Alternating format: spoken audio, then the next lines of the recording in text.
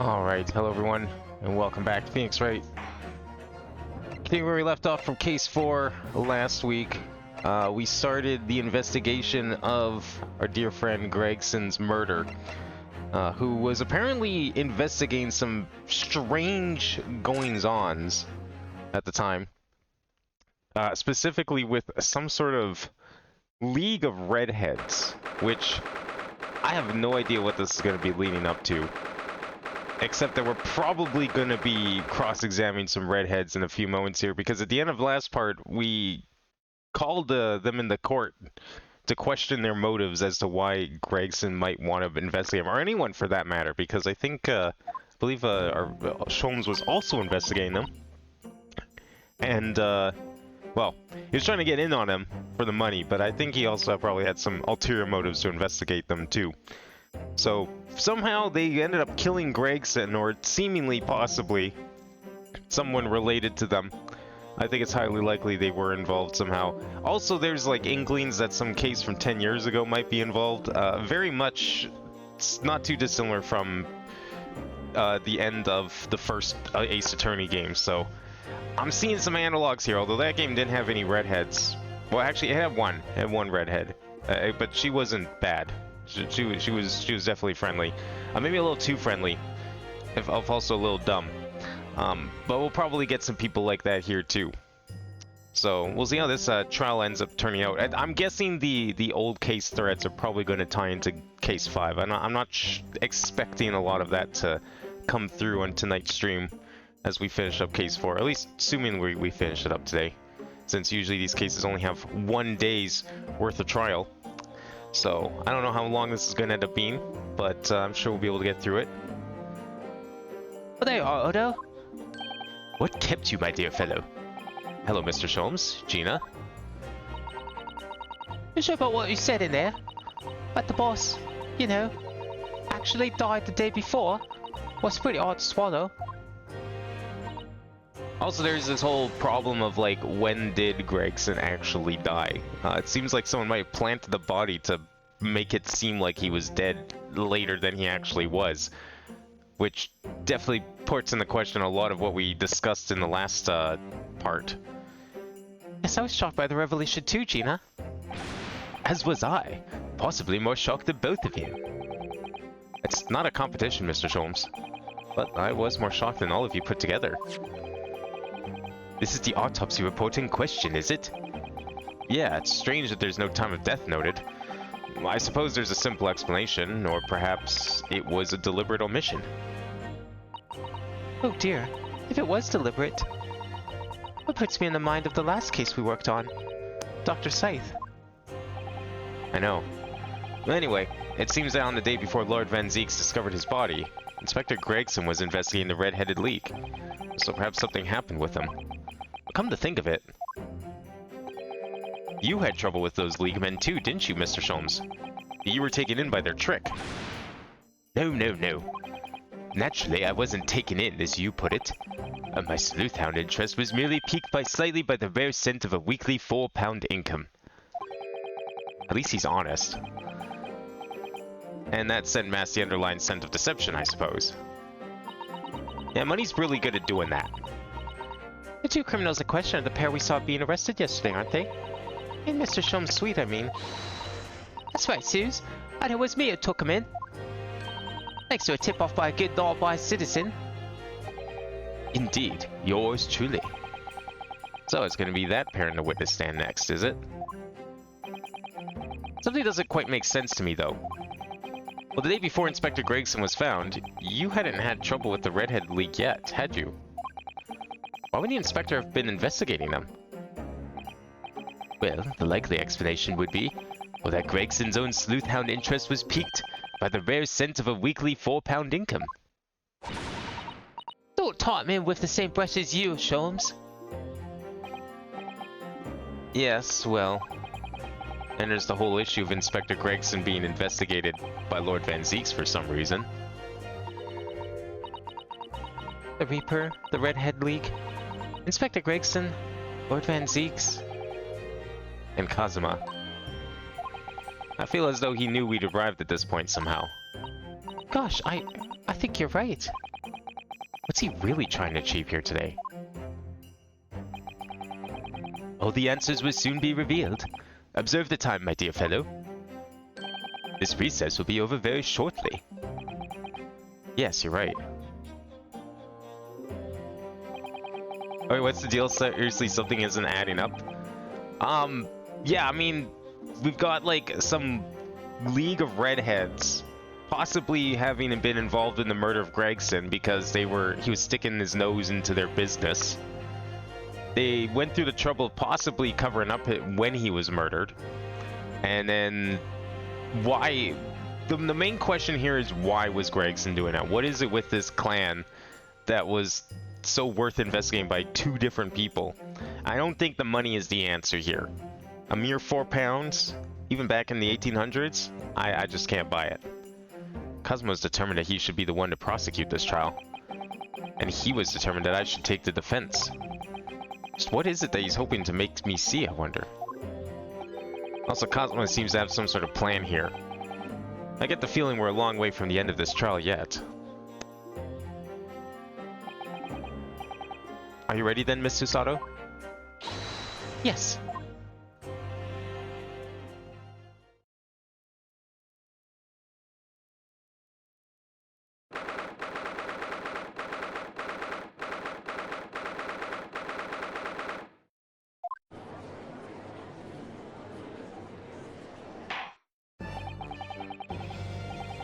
Bill Gregson was onto something, but Sholmes was just in it for the £4. Nah, I think Sholmes had other reasons. I mean, he probably was in it just for the money, or he was in it for the money for the most part. But I think he's also just not, like, talking about how he was going to investigate him too. Even if that's not true, he's going to say that he was investigating them for other reasons at some point. He might admit about the money now, but we know he's going to, like, come up saying, well, I was always going to investigate them for their nefarious deeds. That's what I was originally going to do. It was all part of the plan. In the name of Her Majesty of the Queen, I hereby declare this court to be in session again. We resume the court hearing of Baroque Van Zix, here present, who stands accused of murder. Now then, Prosecutor Asogi. My lord. Have you summoned the witnesses as requested? Yes. The two members of the Red-Headed League who planned and carried out the deception. They arrived not long ago from the local prison by police carriage. Very good. Bailiff, usher the two men into the courtroom.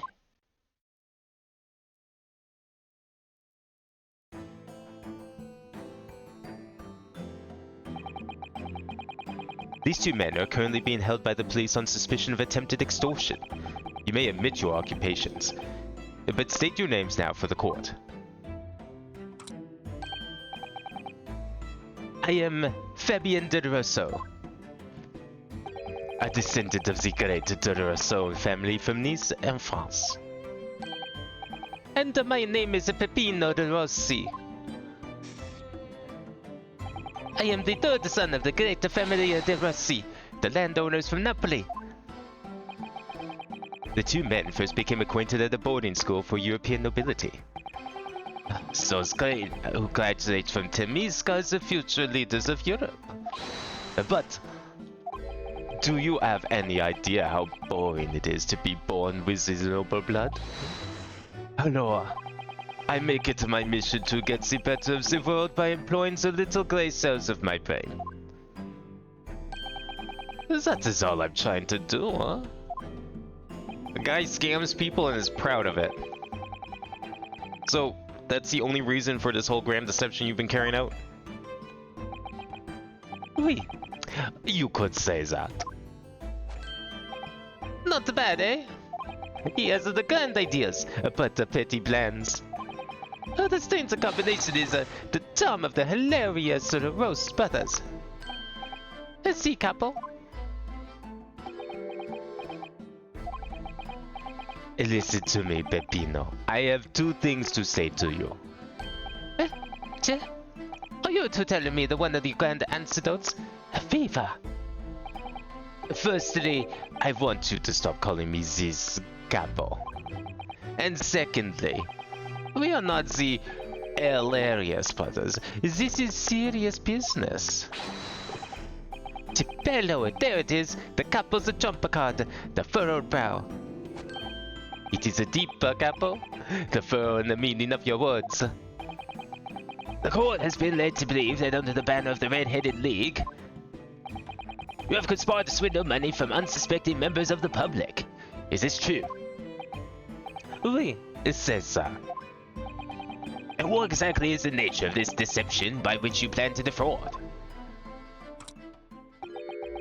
Alors, I will explain it. No, Capo, leave it to me. As you will see, we both have the vivid red hair, no? At the school, we were teased for this without the pity. The Capo here, he was many times behind the schoolhouse, crying like the Turvy Fountain. Those dogs! One day the world would respect us red cats. Every night he would bury his head in his pillow and weep for... Sippy and Peppino, enough! I will explain the rest. The first step was the newspaper advertisement. About 1 week before the plan was put into operation, we listed the same notice in every paper in London. Yeah, we saw that notice. It was this one, I believe, entitled To the Red-Headed League. Oui, it says so. I am honored that you have seen it. It states that the only condition for joining the league is having flame-colored hair. And that if you satisfy the interview panel and are admitted into the league, you could receive a weekly income of £4. On the day specified, the red-headed hopefuls gathered in droves at the park specified in the advertisement. And from each person present, this pair took an application fee of 5 shillings. And with the money, to France! It was a plan most elegant, no? No, it was most dishonorable. But to be frank, I'm stunned anybody was foolish enough to be taken in by such an obvious trick. The park was described by one witness as choked with red-headed folk like a coaster's orange barrel. And the day on which all the men gathered to apply was the day before the victim was discovered. Crucially, these two men spoke face-to-face with every single person present that day. Oui, I have seen more red-headed people in one day than I will see in the rest of my life. See, and now every time I see the Capo's hair, I feel sick to my stomach. Anyway, why have we been summoned here today? Sorry? Well, the date for our trial was not until tomorrow, I was told. Naturally, neither of these men have been told any details about this trial. They've only been shown this photograph.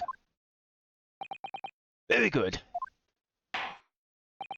So, Mr. De Rousseau and Mr. De Rossi, you'll now give your formal testimony for the court on the subject of the gentleman pictured in this photograph. Of course, we are always ready to help with the law, say the criminals.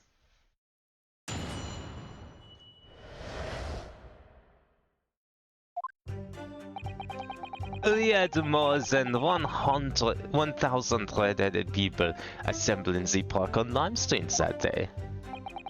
But I don't recall this man in the photograph. Hey, Capo?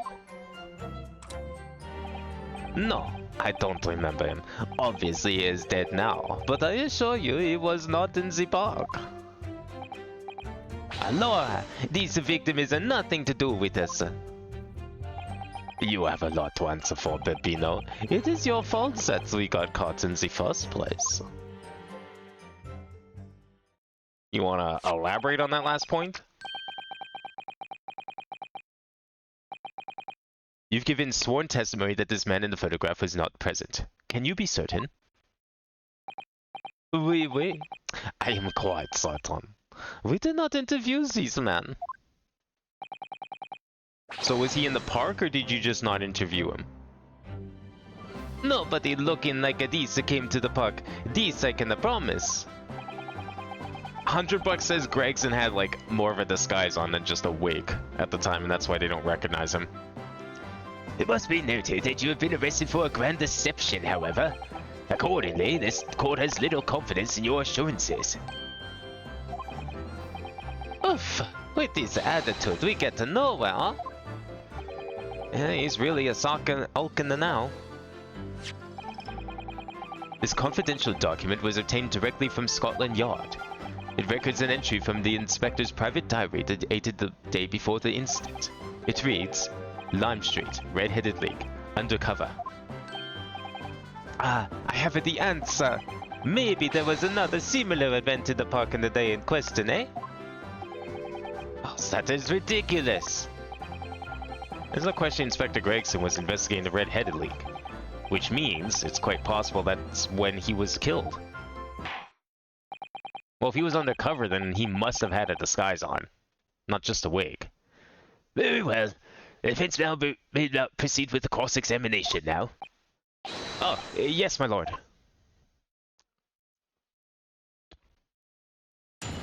Question is, are we going to be able to squeeze out this description of this disguise from them?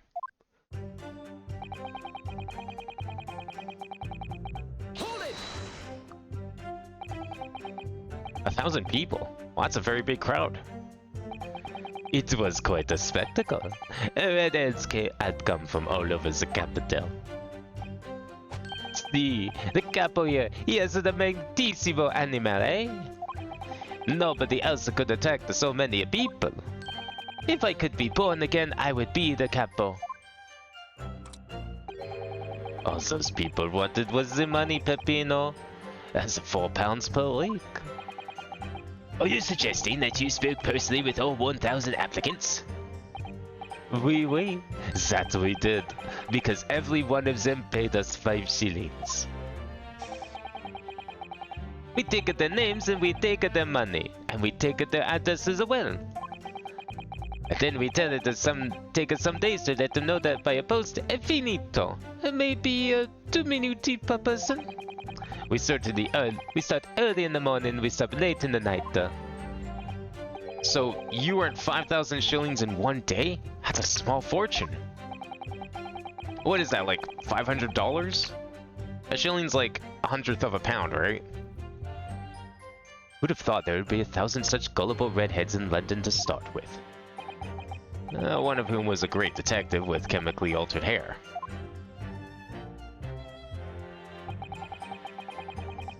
Hold it! He doesn't look at all familiar? No, I don't think so. And this is a wig, eh? He was trying to trick us. I do not like the people who are trying to trick the other people. Says the con artist. If between them they interviewed 1,000 people with red hair, it would be unreasonable to expect them to remember every face. No, signore. I may be small, but my memory is very large. I never forget a thing. In my opinion, I do not think that this man was in the park. He's not going to give the court a definite, it seems. Hey, Capo, you didn't see a man like this, huh?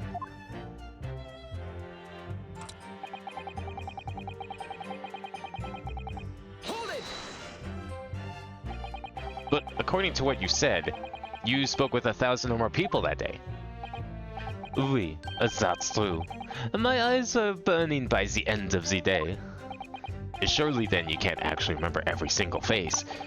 How are you so certain that this particular man wasn't present? Normally the red hair is very distinctive, eh? But not when you have 1,000 redheads crowding around. Oh, that is just an eyesore. But if there was some other information you could give us, maybe then we would recall. That is not the line, Peppino. Remember, we do not remember him. We are sure of that fact, huh? If there was a man with a red hairpiece, but his mustache did not match the color, well then I do not think I could have forgiven him. Azuma said those two had already been shown that photograph and they'd been told nothing else at all. What if I fed them just one other detail about the victim? For example, his fish and chips? Nah, that's not gonna work. Profession? His name, right? Cause, well, he was undercover though. Would he give a fake name? Hmm. I don't think they cared about his profession. And I think, considering that he was trying to investigate them, he would not want to admit he was police, so he would just give them a fake job at best. This is London. Everyone's eating fish and chips. That doesn't sound very distinctive, but it also sounds very Ace Attorney to say that answer. His name seems like the best bet here. There's a chance he could have given a fake name, but I don't know, maybe he gave the real name hoping that they didn't recognize him. I mean, he's kind of famous in the police department, but is he famous outside of that? Like, at best, it's like, hey, you have the same name as that guy from the stories.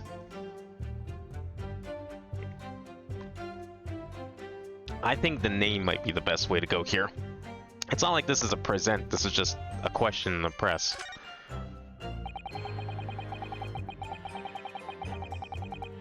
I can certainly appreciate that just knowing the man had red hair wouldn't help you in remembering a situation. But what if I told you that the man's name was Gregson? The man in the photograph is a Monsieur Gregson? Yes. Names, they are boring. I did not listen to any of them. Oh. It was not a real interview, huh? It was just for show. Why would I remember the names? Well, maybe it would be the fish and chips then. That's right. This changes nothing. The man in the photograph was not there, as we have already said. I see. It seems there's little to be gained from pursuing this point further. Tell them again what you said before, Peppino. Si, capo, si. I say it again and again. Alright, I'm gonna go back and try the name, or the fish and chips. Hold it!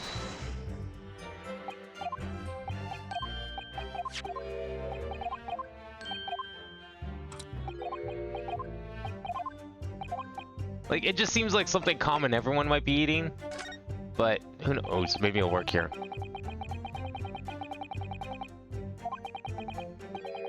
What if I told you the man was always munching on a packet of fish and chips? Do you remember a man who was eating incessantly? Unless all three of these are just wrong and none of it matters. Oh, not really. I was looking only at the heads of the applicants. I wouldn't have noticed the fish and chips any more than the caviar and smoked salmon. Oh, the spaghetti! Me, I love the spaghetti. Really? I had no idea. It tells them again what you said before, Peppino. Alright, well at this point we might as well just try the third one, but I'm starting to think that all of these don't matter. At least for now. I guess that's what the judge is saying. You know what, we'll come back to that then. Oops. That last one's gonna be really important to press, I think. Hold it! But we only have your word for that. I see, but what else can we do, huh? True. Uffa, we are not having much fun these days. First we are arrested, then we are shown the horrible picture of a dead man. And now you question every single thing we say. We are the victims here. Hey, capo? No, you were caught carrying out a plot to swindle hundreds of innocent people. You had to bring that up, eh? It's not fair. Hey, capo?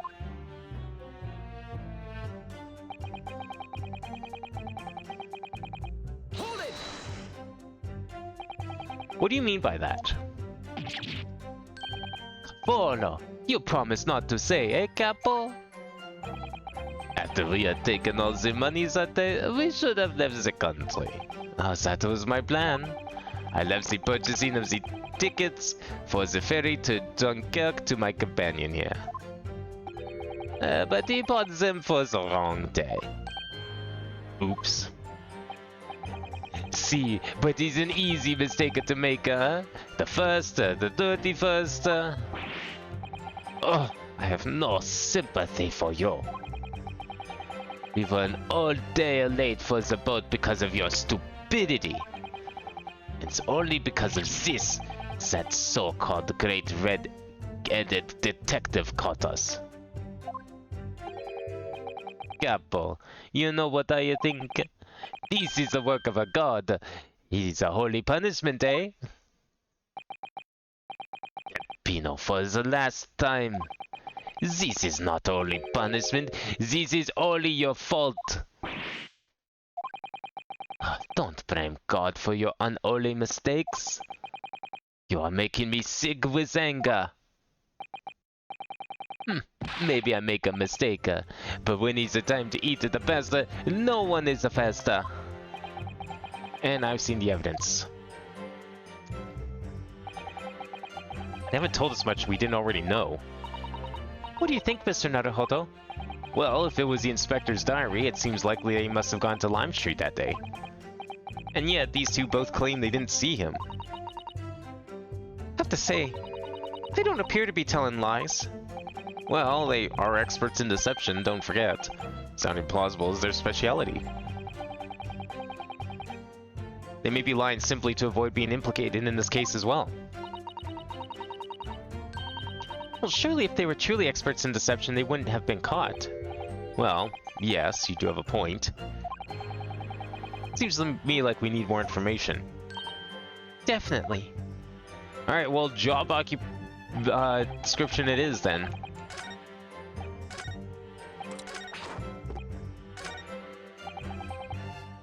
Hold it! Seems like the least likely to give any new information, especially since the judge said that there was nothing new here. But let's see.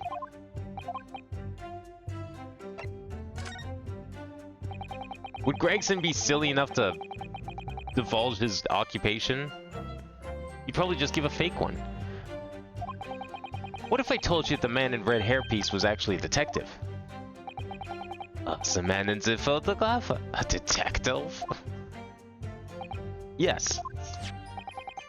It would appear he found your notice in the paper suspicious and decided to investigate incognito. Sorry, but this changes nothing. Uh-oh. I think it does change something. Something to add, Mr. DeRossi?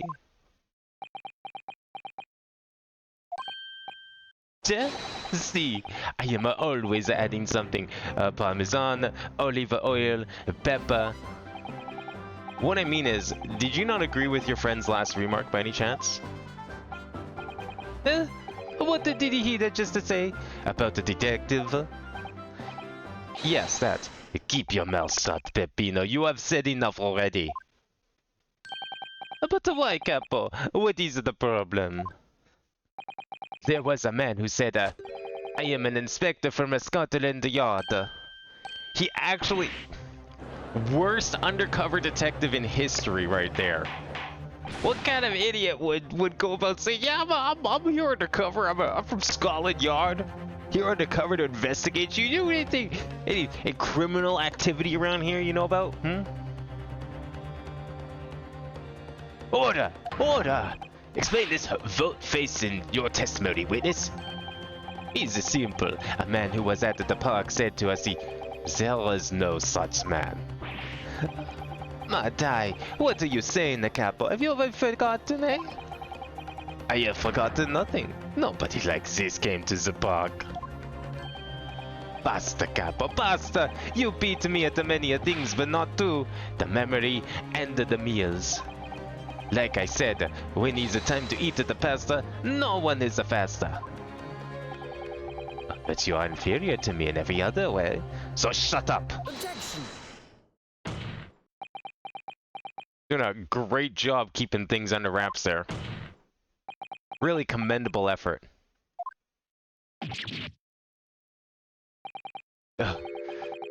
Todd, the damage is done. Indeed it is, sir.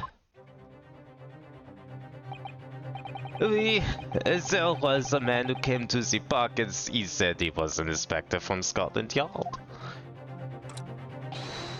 However, he looked nothing like the man in the photograph. He was someone else. How can you be so sure?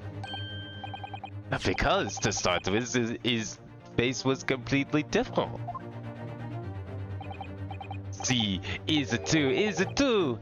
The man who came was a younger. His face was a clean shaven. His eyes were a sadder. His chin was a thinner. I have a feeling I know who they're talking about. No resemblance whatsoever then. Anyway, I was not going to be fooled. I took the obvious precaution and said to him, if you are really a detective, show us the proof. See, the capo here, he does take a no for a nonsense, eh? But he was well prepared. He said he had identification. Identification? You mean official police inspector's identification? What is most unconvincing? Sorry, my lord? Counsel, no incognito inspector would offer his identification for inspection. It's quite out of the question. Well, definitely. Why would he expose his true identity? Clearly the papers were fake. Certo, capo, you are a genius. As we say in Italia, it takes a thief to recognize another, eh? What if it was a double bluff? What if he was like, I'm an inspector, and they didn't believe him, but he actually was an inspector.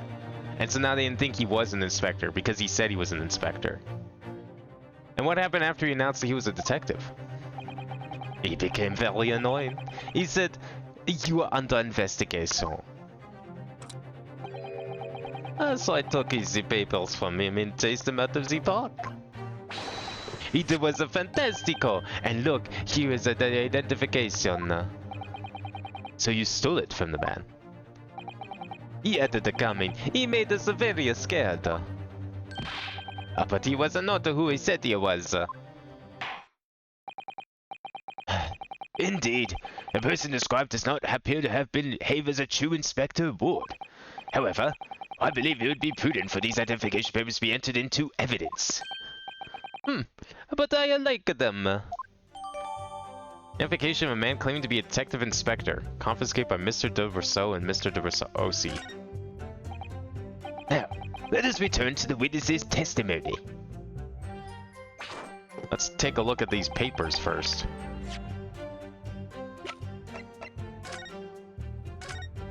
Metropolitan Police warrant card. Is that the same thing as Scotland Yard?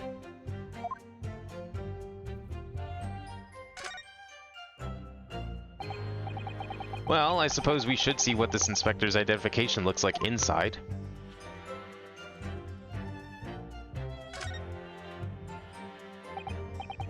Yeah, it definitely looks fake, doesn't it? Out of interest, what name is given? Probably just something plucked out of the air. It's Tobias Gregson. Yeah, there's no way that's real. That sounds like a super fake name. Wait, what? The Scotland Yard insignia looks genuine to me. But how? And the department identification number details are all correct as well. This is one of you knows. Do you mean to say... I know it seems credible, but yes. I think this is a genuine identification book issued by Scotland Yard. But that's... well, that's unbelievable. This is the real thing after all?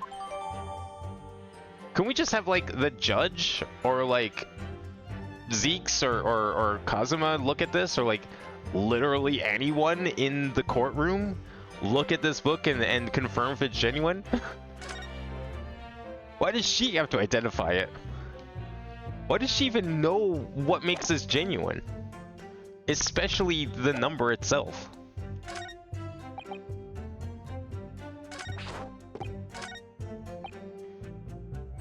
He was not in the park. Okay, well obviously we need to present this because... Objection. yeah. These papers prove he must have been in the park, even if it doesn't quite match the description. Something's going on here.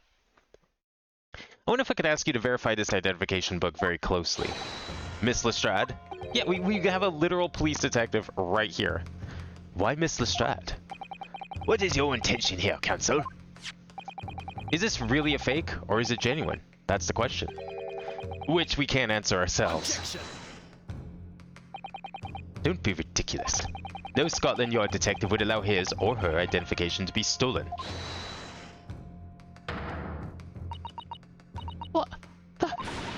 is the boss's. No question about it. It can't be. As I suspected. The undercover detective who attended the Red-Headed League's enrollment on the day in question was the real Inspector Gregson, carrying out an incognito investigation. Zuta law! Or someone stole his book in the first place. Order! Order! But if the boss had his identification stolen, it would have reported straight away. I mean, he was always on a beat about it. If you lose something, report it once, he'd say. Could it be then that the inspector was physically unable to report it? Because he was already dead? Physically, hey, what are you saying?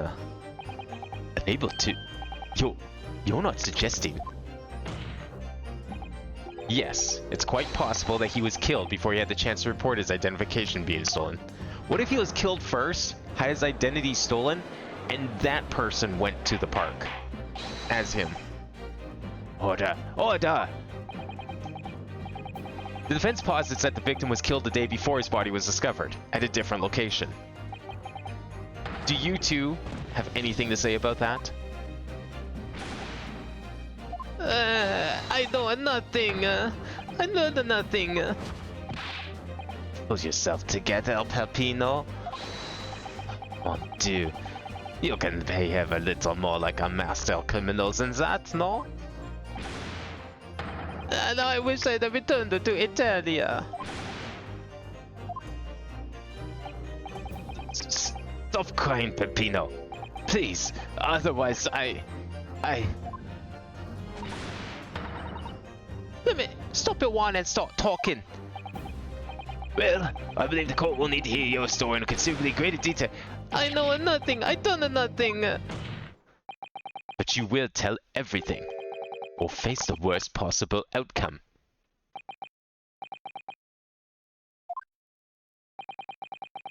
You will dry your eyes and testify again. About these identification papers and the precise circumstances under which you came by them. Crying out loud.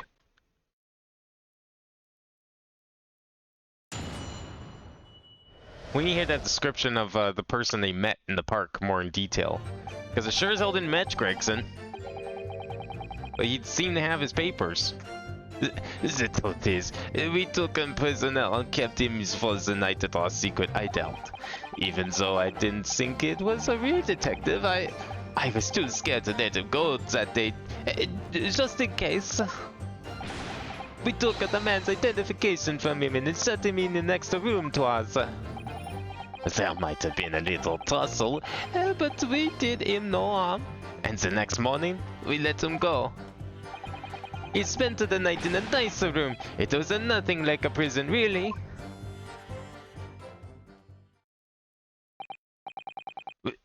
This is outrageous. You imprisoned the man? So, first they're con artists, now they just admitted to kidnapping. And possibly soon murder. But no, see, no, It was not like a prison. he was very comfortable and calm and happy. Hi, Capo.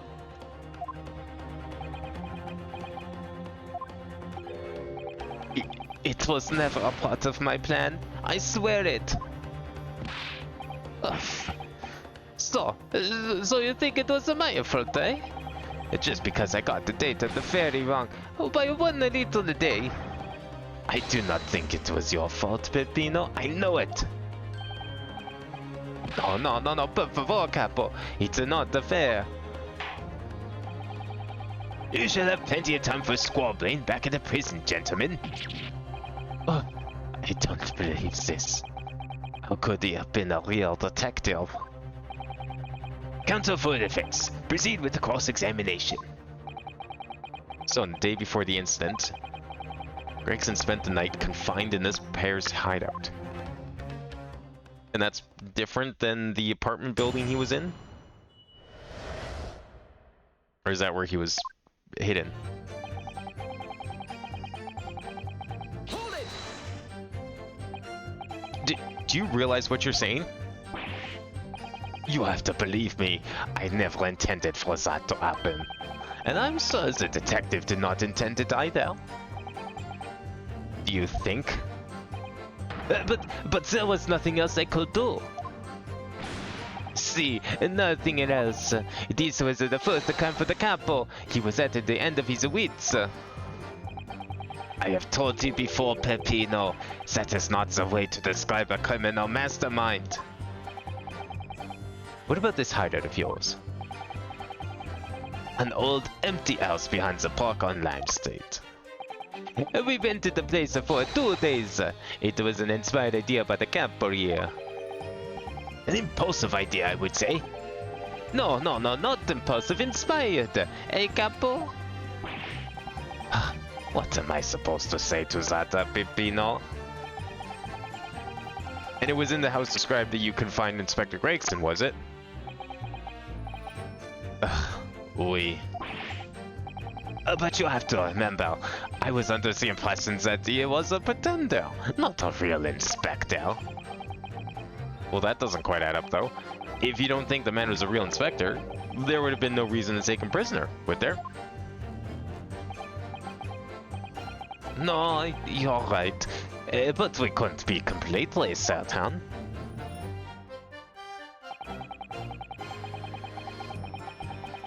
Hold it! Too scared. Why? Because, why had he come to the park? We didn't know. There was a chance that he had seen through my plan. And if that was the case, he would go straight to the police station to blow the whistle on us. Even if he just was feigning in to be an inspector, he was up to no good, eh? Without a doubt. I think most people would agree that it's you two who are up to no good. Well, see, you may be right. The point is, we were not able to escape from England immediately. That is why we had no choice but to take the man prisoner. What I don't understand is why the inspector felt the need to show you his identification in the first place. See, I ask myself the same question. We were writing down the names and addresses of all the people who took 5 shillings from that day. I have forgotten what the name he said, but was the address? It startled me. See, address Scotland Yard, homicide division, he said. That's a weird address. What? They probably didn't like your face, Peppino. Anyway, I was not rude. I just politely asked him why he had said it. And that's when he started to say he was an inspector. But not long afterwards, he took out his identification. What was Inspector Gregson playing at? Tell the court what happened next. You took him back to your hideout, you say? See, we did. Hold it!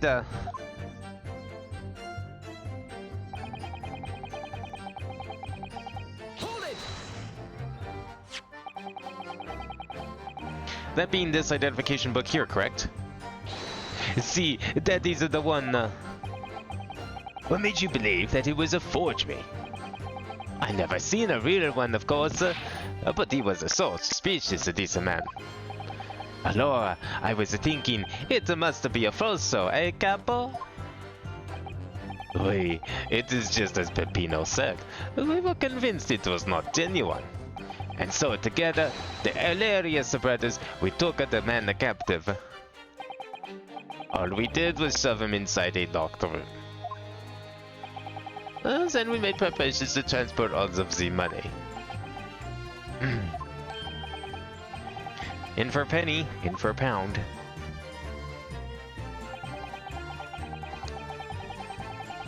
Hold it! What do you mean by a little tussle, exactly? Oh, it was nothing, just a minor incident. The first inspector, he was a real piece of the work, eh, capo? What happened? Oh, it's a disaster. Yeah, we gave him a nice room, and what does he do? In the middle of the night, he tries to escape through the ventilator. Can you blame him? We chased him, bien sûr. We got him again. Can you blame us? Yes? Wait, you didn't shoot the man in your haste, did you? So, what do you think we are? Of course not. I simply caught hold of him again and took him back to the room. Excuse me. Mr. DeRossi, is something wrong? Hey, me? And something Mr. DeRosso just said seemed to make you, well, it seemed to make you act even more strangely than usual. What was that all about? Cavolo! At the times like that, you don't want to have the capo after you, believe me. And I speak from a personal esperanza. Personal experience? That is enough, Peppino. There is no need to say more. But the truth is, the night before we put the red-headed league plan into action, I was scared. It was not fair to the capo, but I tried to run away. Was a shame you didn't manage it. But the capo here, he came after me like a turbine, huh? After he dragged me back to the house, kicking and screaming. I still have the bruises to prove it, eh, capo? Bruises, you say? Do you want to see her? You want to see my fantastical bruises? That's enough, but now, Peppino, no one wants to look at any part of you. What to do, huh? I show you, or I don't. I show you, or I don't. You do, now. Allora, if everybody wants to see, then I do it. Oh god, this man's undressing. Ecco, you see? He's still very visible, eh? Your bruises... That's a... Is that a bruise or a shadow? That's a bruise. That's a little more than a bruise. That red ring around your neck? You got that when you were dragged back to the house? What did he do, put a leash on you? See, the Kappa, I said that's enough. Pino's neck is nothing to do with what we are talking about here. You have my word. Okay, well, I mean, look, what you do in bed is none of my business. But I just don't know if I can trust that that's nothing to do with him getting dragged down the street. Yes. What is your opinion, Counsel? About this red ring around Mr. DeRossi's neck? I wonder, does it matter? I don't know. I think a red ring like that's pretty important, if you ask me. Mr. DeRossi, I'm gonna have to ask you to amend your testimony with details about that mark on your neck. Hey, Capo, you see, everyone is interested in what I say, huh? Very well. You will amend your testimony as requested, Mr. DeRossi.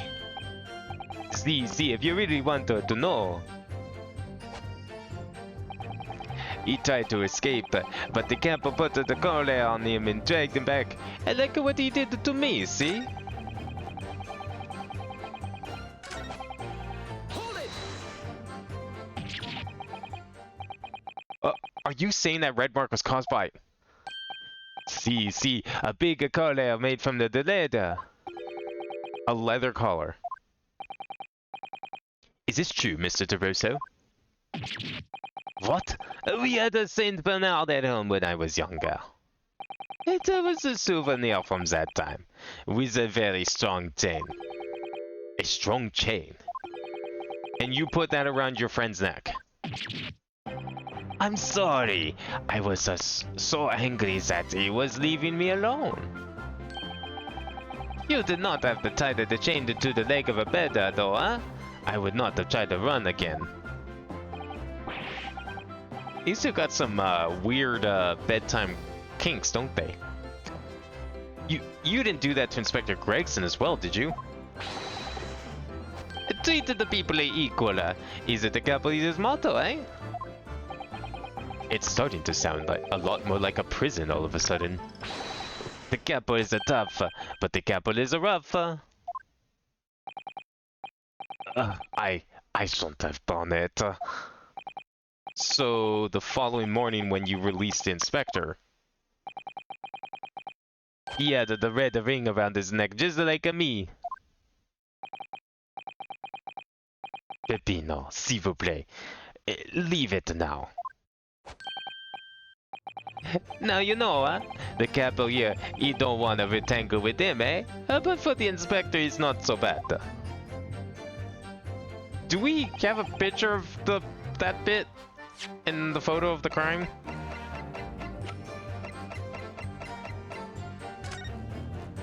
I mean, I don't see a red ring.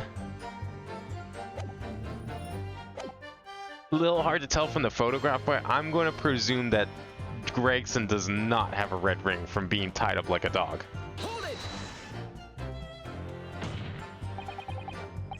You took away the man's freedom.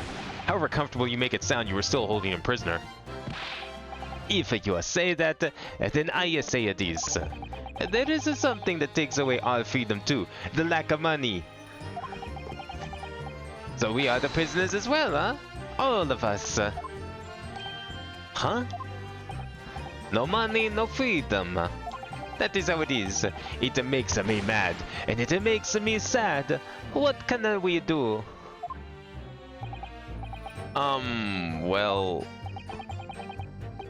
If you feel so disenfranchised, take money to court. It will cost you, of course. There you have it. You see, that is why we need the Red-Headed League, to fight for justice. perhaps he has a point. No, Mr. Naruhodo. All we did was to give a man a comfortable place to sleep for the night. And you say it was a prison, huh? Huh? Perhaps he has a point again.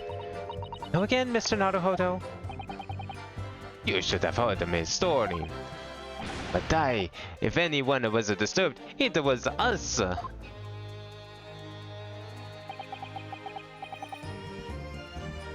Not much to go on, really.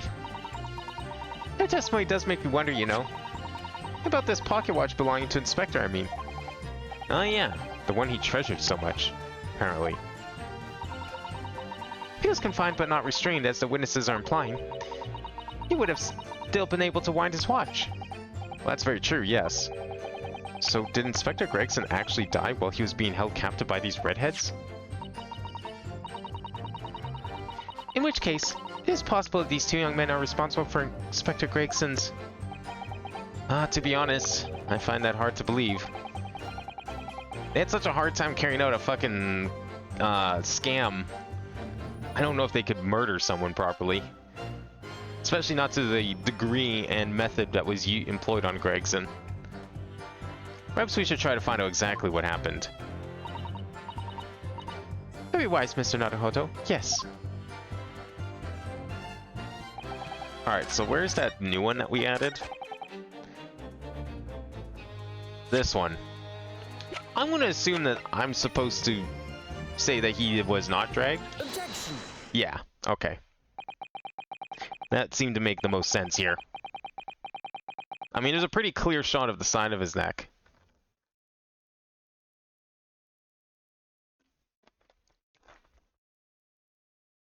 So the day before his body was discovered, Inspector Gregson was taken prisoner while working incognito. No, it was not like that. It was hardly a prison. It was an invitation to stay. It was only... However you describe it, there's one glaring inconsistency that remains. What inconsistency is this, Counsel? I would ask the court to look closely at this photograph of the victim, Inspector Gregson. You will see that there is no red ring visible around his neck. But that makes no sense. It was me who took the collar off the man in the morning. And I saw the red bruises on his neck, just like I have.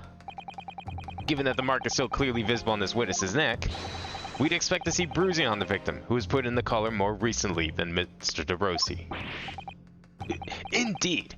Oh, that is most peculiar. But what do we tell you, huh? We say this from the beginning, many times. Peppino is right. The man in the photograph. He is somewhat different to the man we held captive that night. So who the fuck did you hold captive? Was it Sholmes? They accidentally get Sholmes in on this? Order! Order! Or was it the murderer? It would appear then that on the day before the incident, the man who visited the park on Lime Street posing as an incognito inspector was not Inspector Gregson at all. Well, if that's true, however, how do you explain the inspector's identification?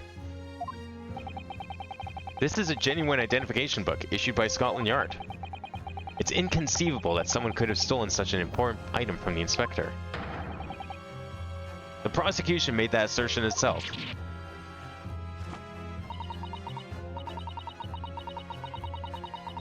And we also know that the inspector had made a note about the Red-Headed League in his diary for that day, which surely means we can't divorce the two events completely. The inconsistency noted by the defense is most troubling. If it were the real Inspector Gregson who these two red-headed gentlemen encountered, or the fact that no bruising can be seen around his neck defies explanation. But equally, if they are actually encountered an imposter, how did that person come to be in possession of the real inspector's identification? Does the defense have some plausible explanation, counsel? The whole thing defies explanation. It is for precisely these occasions that we keep meticulous notes in the court record, Mr. Naruhodo. Because those are the facts, and the facts cannot lie. No, the facts can't lie, even when they point to something so incredible it's almost unbelievable. Well, my lord, the true identity of the person who turned up in the park for the Red-Headed League's enrollment is revealed by information in the court record, I believe. Good gracious!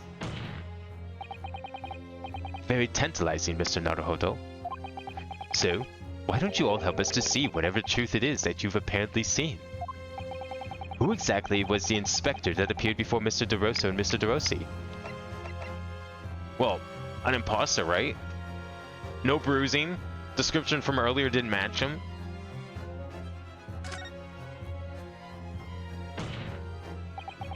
Though it seems incredible, I admit, the undeniable facts point to only one thing. Since no bruising can be seen on the victim's neck, the person who these two red-headed men took prisoner that day cannot have been Inspector Gregson.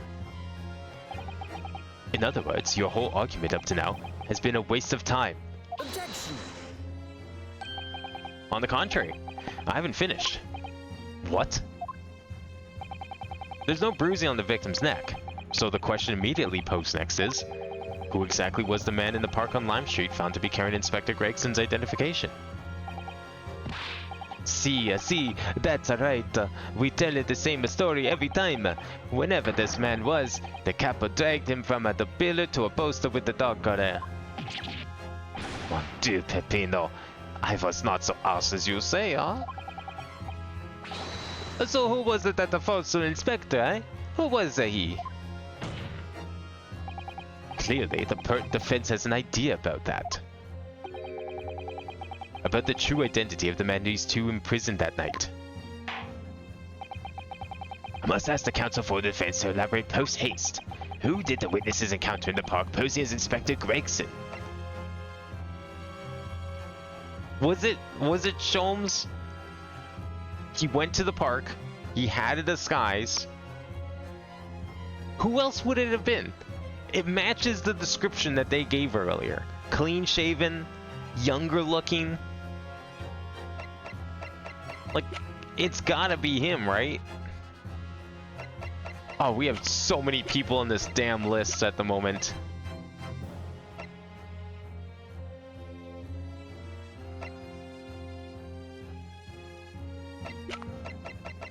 It's gotta be him.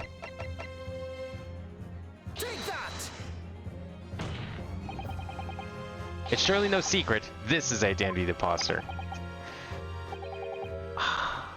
Well, who would have stolen his identifications then?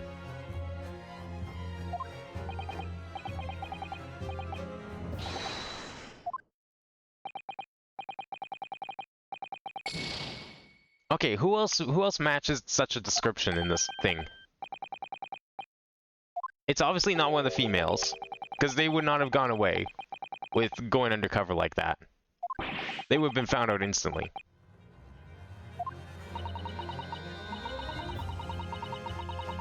Well, Mr. Naruhodo, the red ring produced by the call is clearly a crux of the matter here.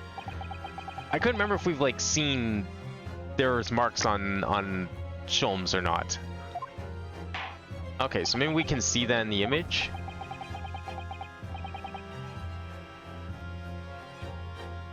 Do we know anyone else that might have been strangled? What if it's Barack Van Zeeks? Do we know if he has like a bruise on his neck at the moment? Shit, I mean, it could be him.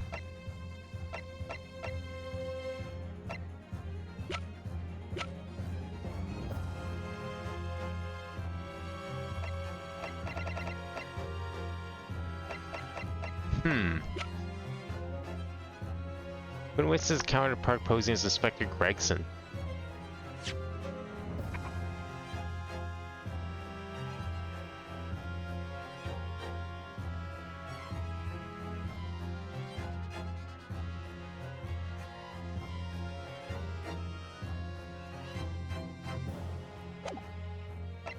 Her?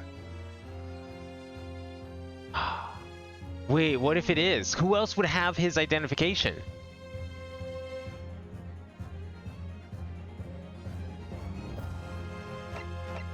Because, like, okay, there's no one else here. We don't have any reason for any one of these people to possess his identification. His genuine identification. I don't even know half these people in here. Like, this final half is just all witnesses. What would they have done? This guy is MIA, like, dead, most likely. I don't think it's gonna be one of the women. Unless it's her. Because, one, she has experience doing this kind of thing. Two, she's pretty tomboyish looking already. It'd be pretty easy for her to get, like, a wig on and pass as, like, some, like, redheaded kid. She's got that androgynous appearance. She would easily have access to his identification. Take that!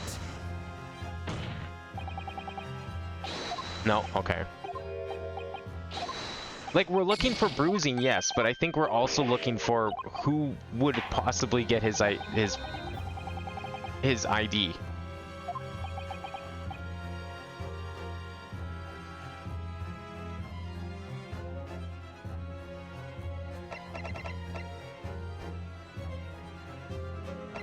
Were they there that day? When did they get into town? I mean, I don't really have a motive for them to be doing it, because the only people that kind of knew about it, I guess she didn't really know about the redheaded people leak, though. Because she was also surprised to learn about when we discovered that Gregson was investigating it.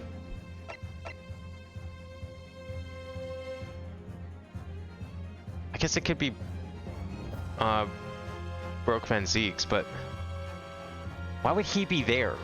I thought he was also...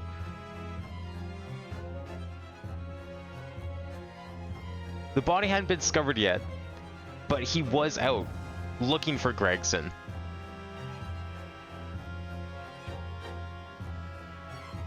Jigoku and Mikotoba arrived November 1st. Right, and what day was the redheaded leak? I can't, unfortunately, open the court record right now to look at the evidence. But what day was the meeting in the park? Was that before or after that? It was October 31st. Okay. So, yeah, then it can't be these two because they weren't here yet. It's not Sholmes. It would not be her. She doesn't have a mark on her neck. It can't be her. Also, like, there's no way anyone's gonna believe a 10-year-old is a fucking inspector at Scotland Yard. This is different. I'm surprised it's not her, honestly, but then I remembered that she also was unaware of the leak at the time when we discovered it in the apartment.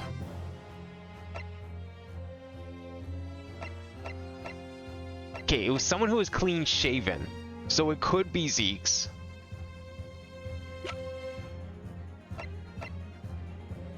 Could it be her? Because isn't... I guess it could be her. They said the person they talked to was clean shaven. So it's not Barry. What if it's Kazuma? Clean shaven, younger looking, maybe has the ability to get hold of Gregson's ID card.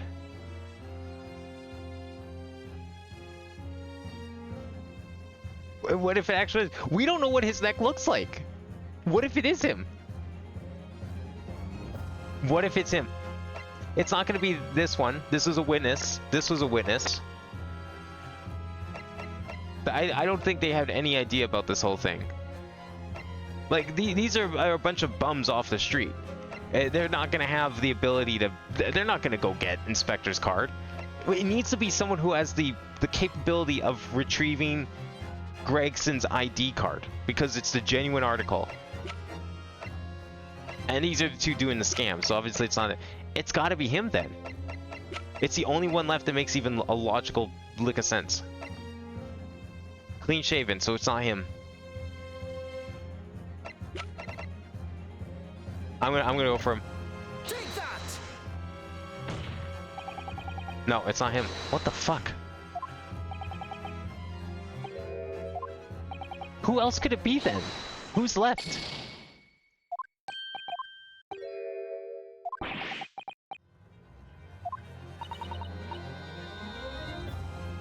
Is it gonna be someone short? Because, like, the collar was meant for a dog. So it can't be someone big. Maybe I'm overthinking that part. Maybe that part doesn't matter. Yeah, the red ring produced by the collar is clearly the crux of the matter here. But, like, we don't know who of these people would have bruises on their neck right now.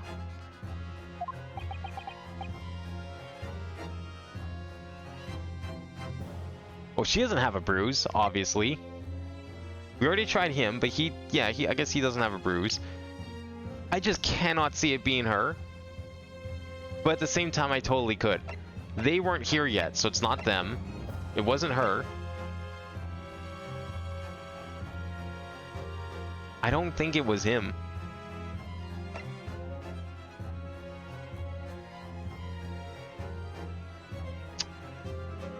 Did we try him yet? No, I skipped over him, right? We've done 3 guesses so far. Yes. No, we didn't do him yet. Maybe it was him then. That would fit pretty well because, I mean, that's a pretty typical thing to be doing in these games, is like to accuse your clients as doing something that would put them in the line of suspicion and then clearing them up later. Was he missing at some point for some reason? Were we aware of, like, him not being around? Because if he was, like, kidnapped for a day, then that would make sense.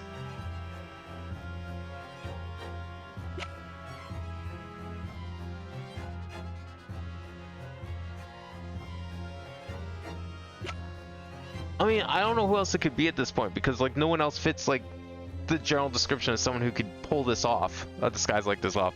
Let's just go for it. Take that! No? It's not him either.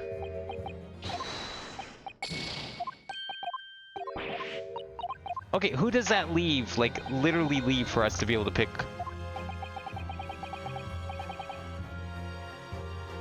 I mean, it's one of the girls then, right? Because there's no one else left.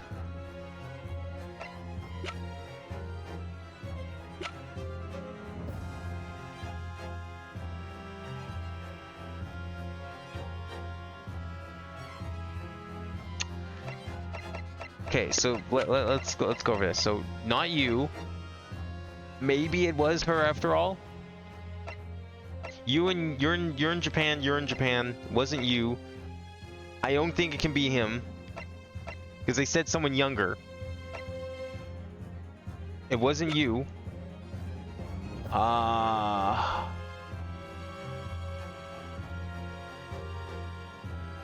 guess it could be her, but maybe.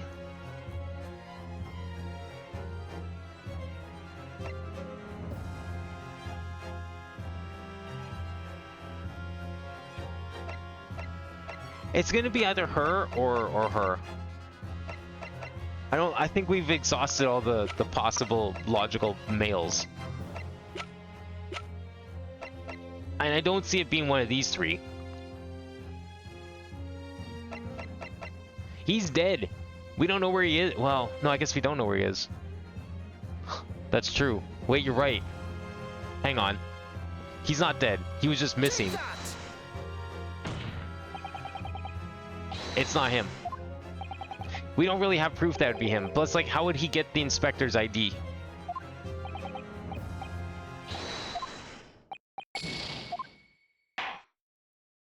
I feel like everyone I picked had a decent enough reason that it was at least plausible.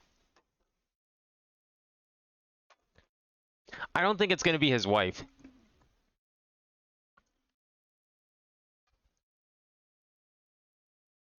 I just can't see her pulling off a disguise like that. And again, how would she get the inspector's ID?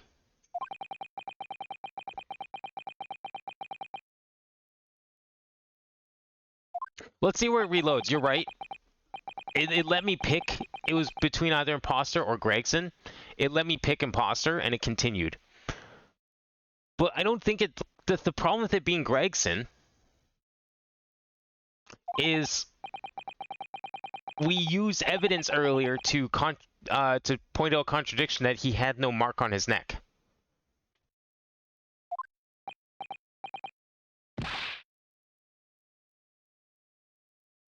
Was this a... This wasn't supposed to happen. This is part of the game over, right? Yeah.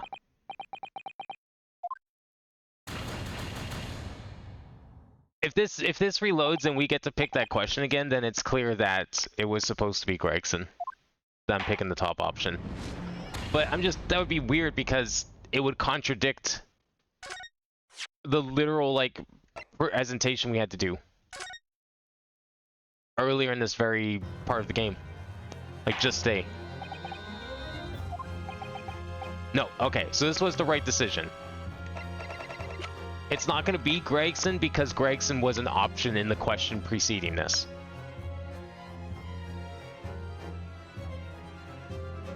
Like, he's not going to pose as himself.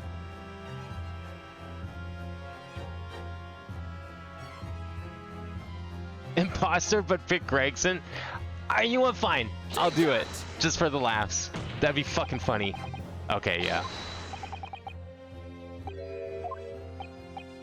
It would've been really funny if we had, like, unique dialogue.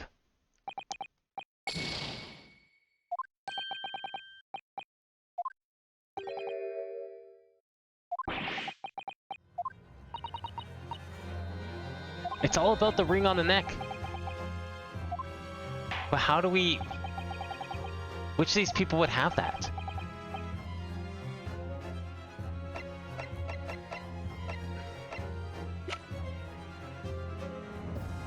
I don't know who's even left.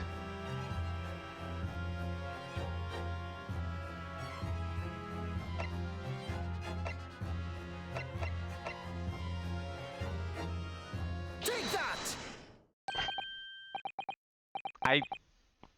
I missed it. I missed the stupid obvious thing. I scrolled over him like 5 times, and I'm sure every single time I did, everyone saw it except me.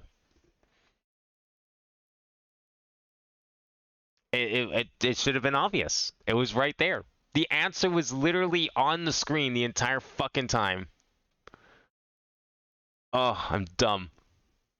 Goodness me, isn't that... Well, now I have many questions, but I think this pretty much confirms this guy's the murderer then. Because how else would this guy be getting a hold of Gregson's ID card? One of the witnesses who was in the stand in this very courtroom earlier today. A nameless man whose only occupation appears to be peddling heresy to passers-by. Objection. What on earth would a street seller be doing with police inspector's identification papers? Witnesses, is this the man or not? What has happened to his lip? Maybe it's from you dragging him on the ground? See, it is the man is not for the Red-Headed League, eh? He's looking for the Twisted Lip League, no? Perhaps rather than making such a rash claim next time, you should bite your lip instead. It seems improbable, yes. One undeniable fact remains. During his testimony earlier, I noted something around the man's neck. A red ring of bruising. Yeah, definitely noticed that. Totally didn't miss it in the, court record. The defense demands that Mr. Gossip be brought back to the stand. We gotta ask him about how he got this ID card. Order! Order! Bailiff, bring the aforementioned witness back into the courtroom. Immediately! And here I am, thinking about all of these super logical things like, oh, this person would have had access to the card. This person could have easily taken the card from him. He kind of looks like he'd be able to pass based on their description. No, just look at the fucking red ring on the picture, dumbass. Well, I never. An undeniable red ring of bruising indeed. And identical to that of the witness beside him. What's going on here? Where's a birthmark? Isn't it? A birthmark, you say? I assume the reason you've been recalled to the stand has been explained to you. Somewhat about Inspector, okay? I'm telling you, I forgot this all wrong as usual. You're denying all knowledge of it. Well, of course I am. Are you trying to kill me with all this nonsense, eh? Well, at least you'll have more stories to peddle back on Frenzo Street, won't you? Now, we're going to need you to testify again. And you, Mr. DeRosso and Mr. DeRossi, I'm sure you'll cooperate, won't you? Do we have any choice? We are in a big trouble, eh, Capo? That's quite enough aleatory chatter. Proceed with the testimony.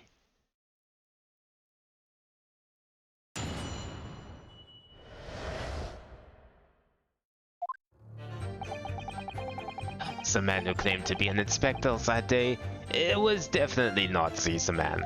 Okay, anything the blue guy says, I'm just dismissing because he's been trying to cover his whole thing up the entire time. He's right to see. You think he would forget these grand lips, huh? Probably because he didn't have it at the time. I've never been Francis Street. Well, I'm interested in Red-Headed League. I'm all about the alone in the world, me. I've no kinfolk or nothing. Why would I be involved in something like that? Just look at me, eh? Does it look like I can carry off in the skies with a face like this? Maybe because he didn't have a face like that at the time?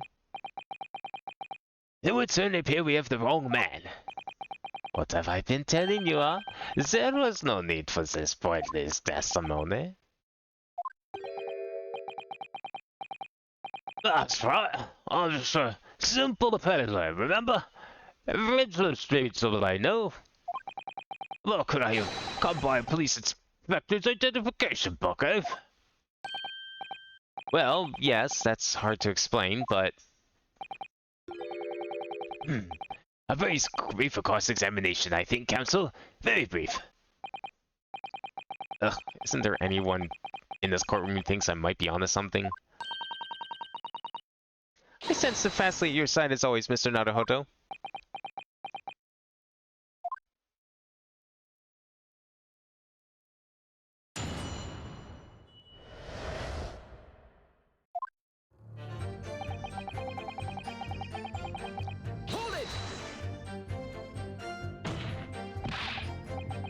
So you say, but how can you be quite so certain? There is no need to hurt your hands on the desk, monsieur. Surely the reason is obvious, no? Because I have never before seen lips like these. Nevertheless, there's a clear red mark around Mr. Gossip's neck. And it looks very much like that left behind on the neck of your colleague by your prized collar. Oh, mon Dieu. With your words, it is like trying to... It's like you try to wring my neck. It doesn't look very much like my neck though, eh? No, this is birthmark, right? The biggest slips in the blood and the neck to die for. I broke the mold when they made me. For the first time in my life, I feel lucky to have been born with the red hair. And I thought being Japanese made you stand out in London. So you maintain that you've never seen this man before? Oui, c'est ça. I swear to it by the flames of my hair. So fierce pride has outgrown the frustration with your hair now, has it?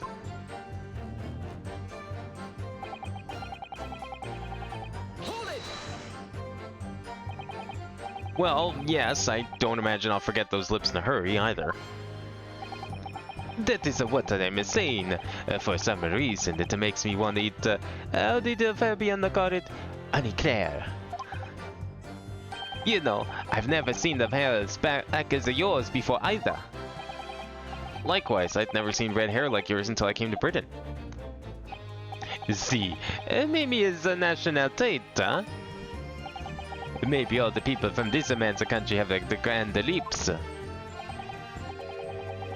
No, lad, I was born right here on Princess Street, and I never left. This is the problem, see? So you definitely didn't go to the park on Lime Street that day, Mr. Gossip. How many times do you want me to say it, huh?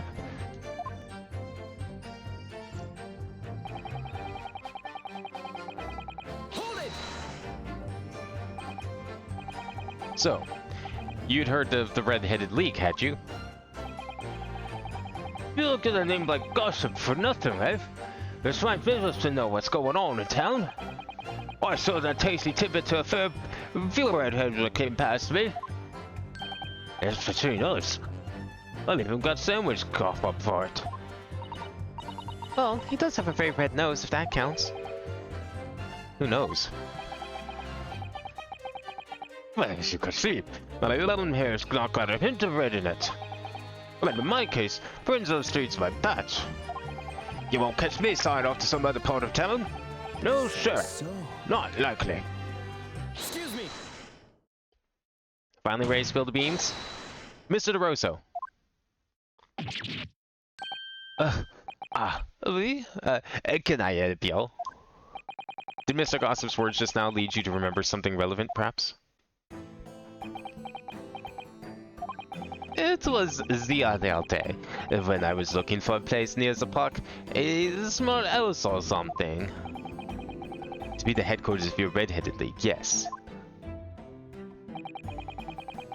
I visited an housing agent on Lime Street and there I saw you. This man was paying money to the agent.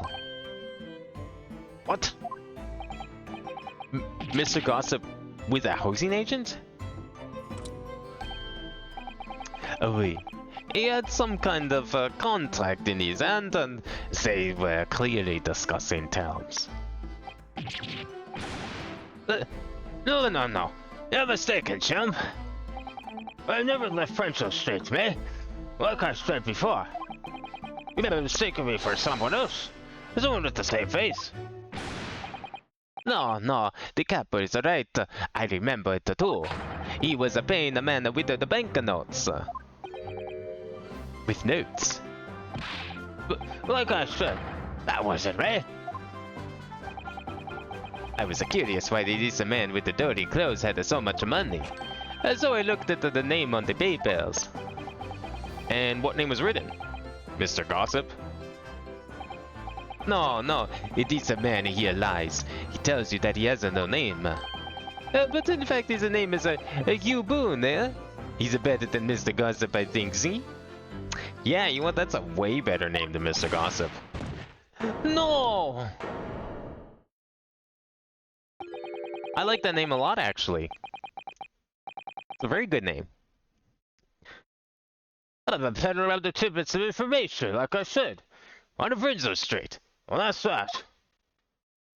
I don't like much like folks talking about my personal life.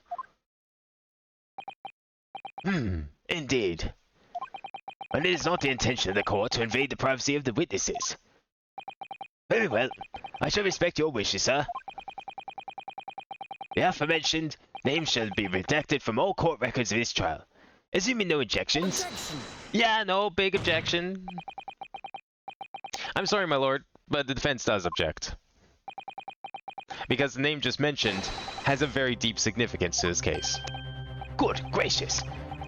Do you similarly object, Prosecutor Asogi? As it happens, my lord, that particular name has already been mentioned during today's proceedings. Well, I never. In what capacity? Hugh Boone. Name of the leaseholder of the room.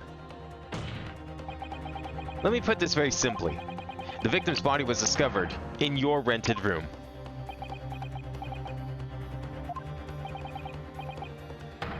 I suggest, sir, that you start talking. Well, alright. I suppose that might be the case, sir.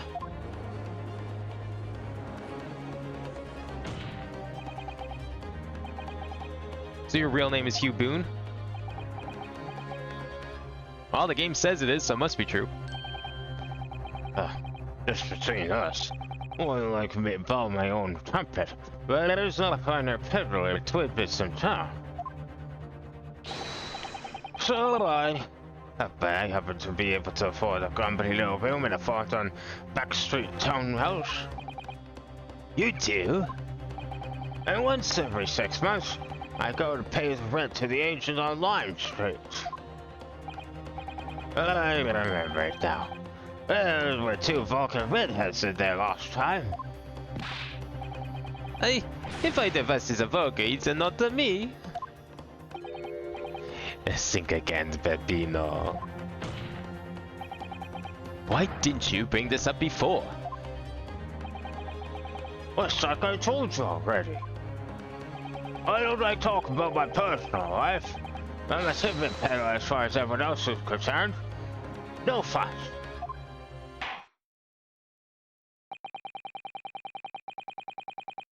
Holmes referenced the man with the twisted lip. Wow. A little on the nose, or lip, for that one. I wouldn't know. I've never read Sherlock Holmes. You will update your testimony to include this most surprising revelation, Mr. Boone.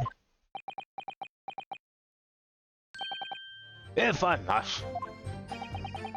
So the leaseholder Scotland Yard had been looking for since the body was discovered has been here under our noses all along. I went to remember the peddler shot, it's true. What difference does it make? Hold it! So, you live in the room presumably, do you? I don't live there. What do you think? There's no bed, is there? It's just a desk. Well then, why would you want to rent it? Well, what do you think I should have to say, really? Then how about the notice board there? Which was covered from top to bottom in confidential documents only the police should have access to. No, that part's not mine. I expect the rest have brought it along. At least all the other bits and bobs that belong to me. My desk and the chair and that. People don't generally carry enormous notice boards around with them. Well, the real question is, why was Inspector Gregson killed there in your room?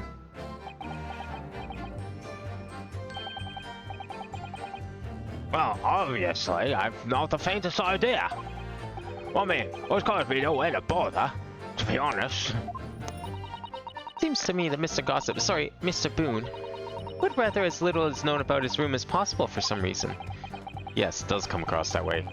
And more importantly, knowing that the scene of the crime is actually his room completely changes things. In particular, there's one part of his testimony that's really bothering me now. That's how I'm going to finally undo this man.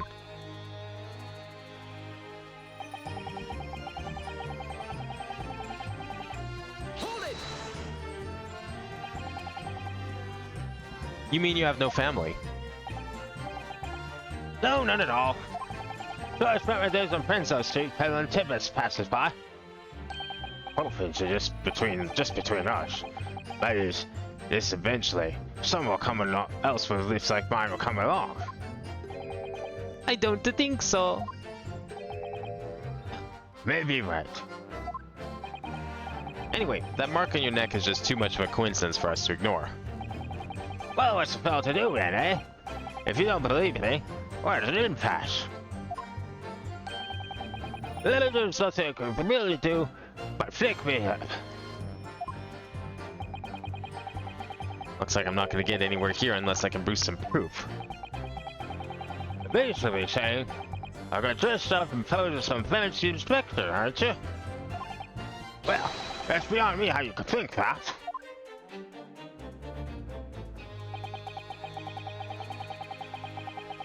Hold it! Maybe you could, say, with a mustache, or a beard to cover that lip. Perhaps. But if I was gonna stick some fake facial on to cover up this fine specimen, I'd have a book like his lordship over there once, wouldn't I? Pardon? I assure you, my lips are entirely unremarkable. And I would ask you not to cast such scrutinizing looks in my direction, Counsel. Sorry, my lord. My imagination got the better of me there. Well, Inspector Gregson did wear a mustache, of course. Oh, you're right, he did. So perhaps he was hiding something himself. You could barely have hidden a crumb in a mustache of that size. And anyways, the detective we spoke with had no facial hair at all. See, the capo is right. He was clean shaven. It certainly seems beyond the realms of possibility that the witness could have disguised himself as the victim. It does, and so it is.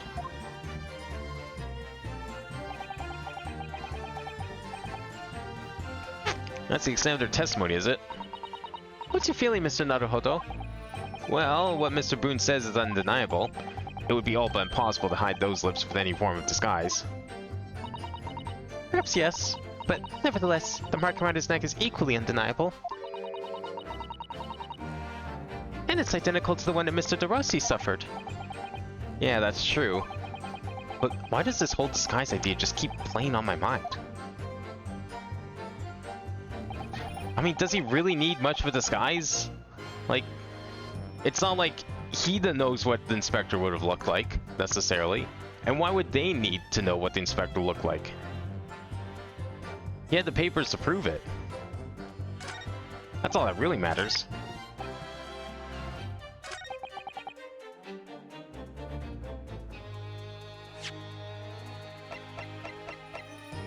Objection! If you have no kinfolk, as you put it, then explain why it was among the why it is that among the spare furnishings we found this photograph in the room. I presume, as you've been entering the room, that this photograph belongs to you, does it not? Oh, well, Mr. Boone, drop the pretense, and tell the court exactly who you really are. I don't know what you mean. I'm a peddler. I keep telling you so. You really don't need to bother with me. Please, just leave me alone. As the man says, leave it alone. Whatever the truth is about this man's life, it has no bearing on this case. Because it's simply not possible that he impersonated Inspector Gregson. Objection. How can you be so sure? Just look at the man. No amount of disguise could ever hide those unmissable features. Objection. But what if we were to look at this the other way around? What do you mean? Yes, Counsel. What do you mean? Well, there's no denying that Mr. Boone's lip is very prominent indeed. But consider the possibility that his prominent lip is itself part of an elaborate disguise. Oh, you think he's in disguise now to make it so he doesn't look like Inspector Gregson? Or is there someone else that maybe he doesn't want to look like? Then hiding that prominent feature, in other words, revealing his true face, would make an utterly impenetrable disguise. Wouldn't you agree, Mr. Hugh Boone? What if it's like a double disguise? A disguise for another disguise. Witness, are you still hiding the truth from this court? If that's a disguise, then underneath it, his true identity must be... Yes, that's right. There's really only one person he could really be. My lord, the defense believes it can reveal Mr. Boone's true identity to the court. No, please no. Very well then, Counsel. What is the true identity of this peddler who goes simply by the name of Gossip on the street? Take that! Your real name is actually Mr. Vigil, isn't it? Mr. Daily Vigil. I don't recall that name, Counsel. Who is this Mr. Vigil? What's the name I encountered yesterday, my lord? It has to do with a certain client of Mr. Herlock Sholmes. A young gentlewoman came to the detective asking him to locate her missing husband. The woman in this photograph, in fact. This is Mrs. Vigil. What? From what I understand, you haven't returned home since the night before the inspector was found dead. But of course, on that night, you were being held captive by the two red-headed League men. And last night, you were put up by the prosecution service in preparation for testifying in this trial. Because we'd been led to believe that you, Miss Venice, and Mr. Sandwich were all homeless. Yeah. Being important witnesses in this case, we need to know where we could find you, of course. That explains why you've not only been able to return home, but also unable to contact your wife, who's been beside herself with worry, waiting for you at the Vigil residence. Now, hold on. What I'm talking about, really? It's a simple enough matter to confirm my suspicions. All we have to do is pull off that disguise. Now let's see who's really behind the mask. No, please. Bailiff, bring soap, a sponge, and a wash bowl at once. Mr. DeVerso and Mr. DeRossi, you will restrain the witness. We're asking the witnesses to okay.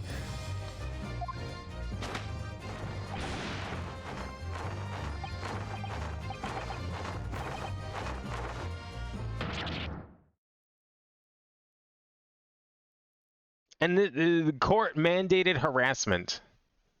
It's the only way I can really see this. The fucked up clown lips.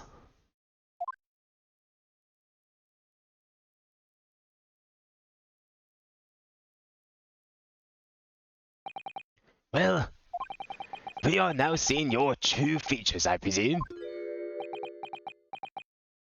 Well, if this guy's so good at disguises, I guess he would definitely be the kind of man who'd be able to pull off a Gregson.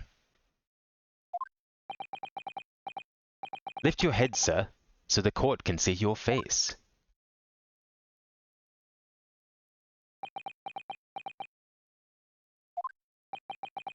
It would appear that the defense counsel's assertion was entirely correct.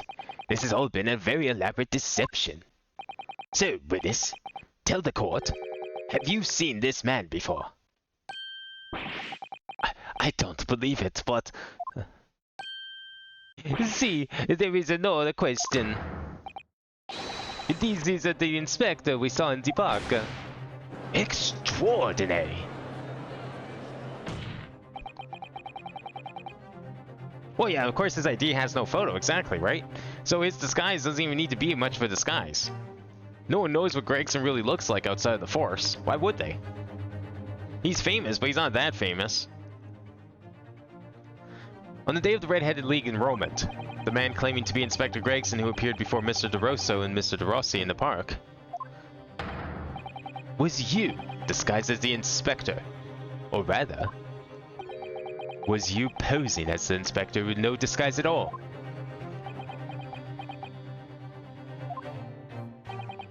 Mr. Vigil was formerly employed as a chief warder at Barclay Prison.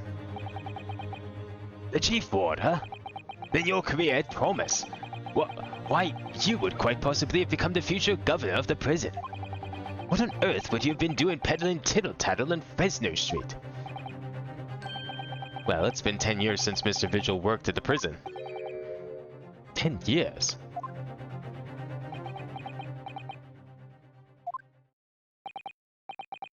I'm really dreadfully sorry about all of this. Yes, it's true. I am Daily Vigil. And you were the chief warder at Barclay Prison 10 years ago? So, where did Mr. Hugh Boone come from? Boone is the other me. It's a name I invented. Well, evidently there's a great deal under the surface here. I'll explain everything. I'll tell you just how wretched my life had become.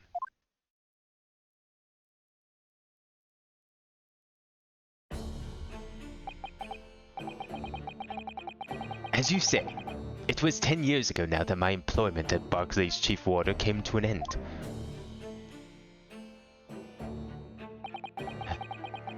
Having left the prison service, I searched for some new occupation by which to earn a wage. But times were hard in London, and I found no suitable engagements at all. With desperation one day, I turned my hand at selling wares on Fresno Street. But your wife appears to know nothing of this. But she still maintains that you are the chief warder at Barclay Prison. I was utterly determined that my wife should not know of my failings, which is why I've never told her. I opened an account in the bank under the name of Hugh Boone, and I rented the cheapest room I could find on Fresno Street. The scene of the very crime we're investigating. Yes, that's right.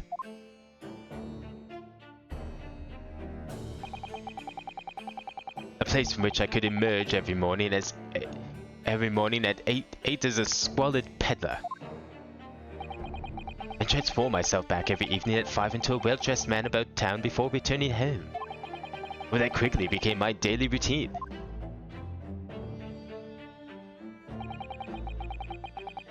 I was puzzled by the lack of furniture in the room, but that explains it. But why on earth didn't you just tell us in the first place? I have a wife, sir, and 2 sons. And without wishing to sound self-conceited, they regarded me with some pride. I couldn't bring myself to disappoint them. So instead you decided to conceal your occupation from them? Yes. I've made such a terrible mess of everything. Still, one thing doesn't add up. No matter how many tidbits of information you sell to passing gentlemen, or even at 6 pence apiece, or you can hope to match the salary you must have commanded as chief warder at the prison. Very true. To have kept up your family in comfort despite 10 years of somewhat misbegotten employment. Is he a hitman on the side, perhaps? That was all thanks to Inspector Gregson. What? Inspector Gregson? What on earth?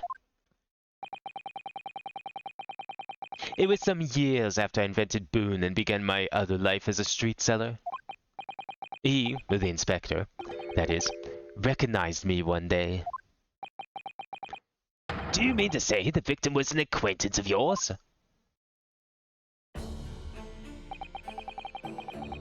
I knew him from my time working at the prison. When he saw what I'd become, he was deeply troubled for me and my family. But from that day forward, he visited me on Fresno Street with an increasing regularity.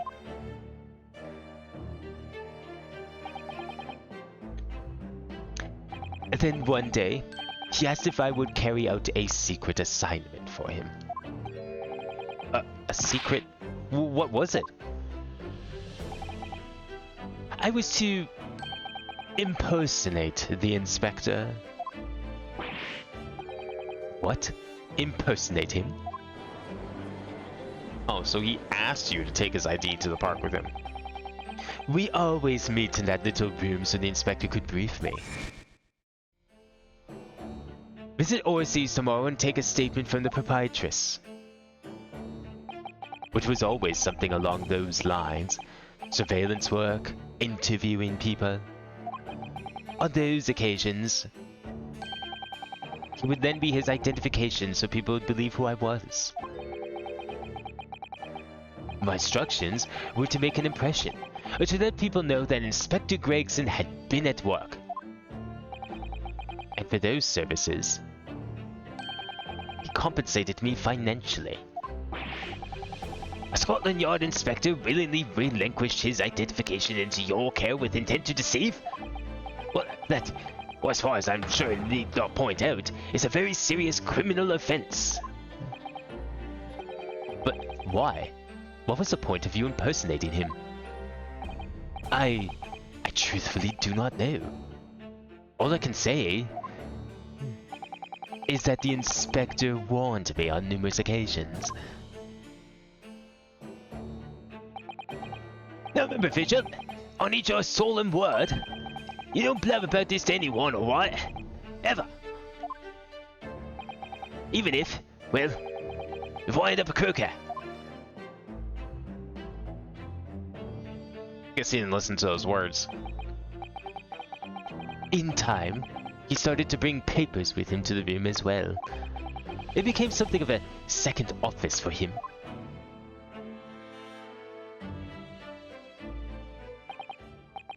So, in fact, the person who declared himself to be Inspector Gregson at the park on Lime Street was really... Yes. It was me, acting on the inspector's orders. As usual, I removed my Boone disguise, and then went as instructed to the park, armed with the inspector's identification book. It never occurred to me that the bruise on my neck might give me away.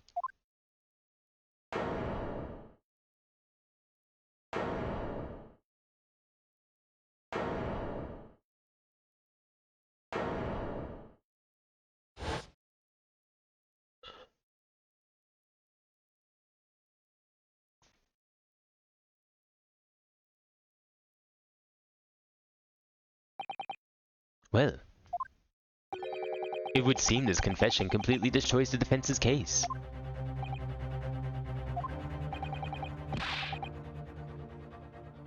Explain yourself, Professor Asoki. My learned friend's assertion was follows. The victim was killed at another location on the day before his corpse was discovered, at the hands of those two red-headed league men when they imprisoned the inspector. Hey, whoa, I didn't know. We've proven that can't have been the case because you didn't look anything like him. Also, the inspector didn't have the bruise. But no, that can't be. After all, it was the inspector who went to the park that day. It was me. Oh, goodness. Finally, we have clarity. We had nothing to do with the murder of the inspector.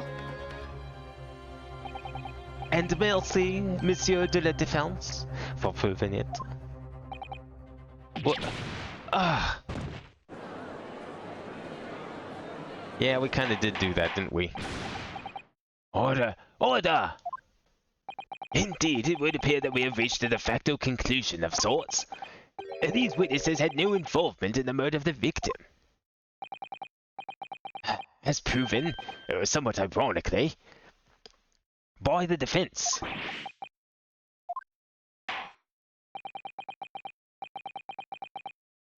I hereby call an end to the cross-examination. Hold it!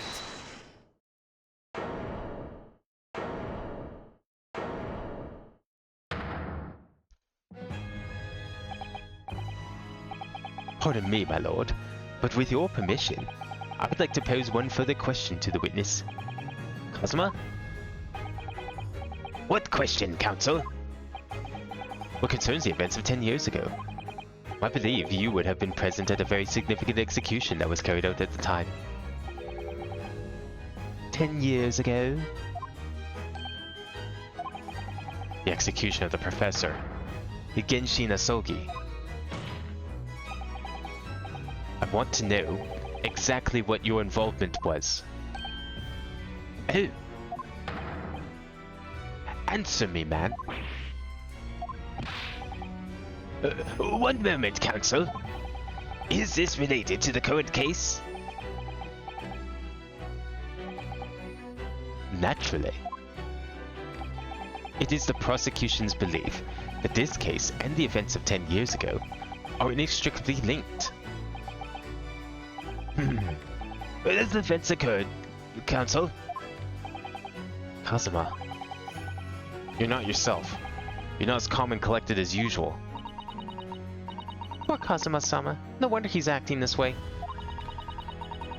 Mr. Vigil's memories of what happened 10 years ago would tell the tale of Genshin Asogi's last moments, his own father. I know. I do understand that, but even so... Prosecutor Asogi.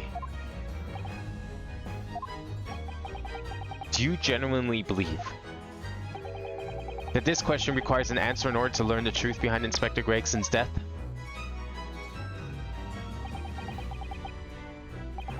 I need you to trust me, please.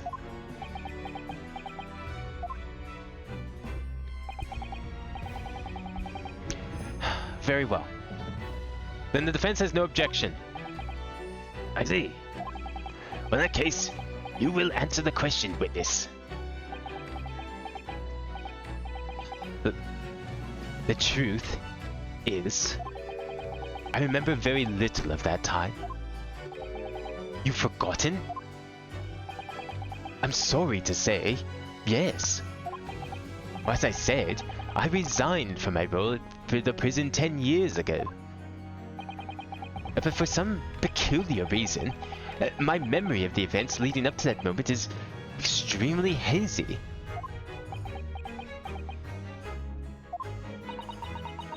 Does that not strike you as strange, Mr. Naruhodo? Sorry? Well, 10 years is a long time, but to have forgotten the reason why you left such an important job. Yes, you're right. And not only that, Mr. Vigil's claim contradicts what we already know. The human spirit is a fragile thing. It's broken all too easily. Which is why we have a tendency to wrap it up for protection. Sorry? The human spirit? I'm afraid I don't understand what you mean. When we experience pain and suffering that we feel unable to bear, we block it out, obliterate it from our memories, seal it away. But it never truly leaves us. If the seal is broken, the memories resurface. And when they do, well, that fragile spirit may finally be crushed. But I really don't... Kazuma-sama? But if it must be crushed, then so be it. Because the truth will not stay buried. It's coming out, one way or another. Right. Now I understand. It's clear what his intentions are. He means to expose the truth, at any cost.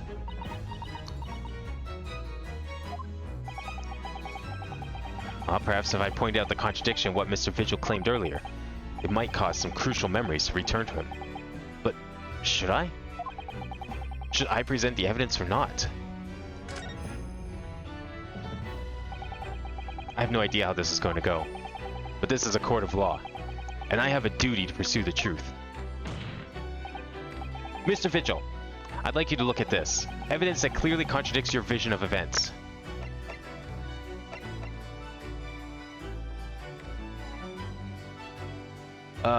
Like, okay, so we're trying to...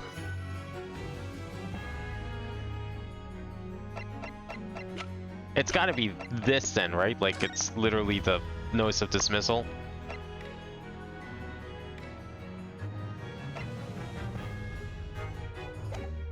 I mean, that's a pretty major event. What exactly did he say earlier? That you just forgot and that's it?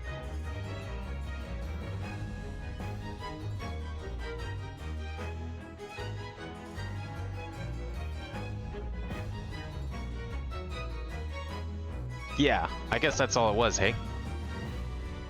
I mean, there's nothing else here that even remotely relates to that incident.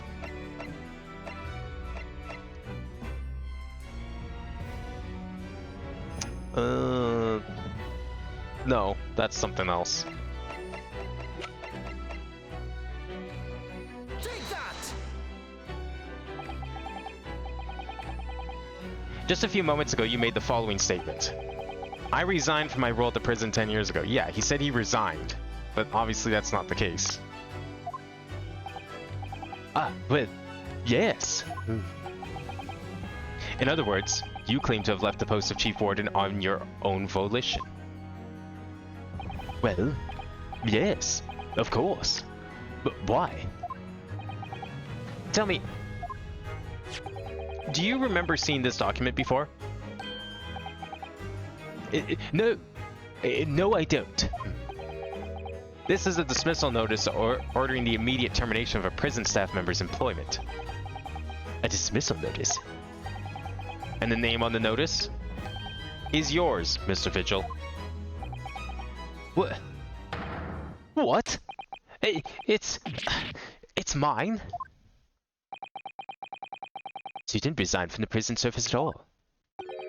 For some reason, you were dismissed as Chief Warder from Barclay. No, there's been some mistake. I'm sure I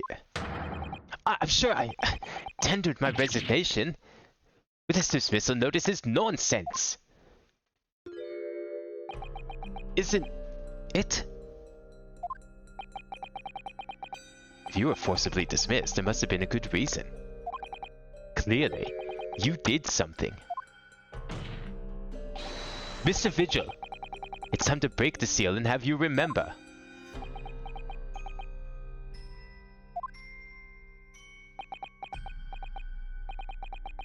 According to the few remaining records, the final execution that you supervised was on 17th June 10 years ago. And on that day, something very serious took place at Barclay Prison. 17th of June? Was that the professor's execution? Professor...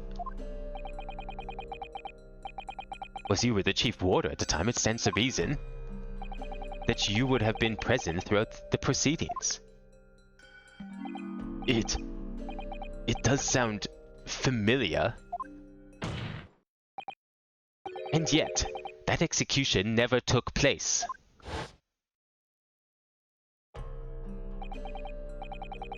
The convict, ostensibly executed earlier that day, later re-emerged from his grave.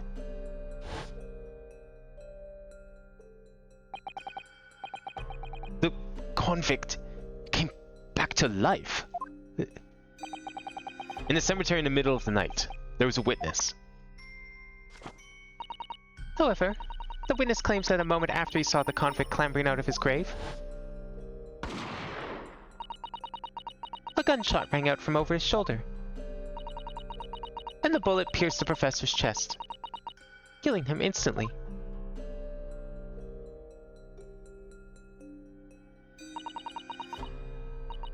Those may have been the professor's actual last moments.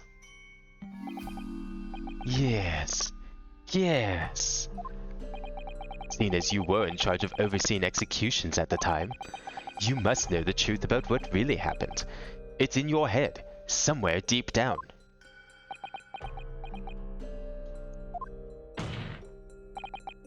Well, Chief Warder, Daily Vigil, I know there are memories in your head that can explain what happened on 17th June 10 years ago.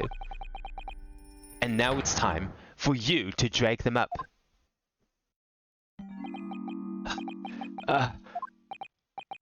Mr. Vigil?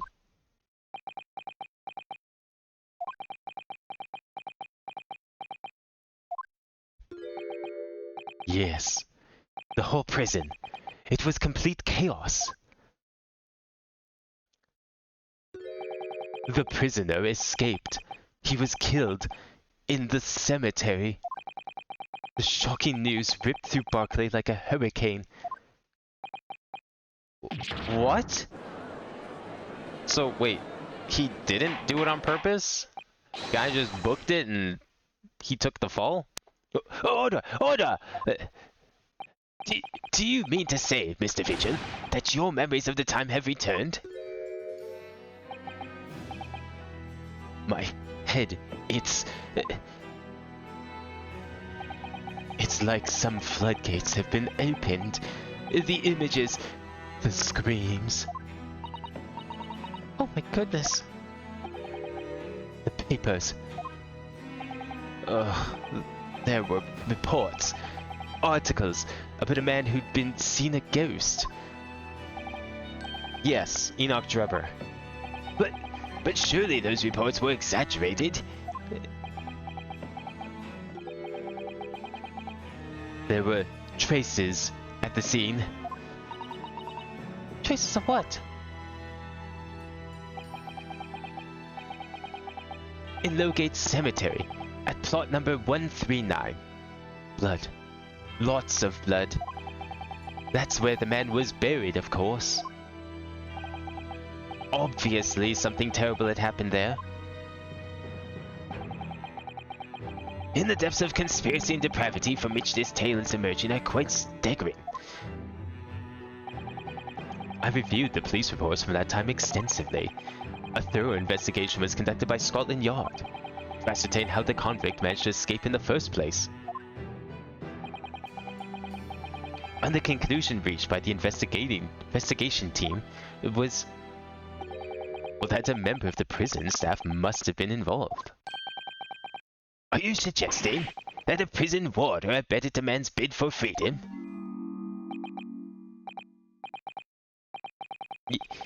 Yes, and I was suspected of doing it.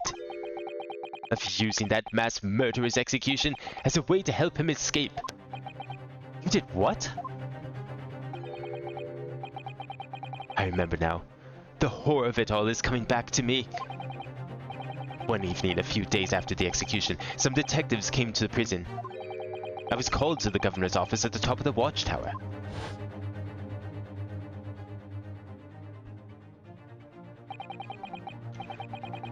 I'm sorry, Daly. This is a serious business, but can I help you now? As Chief Warder, you were responsible for overseeing the execution of four, eh? Well, it seems the fellas at Scotland Yard want to have a few words with you about it. You'd better pack your things, laddie. You're to attend in person. As soon as he told me that, my mind just went completely blank. And the next thing I knew, the professor, the most hated killer in our country's history. And I let him escape. I'm finished. My life is over.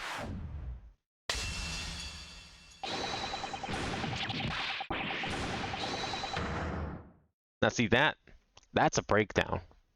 We don't even know if this guy killed Gregson yet.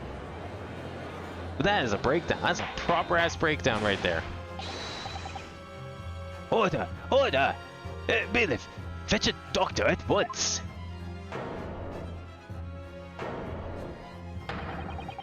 Court is adjourned for today with immediate effect.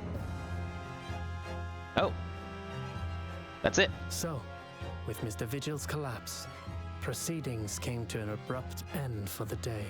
Once again, mystery still overshadowed by unsolved. the legacy of that notorious killer, appearing like a cursed ghost ship on a foggy ocean.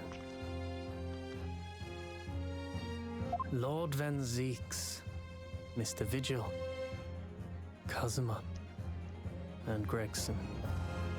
All of them bound by invisible chains anchored to the same wreckage in the murky depths of the past.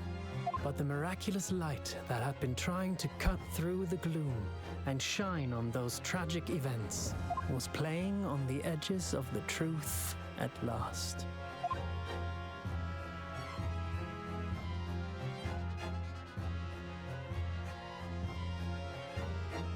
So I guess we're getting day 2 of trial after all, eh?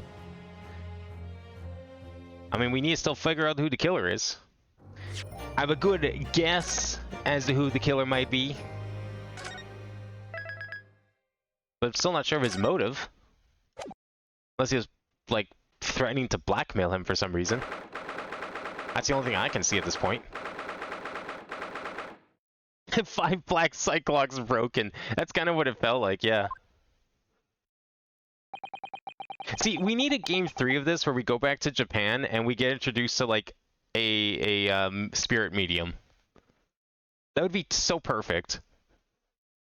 Still can't quite believe what just happened. Like, I feel like Nonosuke would be all for it because he seems to believe in, easily swayed to believe in ghosts and dead coming back to life and all that. You know, I was inquired with the bailiff after the court session was adjourned, and it seems Mr. Vigil was taken to the hospital to recover. Right.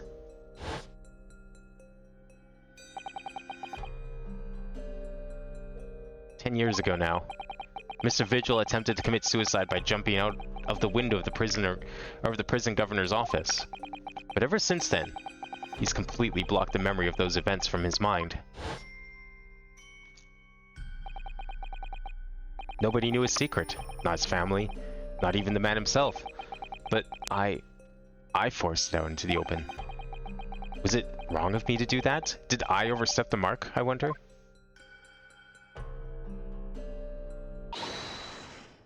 Do you know? Oh, Iris. You were miles away. Anyway, I brewed a fresh pot of soothing tea for you. Oh, thank you. You and Susie had such an exhausting day so far, haven't you? Oh. Thank you, Iris. How thoughtful of you. Do you happen to know where Mr. Sholmes is? When we came out of the courtroom back into the defendant's antechamber, he disappeared. Oh, no. I don't think so. We just suddenly sprang to his feet and left. All I said was, I must leave. Wonder if he's pursuing the mystery of Inspector Gregson's death. Well, you know what Hurley's always saying, don't you? There are mysteries in this world that should perhaps never be solved. It's not just like an excuse to be lazy. Or the construction of a solution comes only at the expense of the destruction of something else. What does that mean? Yeah, it definitely sounds like something a lazy person would say. He knows very well when you open someone else's old wounds, you often open up your own too. Or he just can't take his own advice and leave well alone. Solving mysteries is too important to him. That's so true. Well, that's what I like about Hurley after all. I suppose that's the lot of a great detective in some ways. So then, let's have some tea, and then I'll give you a hand. Oh, do you have the time, Iris? Yes, I finished this month's manuscript at last, with barely a day to spare before the deadline. I'm so looking forward to it. A brand new story to read in the adventures of Herlock Sholmes. Yeah, finally she wrote a story that Sholmes didn't have any issue with printing. You know, I always hide Hurley's violin in the days before I had a deadline. You do? Poor Mr. Sholmes. I'm sure that's very wise, Iris. How sensible of you. Now then, my dear fellows, let's make a plan of action before we continue our investigation.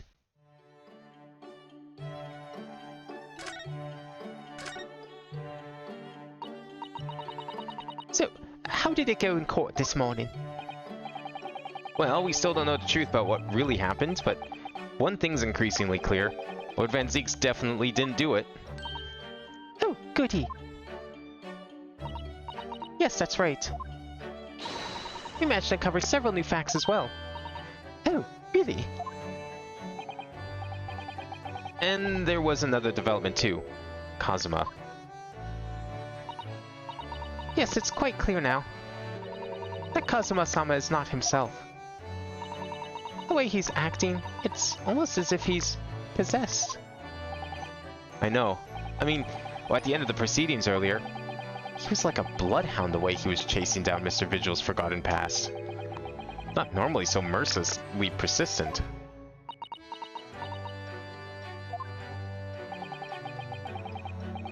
What's going on in his head, I wonder? I really need to sit down with Kazuma and try and understand what he's going through.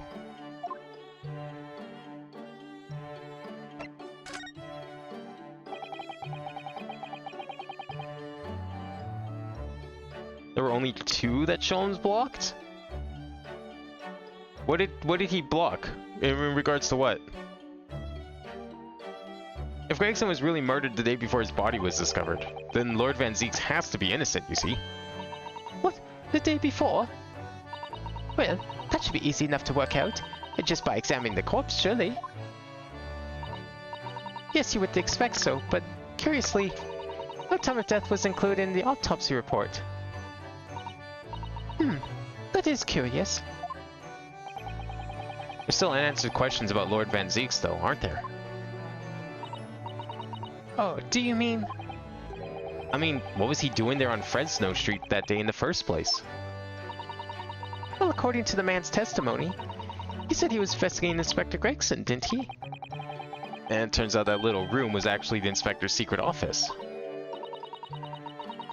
Oh, that sounds like it has all the makings of a wonderfully devilish plot.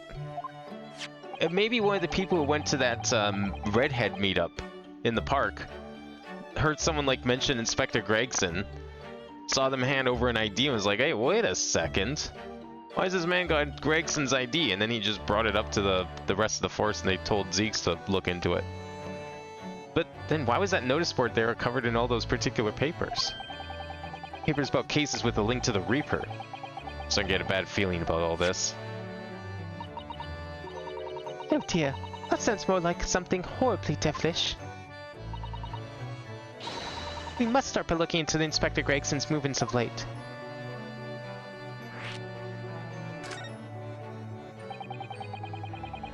Oh, right, yeah, you mean stories. Yeah, there's the Hounds of Baskerville and Soseki's second case, yeah. But, like, recently, you know, that's all they've been talking about, though, right? Like, this is the first time she's mentioned she wrote a story, and it actually is going to publication. Every other time she's mentioned so far, it's just been like, well, Holmes has been blocking me. He doesn't want me to publish these stories for some reason. He won't say why. Never imagine I might have to be investigating an inspector's movements. Well, according to the entry in his diary, he was carrying out an incognito investigation of the Red-Headed League the day before his death. Oh, you mean he was doing the same as Hurley? Well, Mr. Sholmes was trying to apply, whereas the inspector was supposed to be investigating. I do wish it had been the other way around. Anyway, as it turns out, the inspector who went to investigate the Red-Headed League that day wasn't actually Gregson at all. It was Mr. Vigil, in possession of Gregson's identification. You know what that sounds like to me? establishing an alibi. Oh my, yes, you're absolutely right, Iris. But why would Gregson need an alibi? It would appear the inspector had something to do that he wished to keep secret. I don't believe it. I always thought he was just a harmless lover of fish and chips. Perhaps their worst season was something a little more potent than salt and vinegar. I think perhaps we should try to move away from food analogies. Well, anyway, if Lord Van Zieks felt the need to investigate Gregson... Yes, I agree. We must find out what he knows.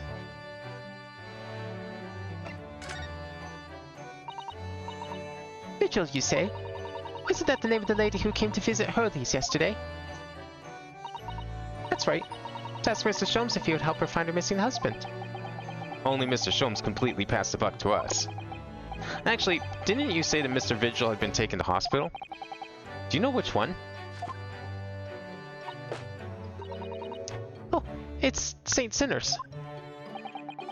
I'm starting to wonder if all the other hospitals in London have closed down. That's amazing, Runo. You found the lady's husband already. Well, I suppose I have, but by accident. 10 years ago, when Mr. Vigil was the chief warder at the prison, he was responsible for overseeing the professor's incarceration. No. So when the convict escaped, he was held responsible and immediately dismissed. Sometimes I really don't want to grow up. Well, there's more. For 10 years after that, while he was ostensibly working as a peddler, he also had another secret job. He was paid by Gregson to be his stand-in, to impersonate the inspector. To impersonate Gregsy? But why? I have absolutely no idea. Ginny was right. I'm starting to think all adults are up to no good now. Including you, Bruno. I haven't paid anyone to impersonate me. Yet. That means he has ties to the professor and to Inspector Gregson, though. So I do think we ought to pay a visit to Mr. Vigil, don't you? Back to St. Sinner's then.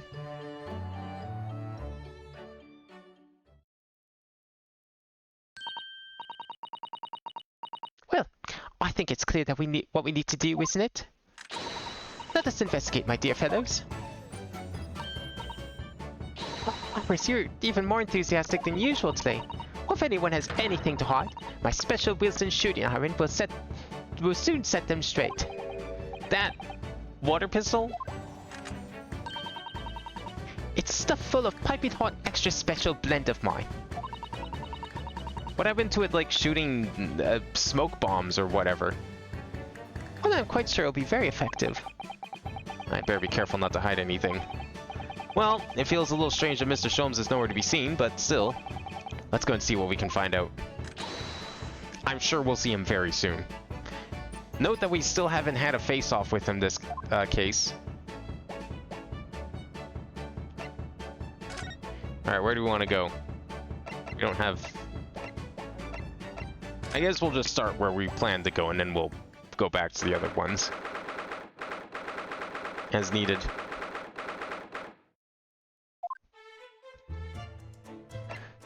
No one's here, eh? This notice caught my eye before, actually. I suppose it's some sort of slogan for the ward. A cheerful welcome massage, perhaps? Let's see. Pay with good cheer, leave with good cheer. Well, look at that. You were spot on, Mr. Sato. It's full of cheer. I wonder how many discharged patients pay their medical bills with good cheer, though. Once I had to have a very painful injection when I fell ill with a cold. It felt awful already, so why did I have to suffer the sting of the injection as well as the bill? I yelled at the doctor. Oh dear. What terrible treatment.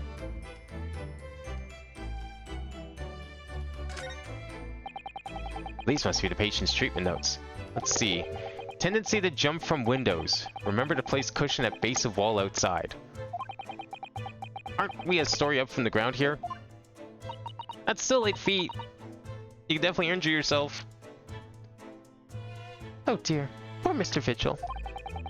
I can't help feeling there's a better solution to the problem than the cushion, though. Finding something you'd lost isn't always a happy experience, it turns out. Pursuing the truth can be a very dark business sometimes, can't it? Yes, I'm afraid it can. Or I guess maybe a story up since we are in London, maybe that means technically 2 floors up. There are all sorts of medicines in this cabinet. Look! I'm not sure if it's safe leaving them in reach of everyone like this. Yes, you're right. I can't imagine if you were peckish, you might try some of the pills. Well, at least there seems to be a little lock to secure the cabinet doors. Was that lock there last time we were here? I feel like it wasn't. I don't imagine that would stop you if you were hungry. I worry that you'd break the lock. Hunger doesn't turn me into a criminal, you know, Mr. Sato. Yeah, well, you're not the one at the hospital, starving for food.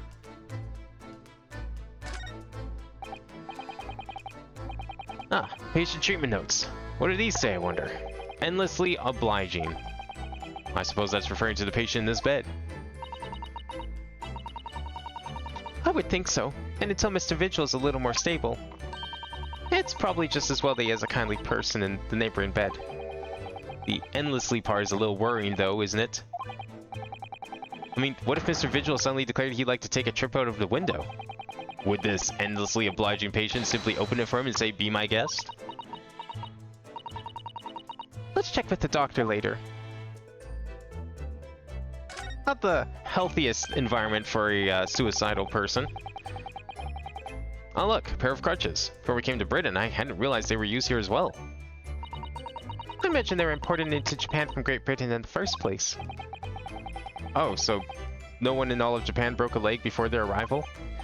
Anyway, the sight of these things doesn't bring back good memories for me. Oh dear, did you injure yourself once and need to use some? When I was little, I thought they looked fun, so I borrowed a pair to play with. But then I slipped and sprained my ankle. Ooh, a little, ironic. I see. They contain powerful magic, those wooden staffs. Power to heal and the power to harm. I think a certain cheeky little boy managed to cause the harm all by himself.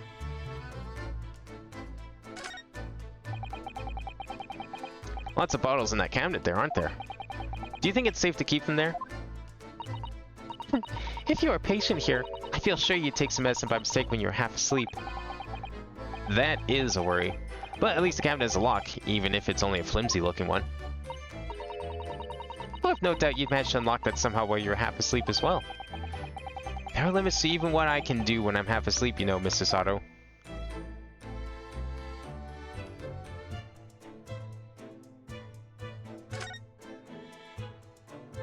Nothing else? Surprised he wasn't here. I thought that's where we were supposed to go.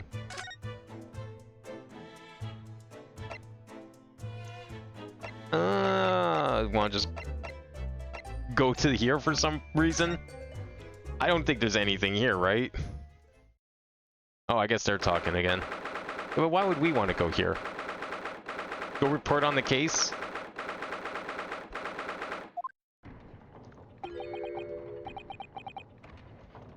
No arguments, Prosecutor Isogi. You will continue with the trial exactly as I instructed. Is that clear? Perfectly. Kazuma-sama. Fine Lord Strongheart by the sound of it. He never did know when to back down.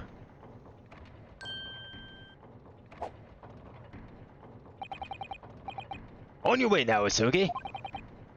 My lord.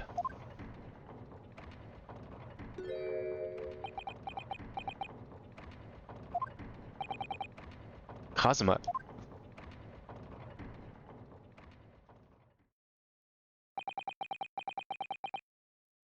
Left without saying a word. Yes? What are you doing here? Oh, well, I was just hoping to ask you for a few questions, if you wouldn't mind. Unwanted Van Zeek's trial concluded today. But Prosecutor Isogi's unwelcome inquiries are going to make it take longer than necessary. Unwelcome inquiries? As a result, I'm losing even more precious time. Currently 2 hours, 55 minutes, and 41 seconds. 42, 43... Then we must resolve everything before 3 hours have passed, Mr. Naruhodo. In a miraculous not even 5 minutes? Anyway, I can't let the man's obvious bad mood put me off. I need information.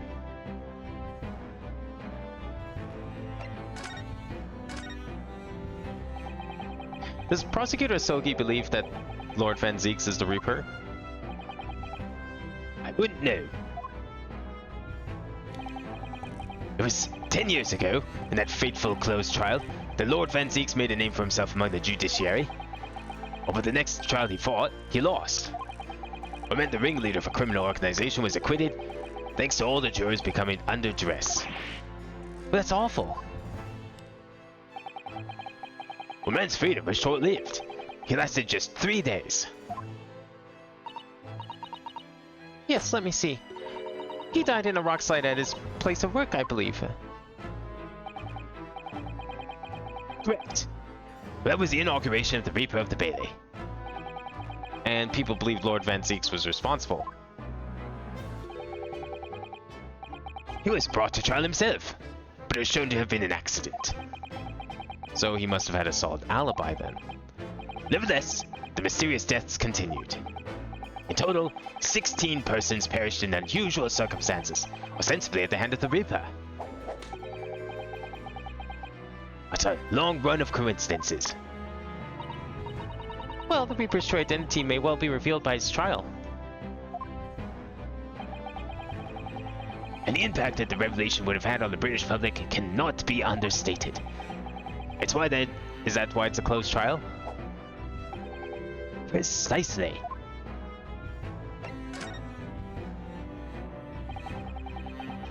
This country hasn't seen a closed trial in for 10 years. So the last one was the professors. The trial of, of Genshin and Sogi. Correct. Actually, we heard that originally you were going to prosecute that trial yourself, Lord Strongheart. Van Zieks entreated me to relinquish the prosecution to him, or that he might avenge his brother's death. And here we are, 10 years later, with the son of the man Van Zieks had condemned now looking to avenge his father's death in the same way. Well, they do say what goes around comes around. However, it would seem that the new young prosecutor is harboring some ulterior motive as well. Cosmo is? I'd like my organization to run smoothly, in the exact manner that I prescribe. As with the giant clock in here, I won't tolerate a single cog being out of step with the others. Ah, so that's what all these gears are about in here. But if the young man refuses to mesh with the other parts of my great machine, he'll be forced to take steps. What do you mean? Not something with which you need to concern yourself. In any case, all your questions will be answered tomorrow.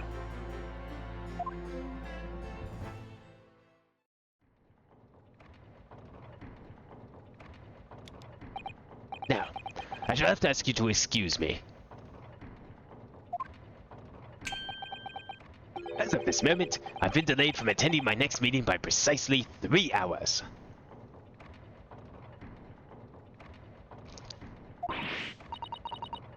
Oh my, that is a long time.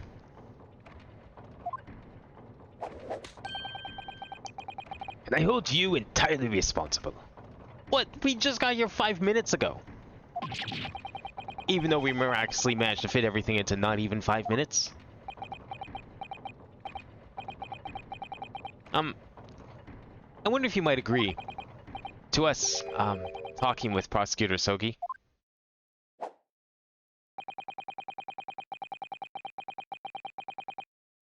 Discussions between the defense and the prosecution outside the courtroom are generally frowned upon. However, I will make an exception in this case. Now go. You can find him in his office. Oh, thank you.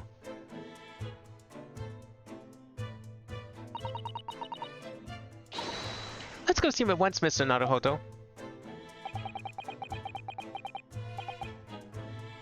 Kazuma's my best friend in the world, but I'm really not all sure how I know how to talk to him at the moment.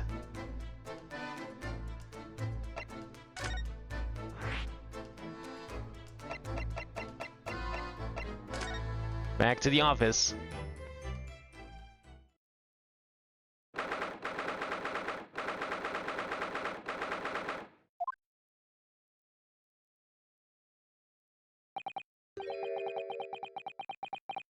So this is the office of Prosecutor Sogi now, is it?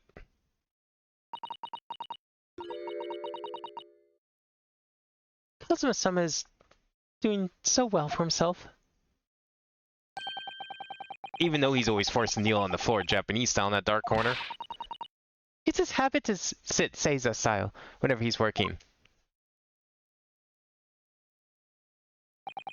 Well, it looks like our journey here was wasted. Prosecutor appears to be out. Perhaps we should discuss things with another prosecutor we know first. Guess we could go do that.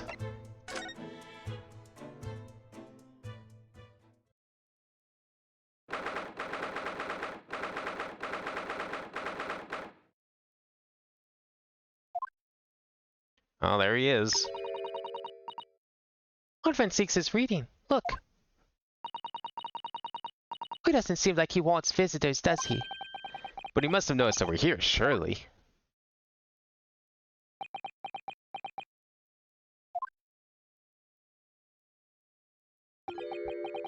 What do you Nipponese want? That's no way to greet the lawyer who's trying his hardest to prove your innocence, isn't it? Perhaps not. Hmm? I apologize. So, what can I do for you, Mr. Naruhodo? Lord Van Seeks, speaking earnestly. The fog will lift over London for the first time in months tomorrow. Well, this does feel very, very strange.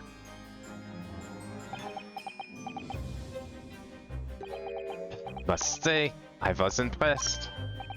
Oh, well, thank you. Not by you, by your fellow Nipponese, your prosecutor friend. Oh, I see. Yes. It's sardonic, don't you think? For a man such as me, so loathing of the Nipponese, to be entirely at the mercy of the two of you. I suppose it's retribution for having played the part of the Reaper all these years. Played the part.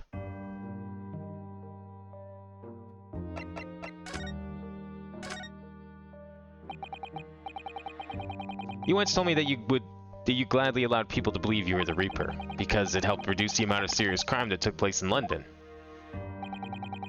If keeping quiet and playing the part benefits the cause, a cause I myself am committed to pursuing, then why would I choose to say anything? But the henchman of a criminal killed by the Reaper attacked you only the other day. And that was just the most recent of many attempts on your life, wasn't it? Someone is clearly profiting from your silence about all this. Someone is using you. Believe me, ever since the Reaper first appeared, I've been doing my utmost to expose him. Or rather, It's a whole organization. it's inconceivable that all those accidents were orchestrated by one man. No, the Reaper always appears to have very accurate information about the accused in each case. This can only mean that somebody at Scotland Yard is involved. Someone at... You can't mean... It's taken me many years, but I finally identified the central figure in this Reaper organization. What if it's Gregson? Tobias Gregson. No! Gregson? The Reaper?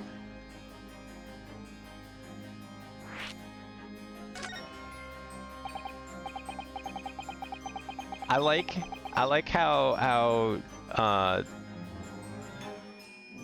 this guy was like, he saw Ace Attorney 5 and was like, man, they really fucked that one up, didn't they? I'm gonna do it right. It's gonna take me 2 games, but I'm gonna do it correctly. And he did.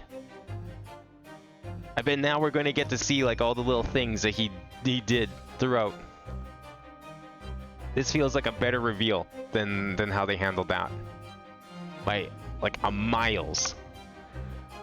So the reason you were investigating Inspector Gregson is because you intended to expose him as the Reaper? As I said, the Reaper of the Bailey is no single person. It's a highly secret organization with close ties to Scotland Yard. But there's no doubt that Gregson was a key member of that organization. Wait. But doesn't this now give Zeke's, like, insane motive to kill Gregson? And all this time we've been trying to prove that he didn't do it? I don't believe it. Are you saying that that he was behind all those awful criminals meeting there? Gregson didn't do the dirty work himself. Oh, He was a tactician. His job was to covertly investigate the marks and plot their assassinations. In order to do that without arousing suspicion, he regularly needed a firm alibi. which is when... Which is where Mr. Vigil came in, posing as the inspector. Vigil knows nothing of the Reaper, but the room he rents on Fresno Street was almost certainly the headquarters of the operation. Gregson would have met the assassin there for briefings. So we don't actually know who carried out the killings then. Actually, I do have a name. You... what? Well, if you can name the man, you have the true identity of the Reaper already then. Or, if I can name the woman. Oh. She's a young woman by the name of Assassin. Wait, what? Sheen?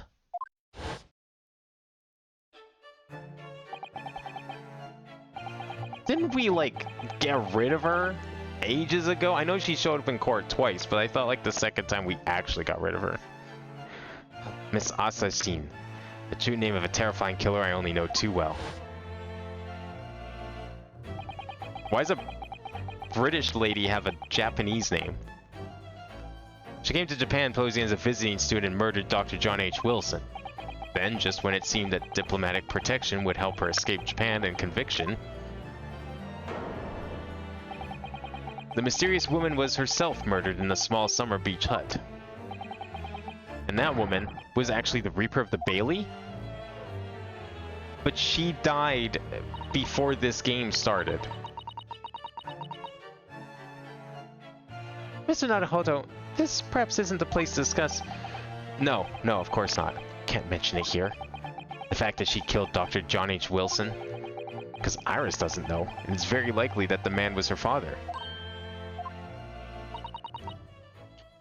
Asashin, I should let Father know at once. Yes, I agree.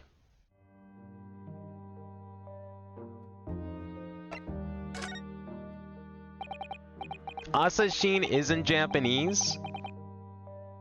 I don't know what kind of English names you've seen before, but that sure is fucking English. Asashin sounds very Japanese. Especially with the double N. Because that wouldn't technically be a double N in anyways. Kazuma, isn't it? Kazuma Sogi? You say he's a friend of yours? My best friend. He's the whole reason I got to come to Britain. It was all in his merits. I have nothing but respect for him.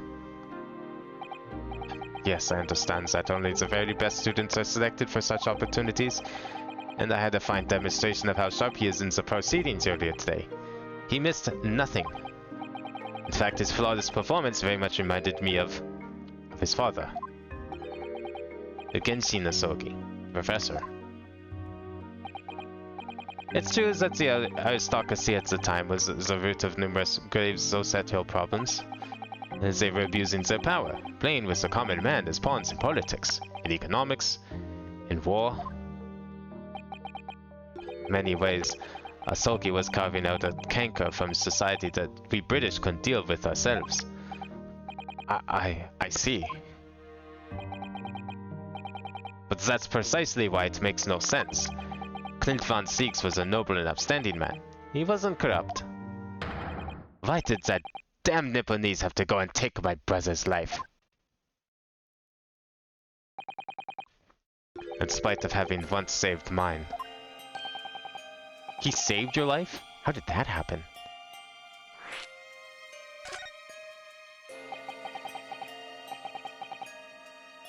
It was 10 years ago, on a foggy night. What was to be the professor's final strike had sent a wave of panic throughout the capital. So Clint Van Zieks had already been killed at this point then. Genshin and I were walking down some back streets at a late hour. Of course, at that point I had no idea of the true nature of the man at my side. All of a sudden... Don't make a peep. You're coming with us. We were surrounded. All of our assailants were armed with pistols, their face obscured by scarves. Clint was not only from noble heritage, he was a brilliant prosecutor as well. The scum of London hated the sight of him, and they had no sympathy for his younger brother either. I'd been targeted several times before already.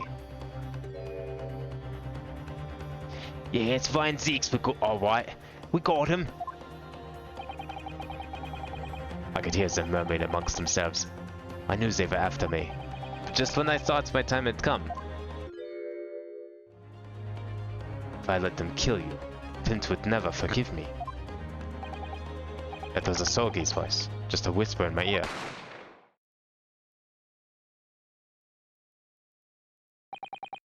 After that, I don't remember exactly what happened. The next thing I know is there was silence all around. Genshin lay on the cobbled street. Blood was seeping from his left hand. He shielded me.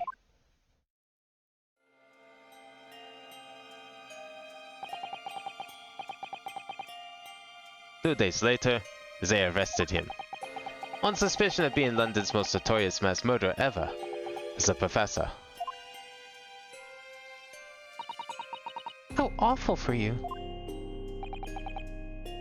All at once, I lost the Zabretta I revered and the foreign friend I held in such high regard. I'm so sorry, Lord Van Zieks.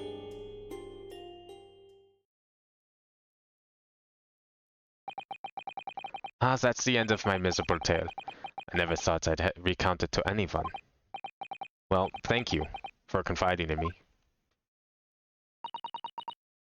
The Professor, the Reaper, and Inspector Gregson. I wonder just how intimately related they all are. Still can't quite believe that Gregson was essentially the Reaper. Giving assassination orders to Giselle Brett. Mr. Naruhodo, let's go and inform my father. I'm sure our government will want to hear about this new information. Oh, that reminds me, I get to meet your daddy, Susie. Hooray! Yeah, alright. Let's head back to the Great Waterloo Hotel then. Let's go discover the corpse, shall we? Maybe it's a little early for that. I bet you by the end of this he's gonna be dead though. Where is it? Hotel. I can't read apparently. There we go. Are we absolutely sure the professor killed Clint? I don't think we know anything. I mean, you're probably right. It's probably could be someone else. Maybe he was wrongly convicted. Maybe he didn't need to die. I mean, everything else about this is just turning into 1-4 again. What if that's just another aspect of it? That what we thought we knew about the case from 10 years ago was actually completely wrong. We just need to pull out the metal detector, grab his body, and we're gonna find like some, I don't know, bullet or something and find out he was the victim. They had those in the 1800s, right? I thought it yesterday and I think it again today. This place is so princely. It's a wild guess, but I have a feeling you'll think the same tomorrow too. My tea has a finer fragrance than whatever they're serving in the tea room here, though, wouldn't you say?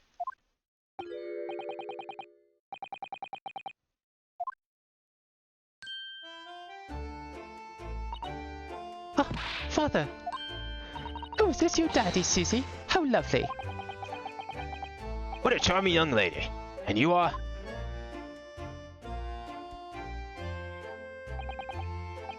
Ah, really? So you're the author of The Adventure of Herlock Sholmes, are you? That's me, Iris Wilson, at your service, sir. Susie's been such a wonderful friend to me over the last year, you know. Well, Miss Wilson, I must say I read your work regularly and with much interest. Iris actually lives with Mr. Sholmes, you know, Father. Is that so? Well, perhaps that goes some way to explaining that bright look in your eyes.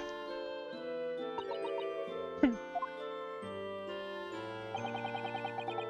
wouldn't be smiling so airily if you knew just how bright she is, believe me.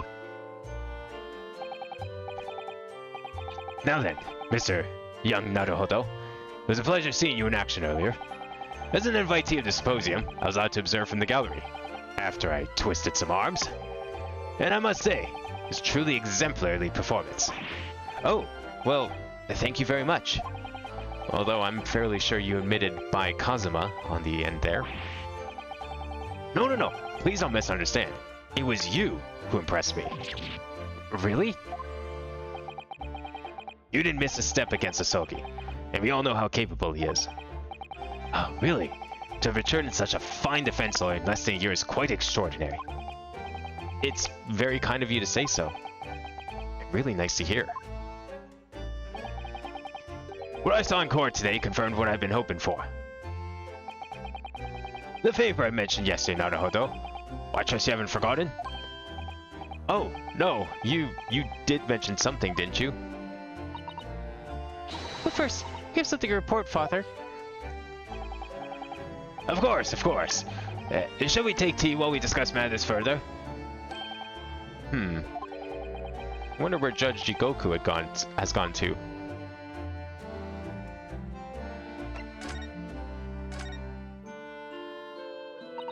Father, do you know about the so-called Reaper of the Bailey? I've heard rumors. Some members of the judiciary explained it all to me yesterday. Of course, when I was visiting Stuart here in London, the Reaper is yet to emerge. Right, he didn't appear until after that case with the visiting students had already returned home. Lord Van Seeks was in the dock today. That was Brock, the younger brother of Clinton Van Seeks, I believe. That's right.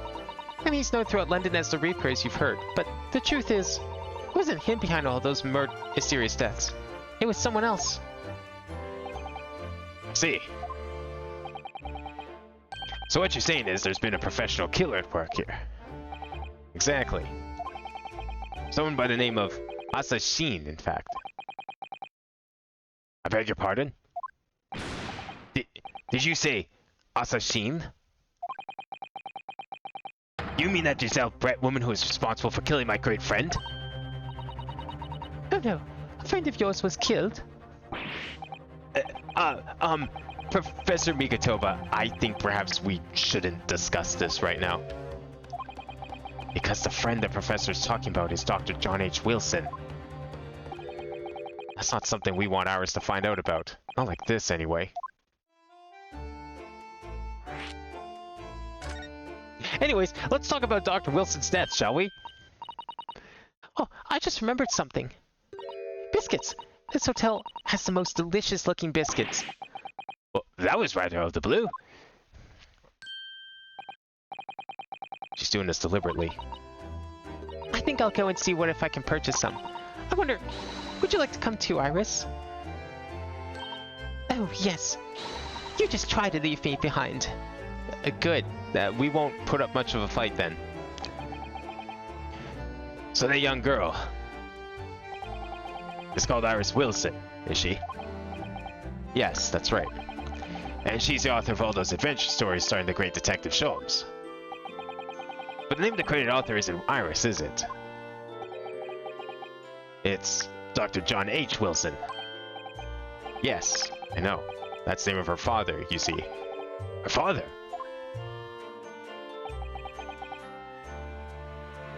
Dr. John H. Wilson. I was deeply indebted to the man for all those kindness he showed me during my time in London. That's why I was keen to reciprocate and invite him to the Imperial Yume University 4 years ago. But he was murdered last year by Giselle Brett. Why? Why would the hand of the Reaper stretch all the way to Japan? Unless he was already, you know, convicted of another crime at some point, perhaps. The Reaper didn't like that he went free. Iris knows nothing about that case, but it seems very likely that the victim, Dr. Wilson, was her father. Well, I can't say we ever spoke about his family, so I don't know if he had a daughter or not. But I think I can say with some certainty that he was never the great detective's partner. So it could have been another Dr. Wilson, you think? Well, John and Wilson are both common names after all. Still, it's probably best not to mention this to the young lady until we can be sure. That's what we thought, yes. We're back with cinnamon biscuits. Oh, they smell delicious, Iris. I think cinnamon go very well with the tea they serve here. Don't you, Susie? Yes, I'm sure you're right, Iris.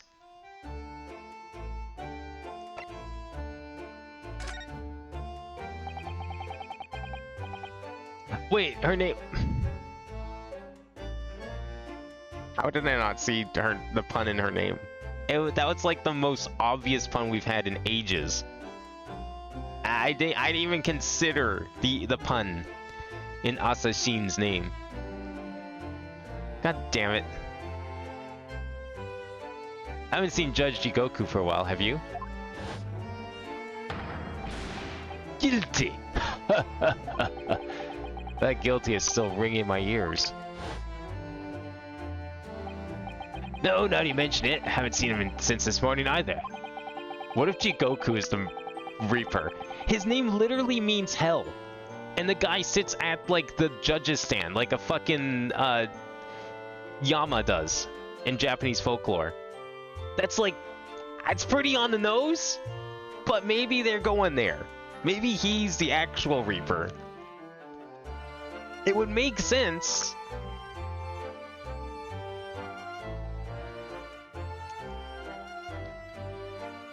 Guy's like literally being the judge of souls right here.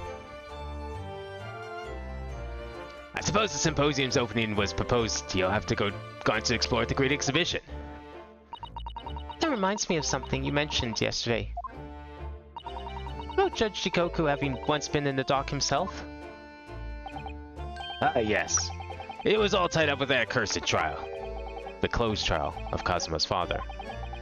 Seishiro was trying to mitigate Genshin's guilt, so he took to the stand to testify. But he got a little carried away and actually managed to break the witness stand. So he got put in prison because he broke something in the courtroom. Oh my. He also said some contemptuous words about the British Empire, for which he was charged. Ah, that might actually have done it. Oh dear. Although it's worryingly easy to imagine him doing that. Well, it was all right in the end. He was acquitted and we returned home to Japan together.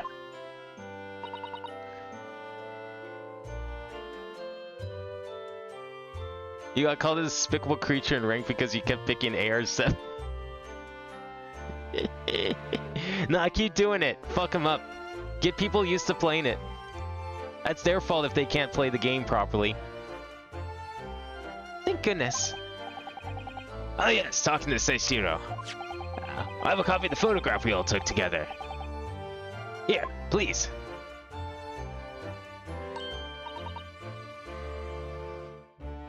Well, I like that at least one person was trying to buck the trend of having a super serious face during photographs in the 1800s. And only one person. Oh, what a lovely picture. Well, that certainly seems to show we've arrived in Britain.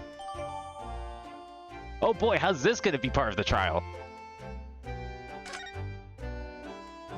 Maybe we'll just have to present it to someone.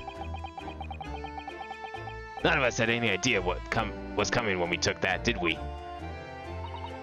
No, no, that's so true.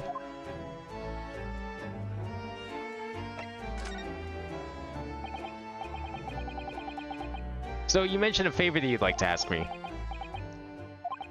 Well, this fateful trial that you're fighting. One way or another, it'll be over before long. And when it is, I'd like you to accompany me back to Japan. You want me to do... What? Father, what's the meaning of this?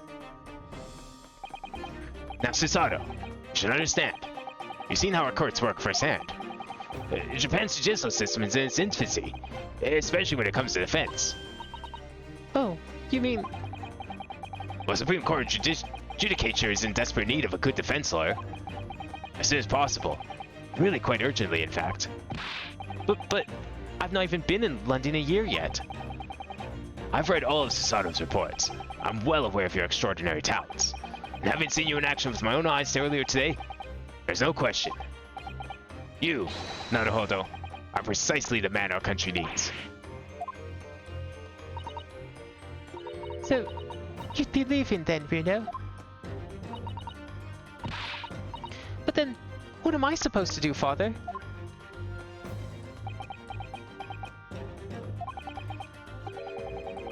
You came here to serve as Asoki's judicial assistant. Oh yeah, she's supposed to be Kazuma's assistant. Our government is still in the process of deciding how best to deal with this situation, though. You've always shown is in your own path, Susato. I trust your judgment. In this matter also. Father, Please, the pair of you, don't look so downcast. It's merely a suggestion, you understand? A hope, if I'm honest. But I won't force you. All I ask is that you consider it. And come to a decision by the time this trial concludes. Yes. Alright. Print proof of what the judge looked like before death? No, don't even say it. Man, I don't want him dying. Fuck. Dude, that guy needs to be in the next game. We need a great Ace Attorney 3, and we need to be back in Japan, and we need fucking Judge Jigoku judging our trials. That would suck if he wasn't there. you won't leave, will you, Bruno?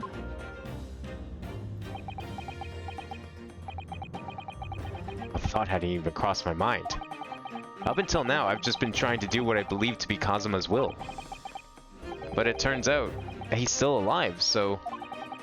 where does that leave me? Yeah, a bit of an awkward situation, that. Well, if you'll excuse me now, I need to telegram the government ministers and the Japanese police with this information about Asashim. Of course, Father. Thank you.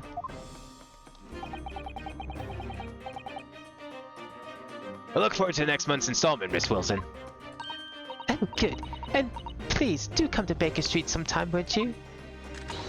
We'd love to entertain you. I would be delighted. See, we need a game where they go back to Japan, and we need, like, Sholmes and Iris going to Japan with them.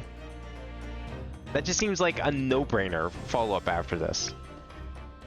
Best of luck for tomorrow, Naruhodo. And...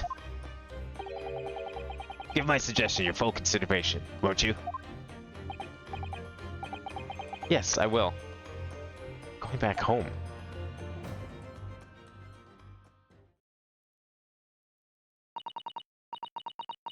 You know, Kazuma-sama has always meant a great deal to my father. I'm sure he'd love the chance to meet with him and talk to him about all of this. Yes, no doubt.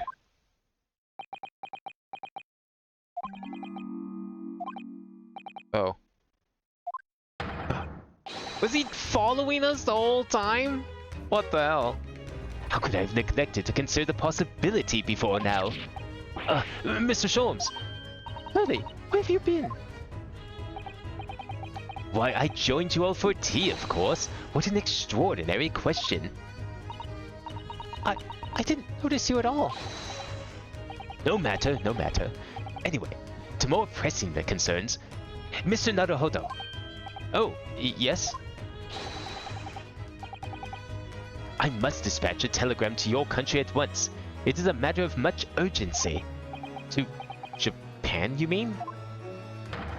Hey, tell me, to whom can I entrust the task? Quicken it out. Who? Well, my father has just now left to send a telegram to the Imperial Police Bureau of Japan himself.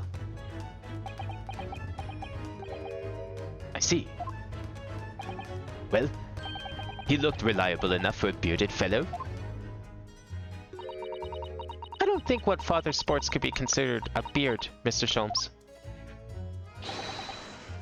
There's not a moment to lose. Kindly ask your trusty unshaven father to see this is sent. Wait, what? Yeah, okay, now I need to take a look. What does he look like? How the fuck is that a beard? That's like, there's no beard. Who has ever seen a beard in his life? I will, but what is it? No questions at this time, if you please, Mr. Sato. All we can do is pray. With that, for once, my deduction is awry. So, every time? I think chance is pretty high. Nothing. You may be surprised to learn that I'm a very busy man. I certainly have no time to hide behind settees and eavesdrop on other people's conversations. So that's what joining us for tea meant. I leave the sending of this in your hands then, my dear fellows. I think he thinks the judge is her dad? Oh! Yeah, that makes more sense. Oh, wait a minute, Mr. Sholmes. He just sort of ran off, didn't he? At quite a pace. Yeah, but Jigoku wasn't here for tea, though. Wait, he was eavesdropping on our conversation. The word dad and father were mentioned several times by different people. He wasn't really paying attention then in that case if he seriously thinks the judge, who wasn't even present for tea, is somehow Susato's father. And left the unpaid bill for his tea behind, too. Of course he did. I must catch up with father at once at the telegraph office. And I'll run and call us a cab straight away. And there was me thinking everyone would be clamoring to pay Mr. Sholmes' bill. They're more busy. They got important things to do.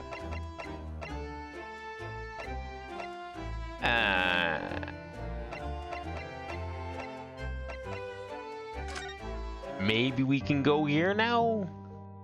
Is there anything else we need to converse with him? No, we finished with him. He was done.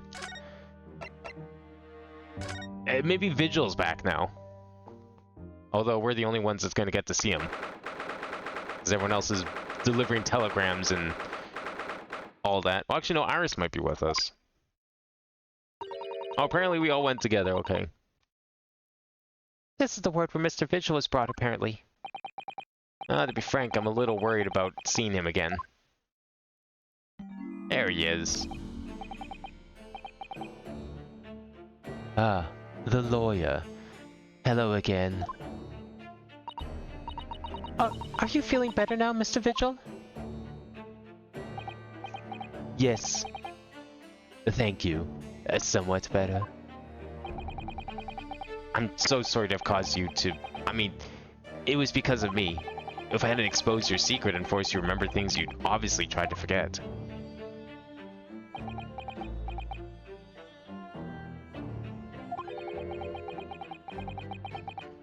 Prosecutor was here until a few moments ago too. You just missed him. Oh, Kazuma beat us to it. He said much the same as you. He was very apologetic. But the truth is, I brought this all upon myself. Please, don't think of it like that. Keeping it from Evie, my wife, all these years. I've carried such a sense of guilt. That's not the worst of it. Over time, I obviously came to deceive myself as well.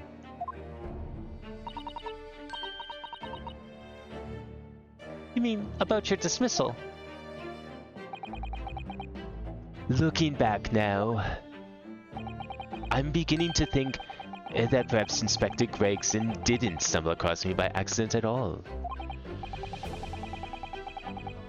I mean, he compensated me so generously for acting as a stand-in. What if Gregson wanted to kill him?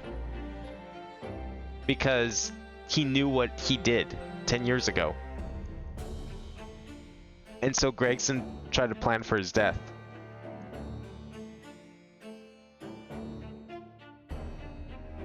He was clearly concerned for my well-being and doing what he could to help.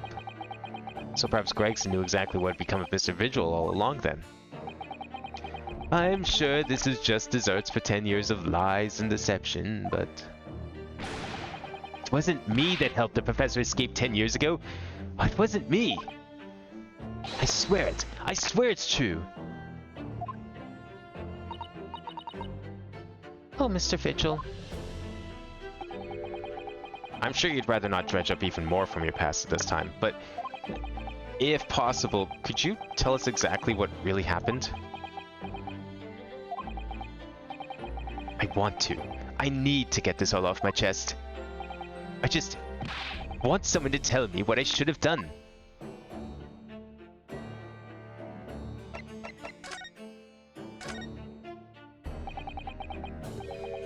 Inspector Gregson was obviously engaged in a special operation of some sort. He was investigating something that even Scotland Yard couldn't know about. Details of Reaper's marks, yes. It was when he had to carry out those investigations that I would take to his identification and impersonate him. You'd pretend to be the inspector, carry out investigations on his behalf? Oh, no, never! Common street peddler couldn't possibly carry out a proper police investigation. All I would do is go to the specified location and make a little hoo-ha. Or just something to leave an impression, so everyone there would think a detective called Gregson was here. So that's what you were doing on the day prior to the incident? Yes. He asked me to make an appearance at the park on Lime Street for the Red-Headed League event. So as usual, I flashed the inspector's identification around and was very vocal about my presence. But then you were taken prisoner by those red-headed fraudsters. Yes. So, you would always make a point of showing Gregson's identification and generally being loud? That's what the inspector asked me to do, yes. Hey Grafter, how's it going? Well, that's one way of becoming a legendary detective, I suppose. Well, not a good one, though. But as you know, I suffered this bruising around my neck at their hands. But the following day, they kept their word and released me. Without returning the inspector's identification to you, however. We had arranged to meet in the Fresno Street room at 5 that day so I could report back to the inspector. But at the agreed time, that's when I heard the gunshot.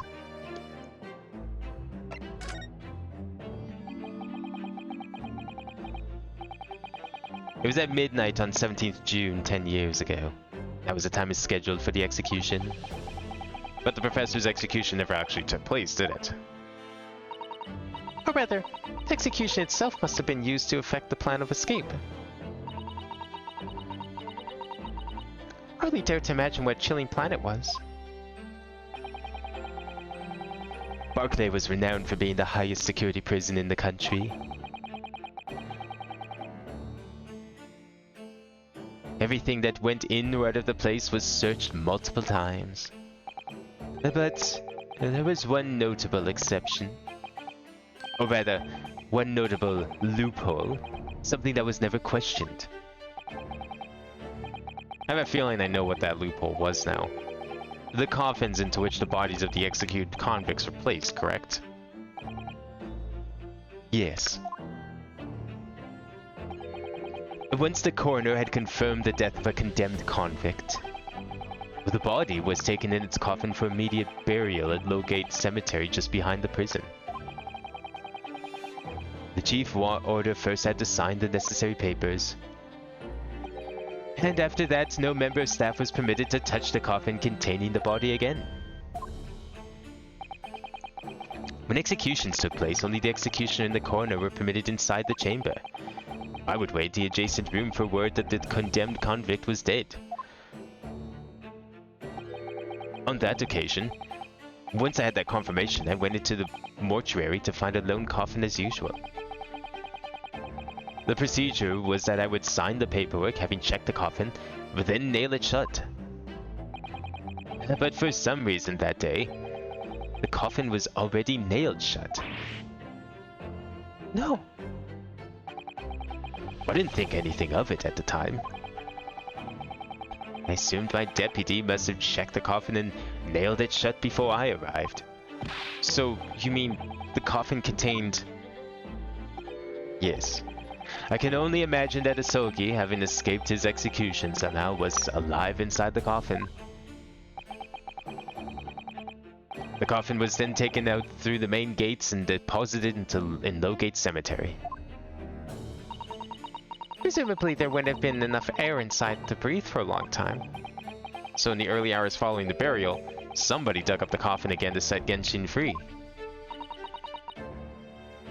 But in the end, he was fatally shot in the graveyard anyway. What on earth really happened in Lowgate Cemetery that night, I wonder? I'm afraid I don't really know. All I can say with certainty are two things. Sogi couldn't possibly have escaped that way without help from somebody working in the prison. And that somebody was not me. Are we gonna need to defend you too now? Is that what's going on here? Obviously you knew the man then. The professor, I mean. Genshin Asogi. Yes. I remember him well, in fact. Would you mind telling us what you know? Well, having been condemned to death as he was, any contact I had with the man was short. Obviously. After that trial, which was carried out behind closed doors, attended by only elite members of the judiciary, they called for his execution to be carried out at the earliest possible opportunity. The outcome of the trial was set for the beginning, wasn't it? It was a time of delicate diplomacy, when Britain and Japan were in the process of signing an important treaty.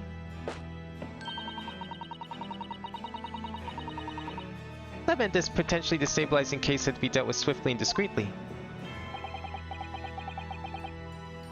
Well, the man had less than a week in total. As I was the chief warder, I oversaw his short stay in the cells until about his final hour. I remember being struck deeply by his noble character and incredible resilience. What do you mean exactly?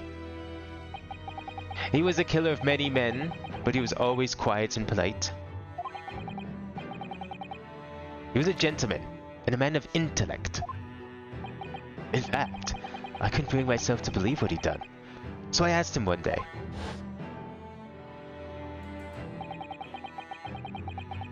Those 5 members of the aristocracy whose lives were taken, were you really responsible? I'm guilty of the unforgivable crime of ending another human's life, yes.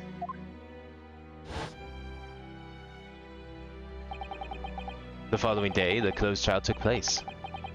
And the verdict was no surprise. Guilty. That night, when he was brought back to his cell, I saw something. Something unusual. Something unusual? What?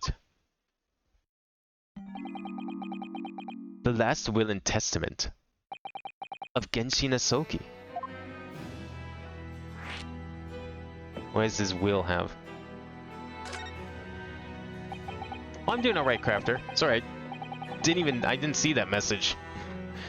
Got too engrossed in reading, I missed but yeah, no, I'm doing okay. It's been, raining a lot here, so kind of haven't gone out too much. It's been, like, weirdly cold as well for, like, the end of June, so it's been kind of odd weather around here, which is... Other than that, there hasn't really been much going on these days, unfortunately. We did have a sewer scare yesterday, though, because it's been raining so much. So we were, like, constantly paying attention to our drains and shit, because... When I say it's been raining, it's like... We're talking, like, literally 24 hours of rain. Non-stop, just about. Over multiple days. Like, the sewers were, like, legit backed up, and so, like, the water company was like, no, you gotta stop using your water, please. Well, we figured this out. Because if you don't, you're gonna, like, have it back up into your house, and it's gonna be a mess. No one wants that. So, that was kind of a bit weird. But apparently it's all fine now, even though it did rain today, too. But I guess they figured it out. Hopefully it doesn't happen again, because it's supposed to continue raining for the rest of the week. So I'm not sure. I have a feeling we're probably going to get another notice like that very soon. If it keeps this up. For once, I hope the weatherman's wrong. As I said, it was on the night following his trial, after he'd been found guilty. I was doing the rounds of the cells, and when I looked into Asogi's, I noticed that he seemed to have a sheet of paper in his hand. His last will and testament, then, presumably. As soon as he noticed me, he hurriedly shoved it behind his back. But why'd you find that so unusual? Isn't it normal for a man to pen a will when he knows his death is nigh? Yes, that's true. But there were special conditions to Asogi's incarceration, you see. What sort of conditions? Well, even though he was held in a cell designed for condemned inmates, he was allowed to keep his personal effects with him, with one exception. Really? He was allowed his things? Well, that is unusual, certainly. Of course, he'd been convicted of killing 5 members of the aristocracy. But at the same time, he was a guest in our country from the Empire of Japan. The powers that be were determined that his final days shouldn't be needlessly uncomfortable. Well, that's kind of nice of them, I guess. What was the exception you mentioned to the personal effects he was allowed? Well, that's the point. He wasn't permitted to have writing materials. Specifically, no pens or paper. So, he was prevented from leaving any written record of what happened to him. Yes. That was the long and short of it. I've no idea where he obtained that paper. Any writing materials would have been confiscated from him upon his incarceration. As I said, he hid the papers behind his back and then he pleaded with me.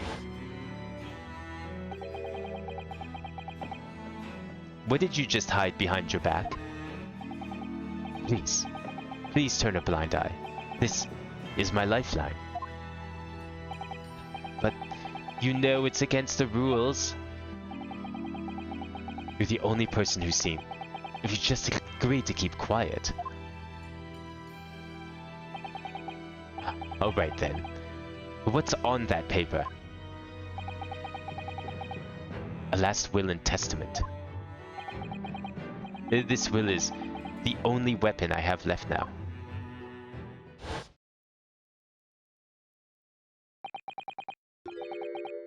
How can a will be a weapon? And so I decided to pretend I'd seen nothing, and let him keep his will. But then later, it just seemed to vanish without a trace. What? What do you mean it vanished? would seem that isn't the end of the story with this mysterious will.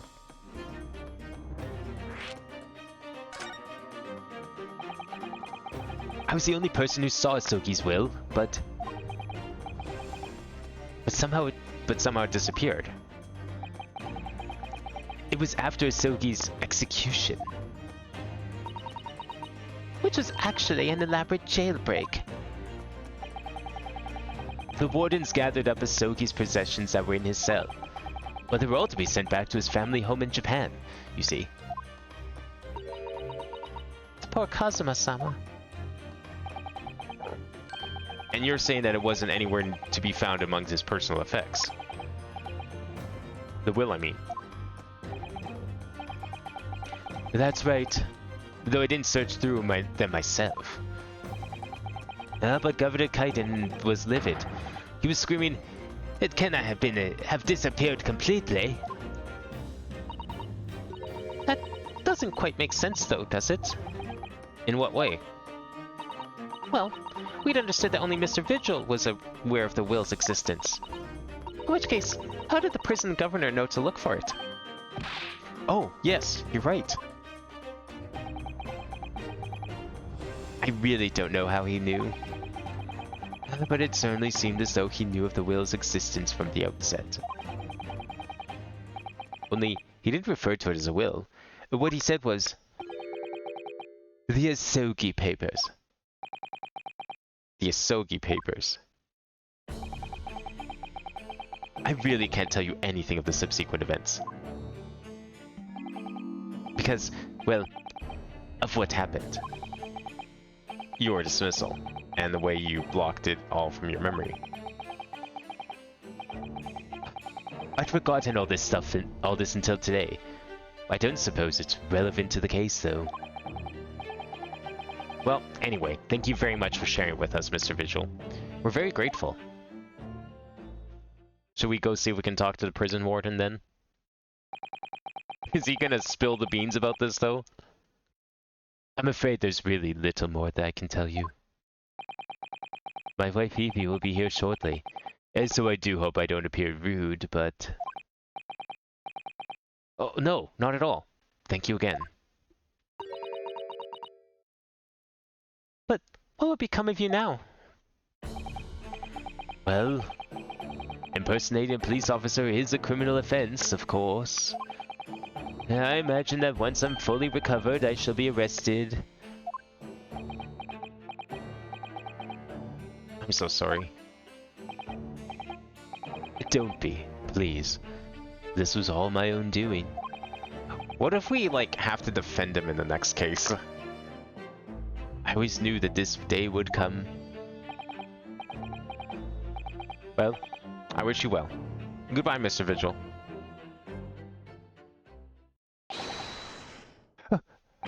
Before you go, there's just one more thing. Yes? What is it? The Asogi Papers. I'd be very grateful if you'd make no mention of the things I told you about them. Presumably for some good reason? It's my understanding that their very existence is a closely guarded secret.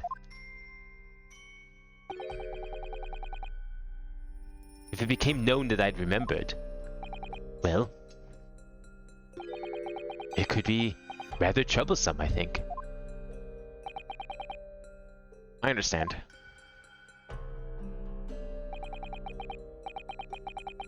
Some sort of will that Genshin Asogi pinned just before his death, which the man himself claimed was his last weapon. I wonder, perhaps it had something to do with his plan to escape. If there's anyone who might know more about a document that Kazuma's father left behind. It would be Mr. Vigil's governor. Then we know precisely where we must go. Back to Barclay Prison. Oh, can I talk to him again from here? Like this? Well, at least he seems to be on the mend. You know, his disguise as Mr. Gossip was really quite masterful, wasn't it? I can't remember anything about except for the floppy lip. I imagine Ivan's wife would have recognized him. Perhaps. But did he really have to take it quite so far? Guy should have just been like, I don't know, a theater actor or something. He was pretty good at that.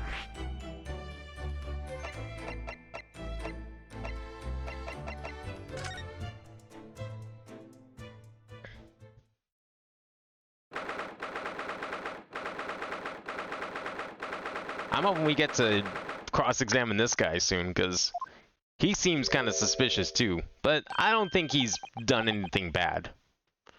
I think he'll probably just be on there as like a witness or something. Oh, back again, are ya? Yes. Hello. I've heard all about your investigations. I read the report just now. You found them, eh? Vigil. Yes, luckily. Well, anywho, the laddie doesn't work here anymore, so your case is not to do with Barclay. I wouldn't like ya to get the wrong idea about that. Of course, yes. Mr. Vigil stopped working here 10 years ago now, so... Yes, we've seen his dismissal notice, haven't we? He was given the chop. Aye, Kimmer, you can very well. So, how about a wee handcuffed biscuit? Oh, they really are like little handcuffs, and as hard as irons too. So, what's brought you down here today? Well, there's something else we'd like to ask you about, actually. Is that so? We believe there might have been a document that disappeared from Genshin Asogi's cell. I think it's been called the Asogi Papers, or something.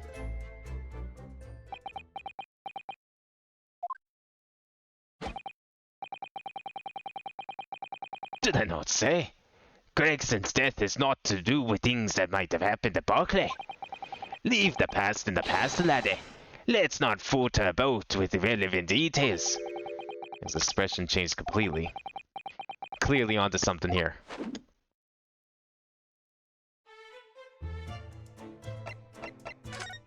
Yeah, unfortunately we're gonna ask anyway. The murderer's botched execution, and the whole miserable escape. They were Barclay's darkest hour, aye. A shocking embarrassment. Because the convict had a collaborator on the prison staff, you mean? Aye. For shame.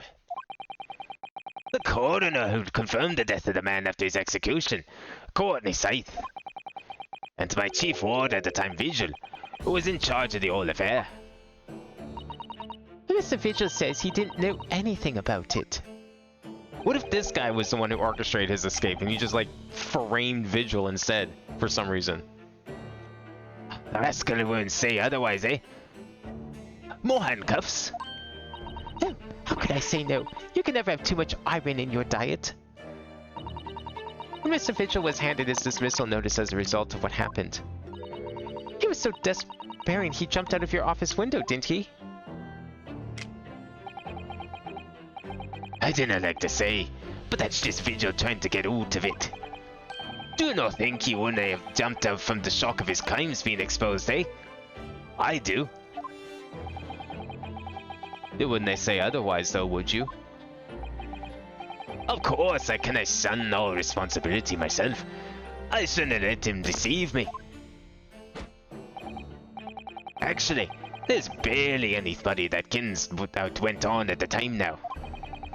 The Gregson having been murdered, and Dr. Scythe forbidden from having any visitors. No visitors? Someone obviously doesn't want her giving anything away. Well, we're not going home empty-handed. And I wouldn't dream of you sending it packing without Kimmer. Here, take a handcuff or two. Oh, well, it would be rude to say no. I wouldn't want to become anemic. I suppose, if there's anybody who might still can boot what happened back then, it'd be that lass from the forensic division, Maria Gori. Maria Gori? Aye, Scythe's daughter. She didn't have no more. Just the one. But the wee bairn's fallen in her mam's footsteps. You didn't ever see her without a scalpel in her hand. I'm guessing she's married too then?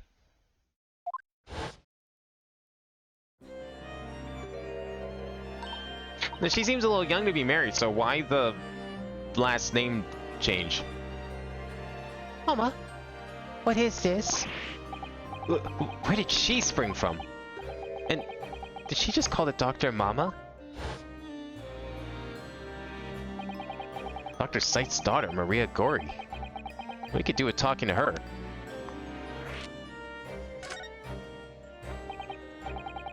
So, she's Dr. Sight's daughter, but her surname is Gori? Aye. There's some family history, I'm sure, but I didn't ken to the ins and outs of it. She grew up with her mom working with the bodies of folk who died in strange circumstances, and decided to do the same with her own life. I cannot understand it myself. Perhaps she was driven by a deep respect for her mother. Perhaps. Anywho, she was in charge of Gregson's autopsy, I believe. Right, and the coroner responsible for this incomplete report. Well, she's as a kid, I guess that would explain why she forgot to put the time down. Someone told me once that the wee lassie always loves her mom's stories about cutting up bodies. There's even a rumor that she used to listen to the funeral march as a lullaby. Well, then perhaps her mother might have told her about the autopsy from the case 10 years ago. Aye, I'd say there's a fighting chance at least. After all, that was a life-changing case for all of us. We really need to speak with Miss Gori about this, herself about this, I think. Well, thank you very much. I'm not happy about any part of this. It took years for Londoners to finally forget the whole professor business. Can you not give up this, laddie? Stop asking pointless questions. I'm sorry. I don't like dredging up these painful memories for everyone. Can you not just stay away now? Leave me alone and didn't come back here, eh? Yeah, not without those papers. How'd you come to learn about that, Daddy? There's no many folk even here in the prison who've heard of those papers. Ah, well... I can't tell Mr. Vigil told me. I'm afraid our sources must remain confidential, sir.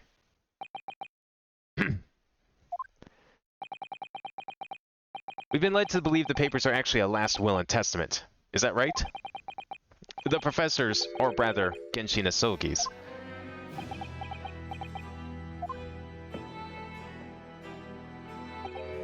Aye, that's right. You're well informed, Jimmy. Oh, is that the end of the silent treatment? But then after the convict's execution, it mysteriously vanished from his cell, didn't it? Help us, no. You all fell half a cock there. I think didn't quite get your facts straight. It was here in the cell. Exactly where it should have been. Oh, not what we heard elsewhere. Let me just have a wee poke around here. I'm sure I can find it. Aye, here you are. See? Are these fakes? I feel like these are fakes. The last will and testament of Genshin Asogi, written with a calligraphy brush. Of course, I cannot read a word of those Japanese squiggles.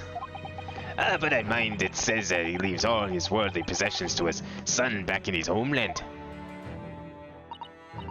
Yes, that's correct. That's the gist of it. So these are the Asogi papers? Nah, those are not the Asogi papers. Someone forged those. Aye, of course they are. Papers written by Asogi. No doubt about it. There's no mystery here, laddie. That's your lot. After all the stammish of that answer of an execution, we sent the man's possessions back to his clan in Japan, and that was the end of it. I think we ought to make a record of this, Mr. Naruhodo, just in case. Last will and testament of Genshin Asogi that Mr. Vigil claims disappeared after the convict's execution. Apparently, Mr. Asogi described it as the only weapon I have left.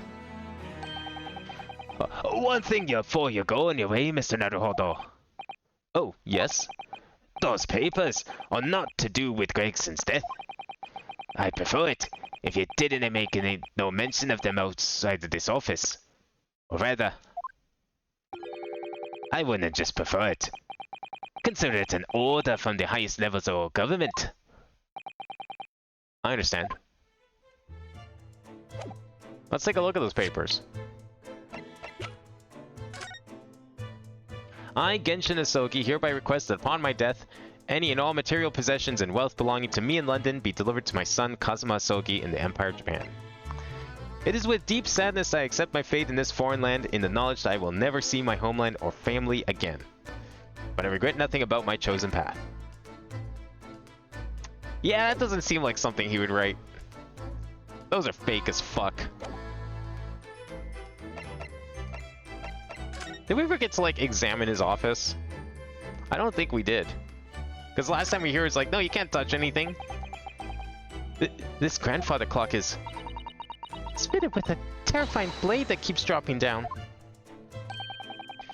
It's modeled on the guillotine, a French execution device. You might have heard of it. And yes, before you ask, it can chop. Heads off, you mean? Heavens no! Carrots and parsnips and so forth. Oh. If you place a large carrot at the bottom in the morn, by evening it'll been cut clean in two. Well, he never said it could chop well. Well, the blade must have had an almost indescribable edge on it then.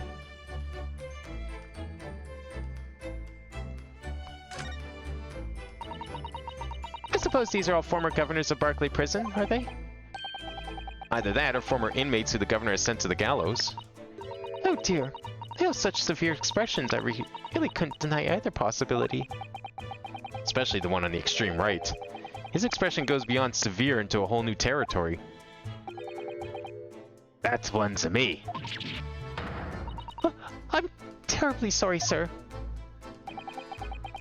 Is it a prerequisite of the job, perhaps? Having a severe expression, I mean? Of course it's not. Although, it is taken into consideration. A lot. An axe, a hunting rifle, and 4 pairs of handcuffs. That's a daunting collection. Ah, there's a story behind every one of those. You mean the rifle was a famous killer's murder weapon, and the axe was wielded by an infamous executioner? And the handcuffs were once used to immobilize a fierce 4-legged beast when it was arrested. I think you're in the realms of fantasy now, Mr. Naruhodo. Not those kind of stories, Jimmy. That axe was the one I used to chop down the cherry tree at my house. Mrs. Corden wasn't best pleased. And the cuffs on the left are the ones I caught my first burglar with back when I was at Bobby. Stories were a little different to those you imagined, I think, weren't they? Yes, to my relief, and in some small way, my disappointment. I never expected to find a parrot in prison. It must be the governor's pet. Given where we are, it's hard not to see the poor creature as a prisoner. Let me out! Didn't kill me! Has the bird learned to mimic the plaintive cries of the inmates in the cells? Oh, no. He is one of 3 siblings, you see. And he still calls out the names of his 2 brothers like that all the time. His brothers' names were Let Me Out and Don't Kill Me? Interesting names. Right. Let me out. Didn't kill me. Aye. I hear you, laddie. You want your dinner, eh? Didn't they do it? Amazing names you got there. That's a very large cabinet full of papers, isn't it? It's labeled Inmate Register. Look. And all the files are in alphabetical order. That's 50 years worth of records of Barclay's inmates. whether or not they left alive after serving their term.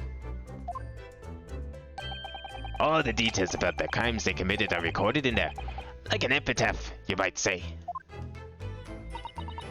Record of crimes and punishments. How dispiriting. And yet, this man seems to be enjoying tea and biscuits as he talks about it. Guy's got a serious justice boner. That deer's been staring at me for a while now. It has? The poor thing can't fit through the small hole in the wall, but it can't get its head back out again now either. It's giving me a woefully imploring look. Well, I'd almost feel like that's a reference to a previous game. I think there was like a very similar line to that in one of the Edgeworth games. It's not real, Mr. Naruhodo. It's stuffed. What? I mean, yes, of course it is. For a moment, I thought it was another assassin sneaking in via the ventilator. I don't like to say, but I think perhaps you need to reread The Adventures of Sherlock Holmes.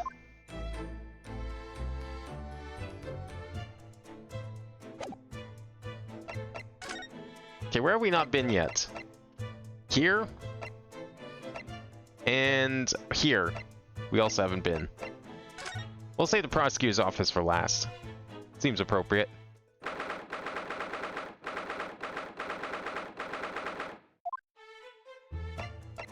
Is there anything else we can even find here? Didn't we, like, examine all this? Photograph of Mrs. Vigil.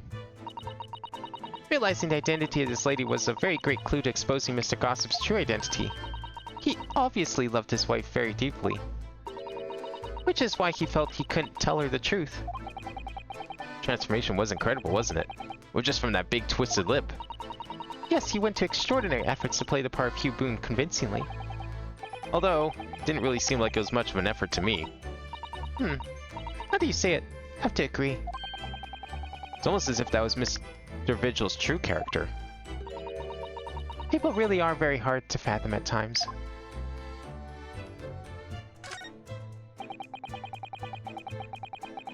There are details of cases stretching back over 10 years on this noteboard.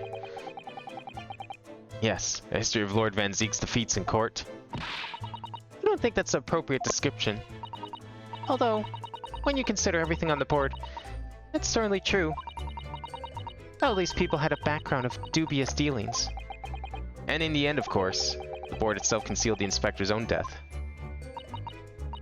Oh my. It really doesn't bear thinking about.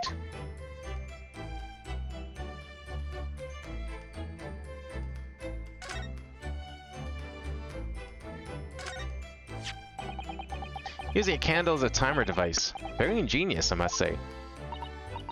Yes, the culprit arranged it so that the firecracker would be set off at 5 o'clock, and then left. So that loud bang was heard at precisely the moment Lord Van Zeeks arrived, yes. If only he hadn't picked up that gun from the floor. Something you probably told yourself once upon a time, I imagine. Yes, I've learned that lesson by bitter experience. I would have turned in and ran for a mile for sure. Which may not have done you any favors either.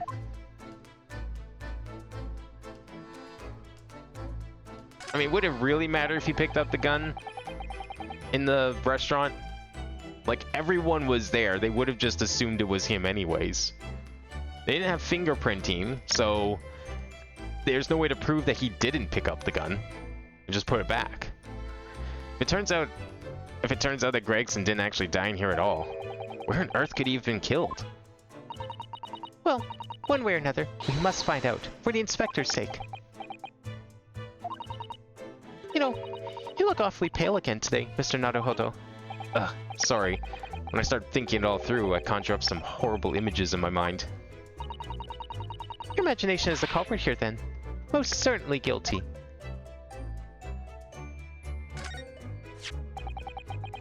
Catches your eye as soon as you enter the room, doesn't it? Such a bright color, it certainly makes an impression. Yes. They can't possibly commit any crimes, can they? I mean, redheads stand out like a sore thumb. I'm afraid with our jet black Japanese hair, we stand out almost as much here in London. I suppose that's true. You mustn't think of committing crimes, Mr. Naruhodo. I wasn't. Why? What the fuck is that conclusion? Never imagined that this little figurine would turn out to be a watch winding key. I suppose it's a policeman because the pocket watch was a gift from Scotland Yard. Seems there's much more to Inspector Gregson than we ever realized. He was clearly a brilliant man. And that's the fish and chips that threw us off. I feel as though we ruined his image. I really don't think we should blame one of Britain's staple cuisines. But think about it. Imagine if it was Mr. Sholmes. How would you feel if instead of that old briar pipe that's always in his hand, Mr. Sholmes had a bag of chips? Rather disappointed, if I'm honest. Exactly. I feel like in this day and age it would be reversed, though. Like, if someone's eating fish and chips all the time, that'd be, like, give a better impression than someone smoking a pipe. This revolver. Just who does it belong to? Well, notes of the type issued to members of the police force and judiciary. But Gregson's own gun was found on his person. And of course, Lord Van Zieks has admitted to losing the firearm with which he was issued. Such absent-mindedness. Not dissimilar to you, Mr. Naruhodo. I'm starting to think the cold, hard prosecutor and I could become friends after all. Then I wish you every success. Because I don't think she's going to be supporting you. Alright, guess we're going here after all. I feel like we're going to have to come back to the crime scene later.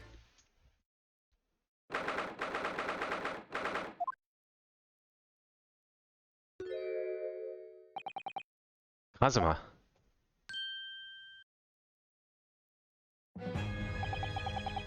I thought it wouldn't be long before you paid me a visit to Ryunosuke. I was right about what I said, wasn't I? Sorry? That you have all the makings of a great defense lawyer.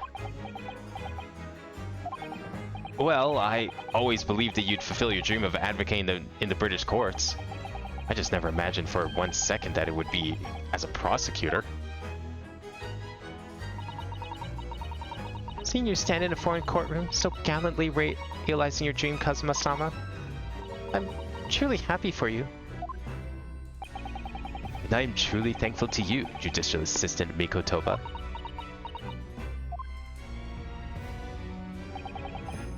Ryunosuke, I always thought that it would be fun for you and I to shake up the British legal system a little together. This isn't quite how I envisaged it, but I suppose it's just another twist of fate. I've learned a lot of things during my time in London. About how Sasato-san's father was himself a visiting student here once, along with Judge Jigoku. And yet, about what happened with your father. Then you'll have no difficulty understanding why I had no choice, why I had to find a way to get to Britain as a visiting student myself. I want to hear it from you, Kazuma. As you wish, Ryunosuke Naruhodo.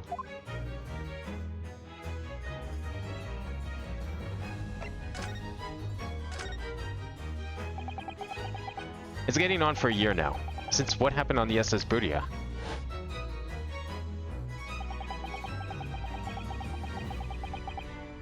We're heading across the oceans from Japan to Great Britain. When a bizarre series of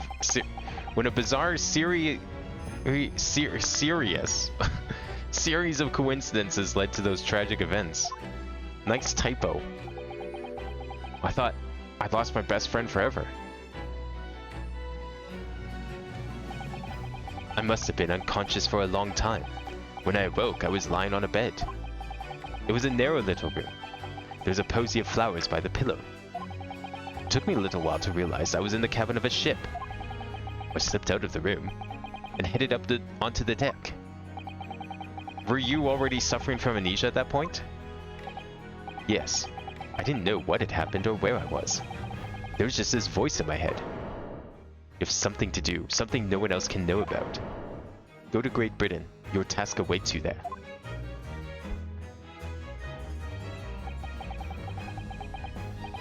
It was a calling I couldn't ignore. I compelled me relentlessly. Out on deck, I saw that I was on a huge steamship and we were docked at a large port. Must have been Hong Kong. Yes. Yes, it must have been, presumably just before they were due to carry your body off of the ship. I had no idea of the situation, but I did have the feeling that this was in some way my last chance. So I concealed myself among the disembarking passengers and went ashore. Well then, I disappeared into the crowded streets of that foreign port city, so I could plan my onward journey to Great Britain.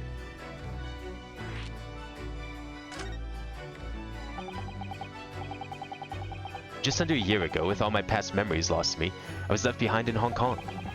Everything was foreign to me. The sights, the sounds, the smells. My head reeled. I was truly at a loss. I realized now that I had escaped as a dead man, with nothing but the clothes on my back. No money, of course. Oh, how terrifying for you. Luckily, though, I had 2 feathers in my cap. One being your knowledge of English, I suppose. That's right. And on the back of that, I was able to pick up some work as a deckhand on a cargo ship. Eventually, after calling at countless ports, I finally arrived at Dover. That must have been some 3 months ago now. Your formidable tenacity of purpose showing itself again. I mean, the man had lost his memories and literally nothing to his name. But he still managed to make his way to London on the opposite side of the world. Of course, I had no idea why I'd moved to heaven and earth to get here at that point. So, how did you end up becoming Lord Van Zeek's apprentice then? That can only be called an extraordinary stroke of luck, really. You see, I was stopped at the border because I had no papers. They took me straight to Scotland Yard. By sheer coincidence, Lord Strongheart was there to attend a meeting. That's when the second feather in my cap came into play. Would that have been your knowledge of the law? Yes, exactly. Lord Strongheart was curious about an Easterner with intimate knowledge of British law. He took me back with him to the Supreme Court and assigned me to the prosecutor's office. And then, 9 days ago, you finally got your memory back after the trial involving Trevor. Yes, I did.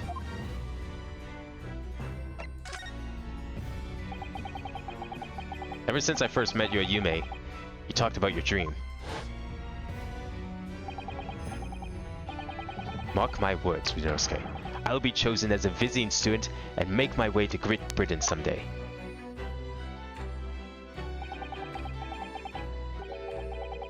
Did you know the entire time about what happened to your father here? 16 years ago.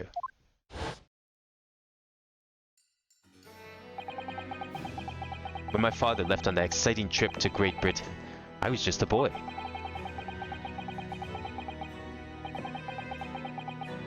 We took a photograph together the day before his departure. It was my last memory of him. But what I remember most about my father is his unswerving sense of justice. The 6 years after he left, a gentleman called at our family home. He told me that Genshin, my father, had been taken ill in England and passed away. It was Professor Mikotoba, your father, Susato-san. Oh my. Ever since then, the professor was very good to me.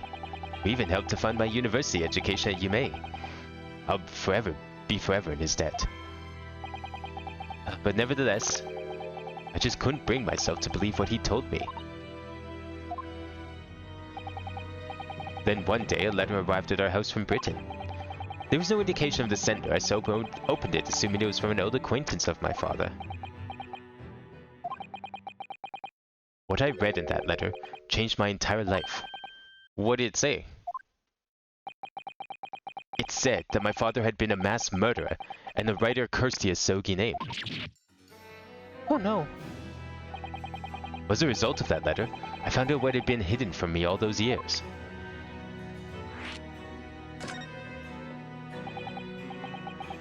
And presumably, the letter was sent from a relative of one of the victims. if whoever had been a member of the judiciary, or he could have been present at the closed trial.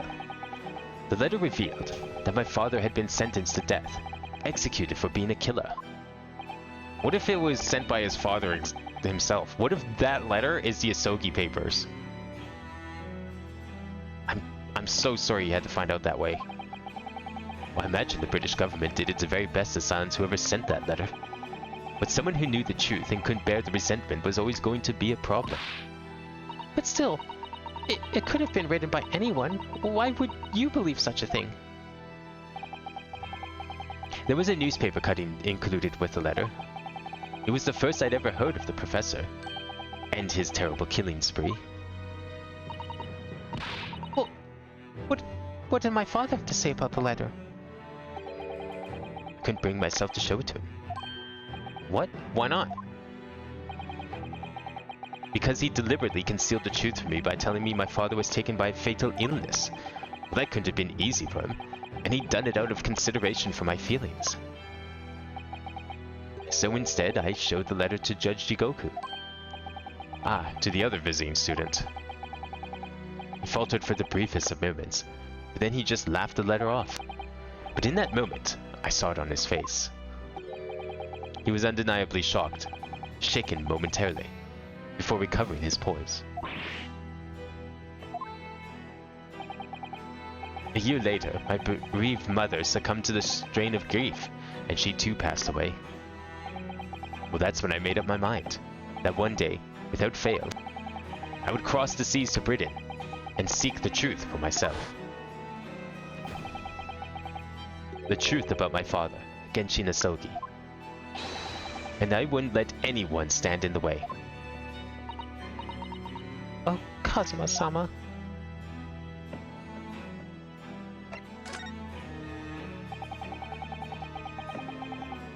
What we learned from today in the court turned out things completely on their head. It was an impressive piece of lawyering, Ryunosuke Naruhodo. Lord Van Zeeks isn't the Reaper, you know. I almost don't want to believe it myself. But it turns out that Inspector Gregson himself, the victim, was. It's clear that the inspector was behind the Reaper's activity all along. What? You mean you knew? The real question is, who's been giving orders to the inspector? Oh. Didn't even think of that. Yes, Baroque Van Zeeks is the real Reaper. And I know that 10 years ago, it was him who decided my father must be a mass murderer and sent to his grave. No, he was merely seeing that justice was done as the law dictates. He's not to blame. Ultimately, it's people who condemn people. The law is just a tool they use to do it. And when a man condemns another, he must take responsibility for his actions. Of course he must. But I know for certain that my father would never have taken another man's life. Kazuma. On the contrary, my father's life was taken by the Reaper. You have anything we can present him? Or I could, what if we show him the papers? Oh, okay. Not the response I expected. I expected him to actually react to it, but okay. Maybe he'll react better in trial.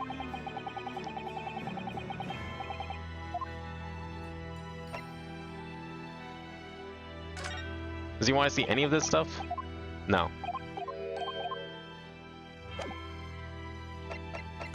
Okay, where else can we go then?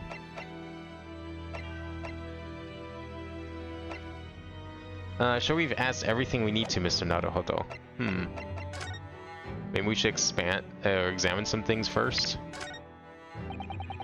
Lord Van Zeek's fine collection of hallowed chalices and bottles, all neatly lined up.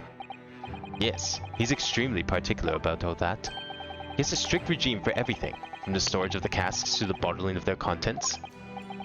Gosh, he must be having a really tough time of it being his apprentice. Actually, no. Oh? He's so particular about it all, he refuses to let anybody else touch any of it. So it's been quite easy for me, in fact. Talk about weird. Maybe it's his hobby. Maybe he just likes bottling wine. There's Lord Van Zeek's incredibly stylish desk.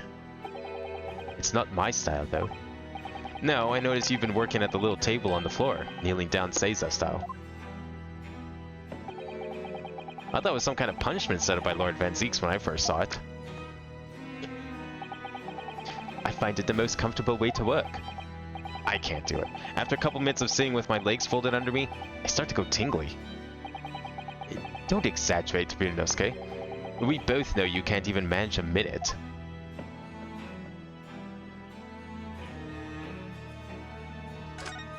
I've tried working like that a couple of times. It's comfortable for a little while, and then you have to change positions. What the? It's a scale model of the crime scene. Oh, yeah, I realize that.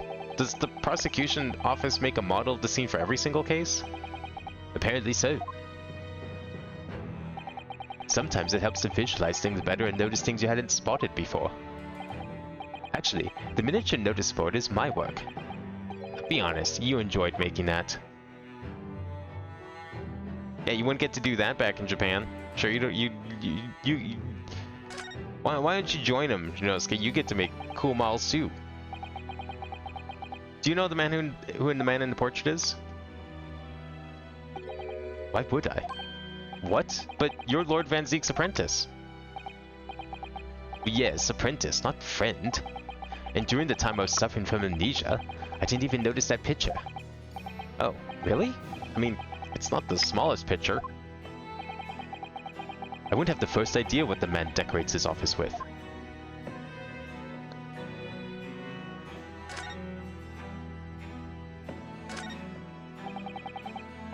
Casks floor to ceiling, just like the last time we were here. Hallowed barrels, I suppose. They're arranged according to vintage, flavor, and region. Every week, they're all taken out and put back in order. What? Every week? Lord Van Zeeks can't seem to settle on the perfect way to arranging them, you see? Vintage, flavor, and region don't neatly coincide. Well, that's the trouble. Gosh, being his apprentice must be a real challenge. Actually, no. Oh? Well, he considers the task too important to entrust to anybody else, so he does it entirely on his own. So he's a barrel of laughs here and in court, then. Don't let him hear that.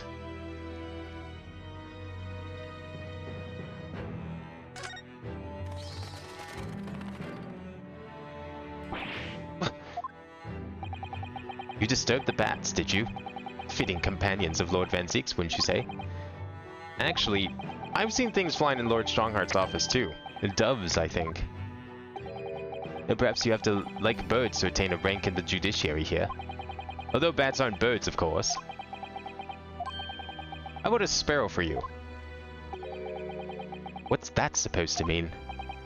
Oh, nothing. Sorry, just thinking out loud.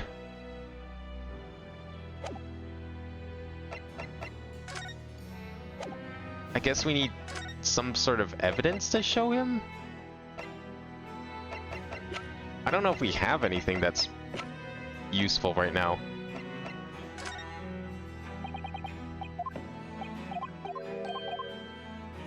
Maybe we'll come back in a bit.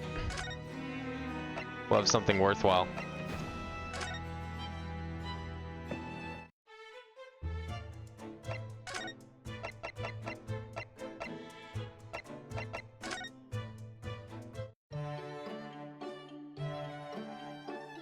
Huh. Okay, well now the fun part of the game of figuring out what the fuck did I not click on yet.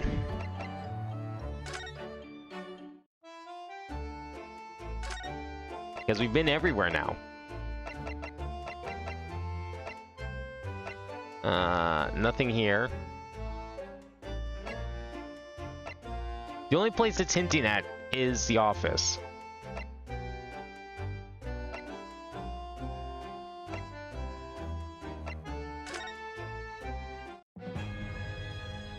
But there's nothing left to converse about, right? Yeah, so it means we have to present something. I guess we could just start going through some of the evidence here.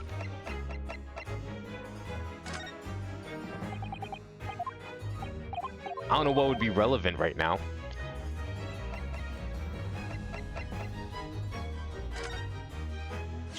Oh, here we go. This actually kind of makes sense. I was thinking because we wanted to talk to Sight's kid. Maybe he'd be able to connect us because of the suspicious, incomplete autopsy.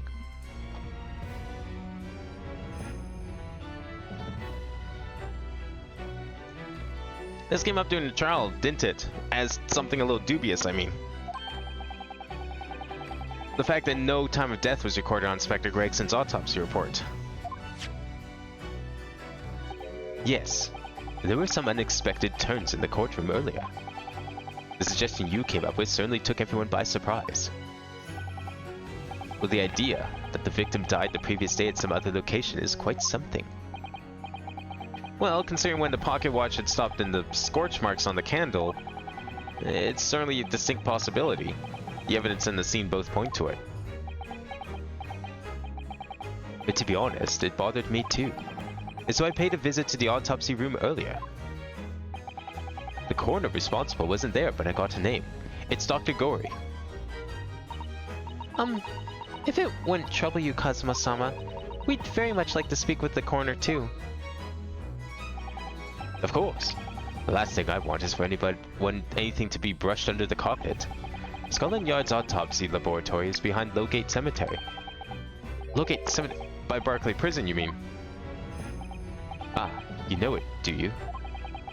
The prison where my father was incarcerated and robbed of his life. Kazuma-sama. Well, thank you. We'll pay a visit to the laboratory later today. Here we go. Ryunosuke, I want to thank you. What for?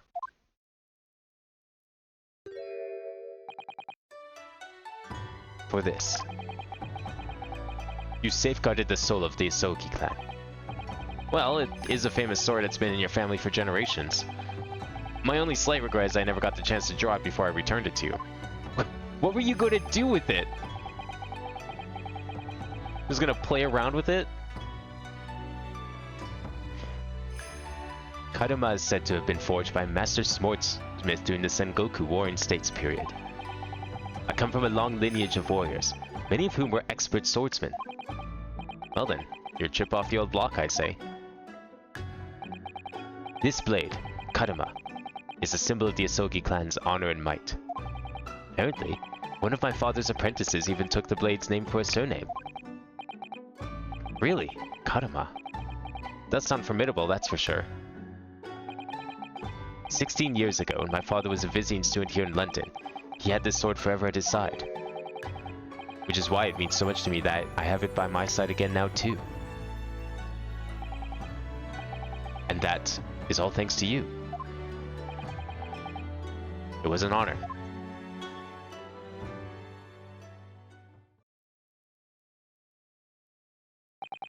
Now, I have preparations to make for tomorrow. Perhaps I said a little too much. Kazuma, you've changed. No, Ryunosuke, I haven't changed at all. It's you who's changed. I can completely understand your resentment of Lord Von Zeeks when given what happened.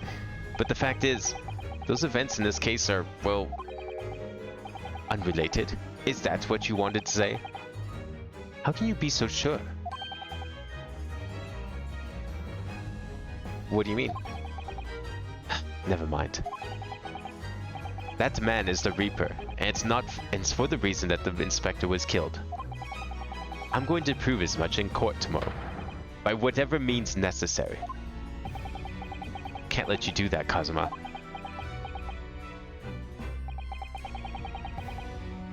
I know you'll do what you have to as a lawyer. But I'm sure I don't need to tell you that I won't be taking any prisoners in the courtroom. Well, no, I sure hope not. You'd send them to jail like a normal person. I would expect nothing less. Until tomorrow then, in the Old Bailey.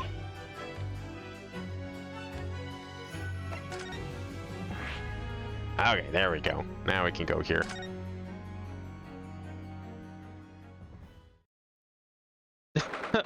Somebody's been busy.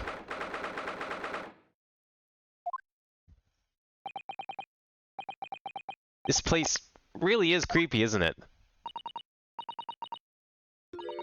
Well, being a dead room, it's probably full of the spirits of the dissected.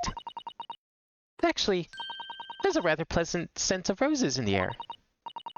Well, being a dead room, the coroner probably needs a bold scent like that to mask the odor of death. Iris, do you think we could change the subject?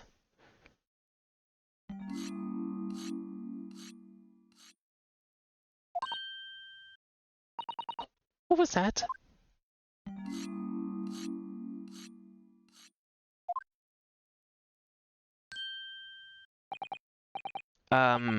Dr. Gory?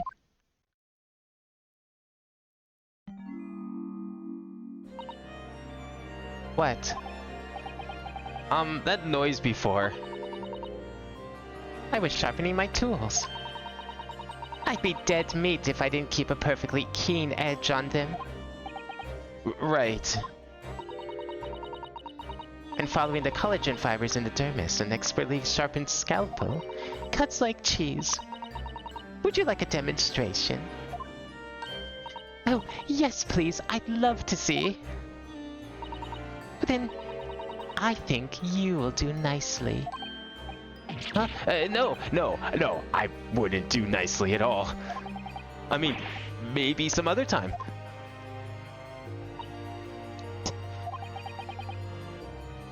Was that a tut? Well, we came to ask some questions, so... I think we'll examine first, with all these new renovations here. Those large jars seem to have pale things floating around inside them.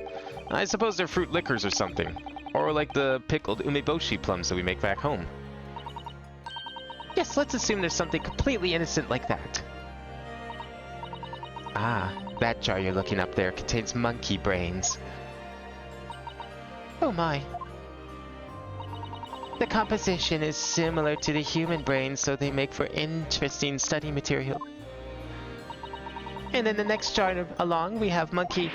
No. No more monkey things. Anythings, please. If you say so. Oh dear. Time when I still thought it was just some pickled umeboshi plums. Seems so long ago already.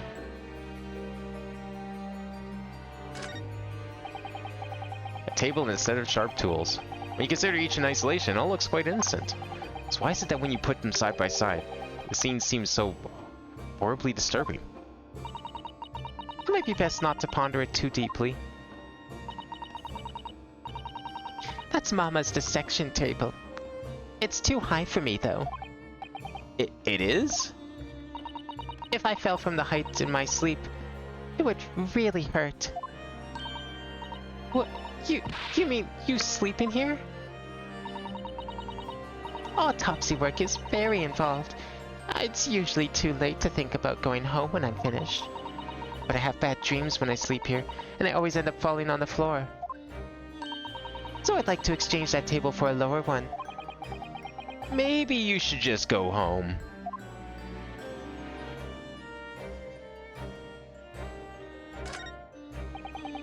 Look at all the bottles on the shelves in these cabinets. What an assortment of chemicals. Those ones here are labeled highly toxic. Ugh, that's worrying. Because there are also things that look like salt and pepper shakers in there. Oh, yes, and they actually say salt and pepper on them. The doctor probably spends a lot of time in this room, I suppose. Perhaps she has meals here sometimes. Well, life goes on, even when you're surrounded by death. What, no witty comments from the doctor herself? This looks different to before. Of course, Mr. Naruhodo. Miss Gory's a young maiden. She has all sorts of charming little dolls and the like around her place of work. Look. Oh yes, you're right. Perhaps he's not so strange after all. They're how I practice. Sorry? Mama always says that operations and dissections require speed and accuracy. So I take out my needle and thread and stitch 3 new dolls every day. Okay, that's very different practice than I was thinking. Ah, right. I used to make livers or kidneys or intestines. But Mama told me to make something more friendly instead.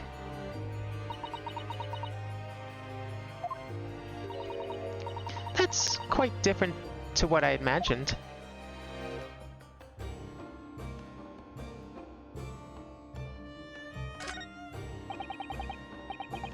Oh, look at this. What a magnificent display case. The cherry wood has been polished to a high sheen, and the intricate carving is a joy to behold. Western cabinet makers really are very skilled, aren't they? It's 10 people. Pardon? It's made from the bones of 10 different people, all mixed together.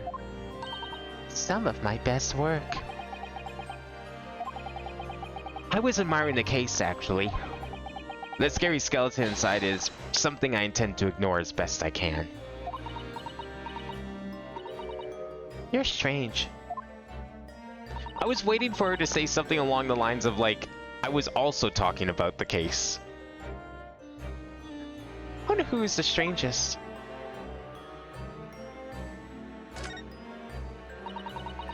That looks like an owl and a crow up there. I know, they haven't even twitched since we came in here.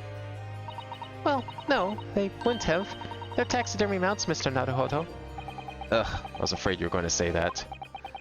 Been trying very hard to tell myself they're just sleeping with their eyes open. Yes, I think that's perhaps wise to put something like your Daruma stall on display in the office instead.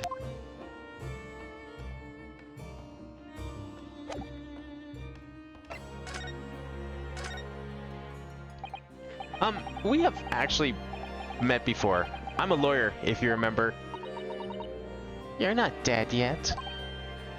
What? So Mama said I wasn't to cut you open. She's so strict about things like that. Well, good. Dr. Scythe has some scruples, at least. Oh dear. It looks like she's not interested in talking to us, for the time being anyway. For the time being? You mean until we die? I hope that's a ways off. Yeah, but we need to talk to her now, so, who's volunteering? Sorry, but I wasn't planning on dying anytime soon. Surely there's some less drastic way of making her listen. I mean, we can present something?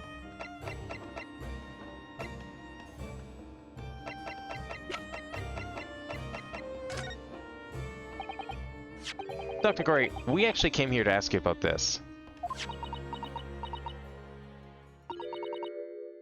It was very good. Good? Sorry? His skin didn't snag my blade once. And very little mess. His joints dislocated easily, and his muscle tissue was a pleasure to work with. Well, we can skip those details.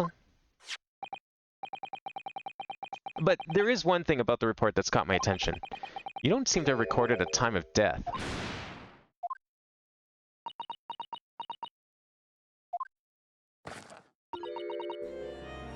I was just gonna say, I wonder how long it's gonna be before she takes her mask off. I was not expecting, like, right now.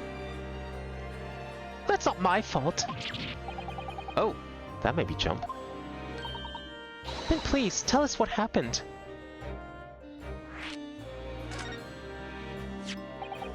So, why doesn't this autopsy report include the victim's time of death then? Really, it's really the most crucial detail. I was told not to write it. What? By whom? Mail Strongheart, the Lord Chief Justice. He came here. Lord Strongheart came? He said that from the witness statements about the gunshot and the other evidence, it was obvious. The man clearly died at 5 p.m. on November 1st, when the gunshot was heard. That's not the time of death you wrote in the report. You didn't write anything. Was there some reason you didn't include it?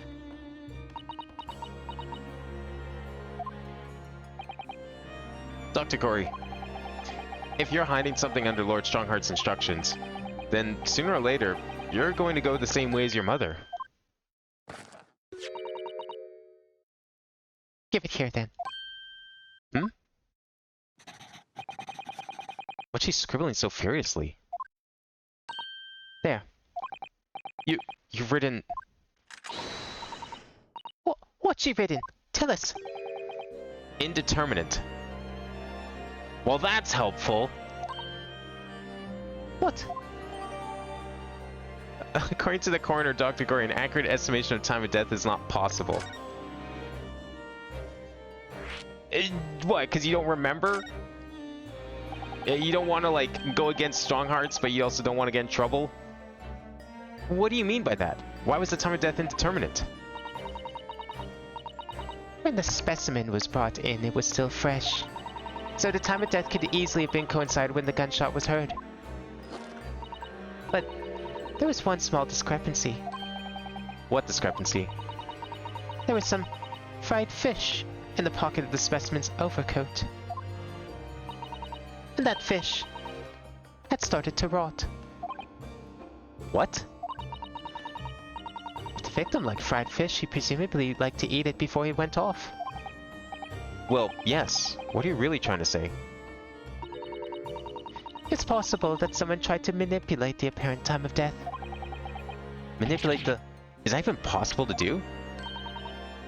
Theoretically, if you were to chill the body in ice, you could delay the onset of putrefaction. And if the overcoat wasn't on the body at the time, Then only the fish would have started to rot. with today's science, it's not yet possible to determine if the body was chilled or not. But today's science is advanced enough to let you freeze a corpse, it seems. Had some serious future tech right there. But surely, to chill a corpse like that would require an enormous electrical refrigerator. And I don't imagine many households in London are equipped with such a device. No, definitely not. But maybe in a factory, or some other special places. I don't recall seeing any factories or such like on Fresno Street, though. I wonder if the inspector's body had been chilled somehow. What might the actual time of death have been? I couldn't say for sure. But at the moment, it might have been a day earlier. No. Just like we thought. In other words, it would corroborate your previous deduction, Mr. Naruhodo. That Inspector Gregson was killed a day before his body was discovered, at a different location. Did you inform Lord Strongheart of this possibility? He simply said there were no electrical refrigerators of that size in the vicinity.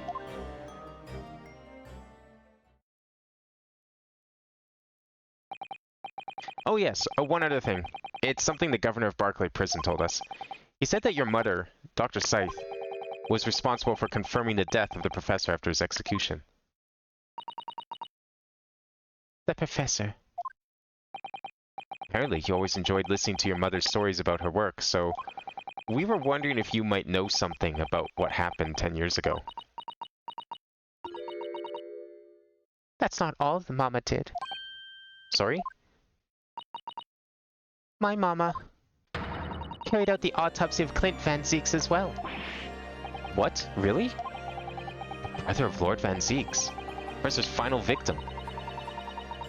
The idea of carrying out an autopsy on a member of the aristocracy was completely unthinkable back then.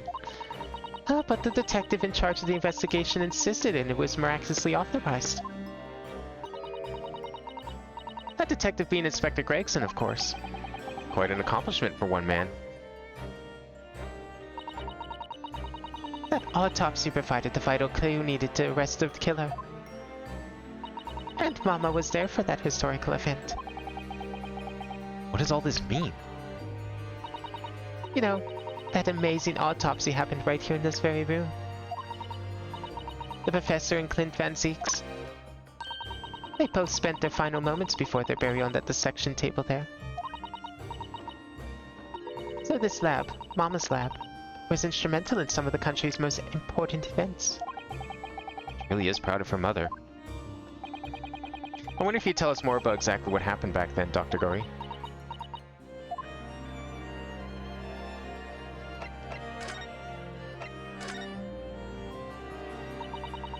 The professor's execution was Mama's first big case. She had to be in attendance at Barclay Prison's execution chamber and signed the certificate to confirm the victim's death. Mama is the best coroner in the world, you know. I was so proud of her. But the execution didn't actually take place. No. And worse still, Mama actually helped with the jailbreak. I didn't want to know. Oh dear. You found out recently, you mean? I believed in her, in Mama. But now I wonder if I'm starting down the same path as her. You mean because you omitted the time of death on this autopsy report? But that's because Lord Strongheart forbade you from including it. Just like Mama. I'm sure she was cursed by somebody too. Yes, that's my feeling as well.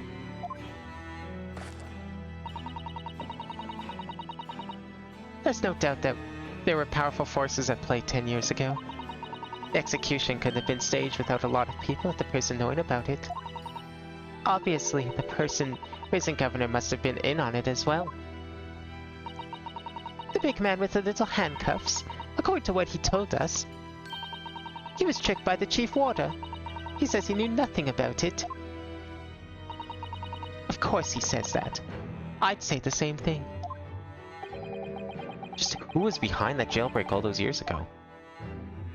Everyone's like denying each other's stories. I feel like everyone doing that is probably have something involved with it all. They're not entirely innocent. But the real question then becomes, who's the most guilty? You mentioned the autopsy of Clint Van Zeeks.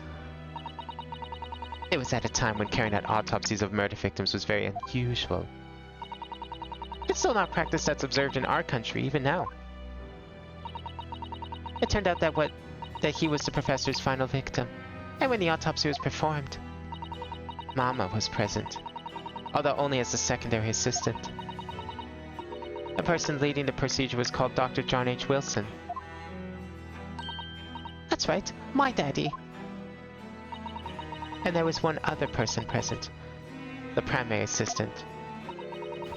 He was a visiting student from the Far East. Wait, a visiting student? It must have been my father, Eugene Mikotoba. I had no idea Professor Mikotoba had been involved in something so important. But the outcome of that historic autopsy was the discovery of a vital piece of evidence that led to the capture of the professor. So that's how they came to identify Genshin Asogi as the infamous mass murderer. Do you happen to know anything about the piece of evidence? Can you tell us any more?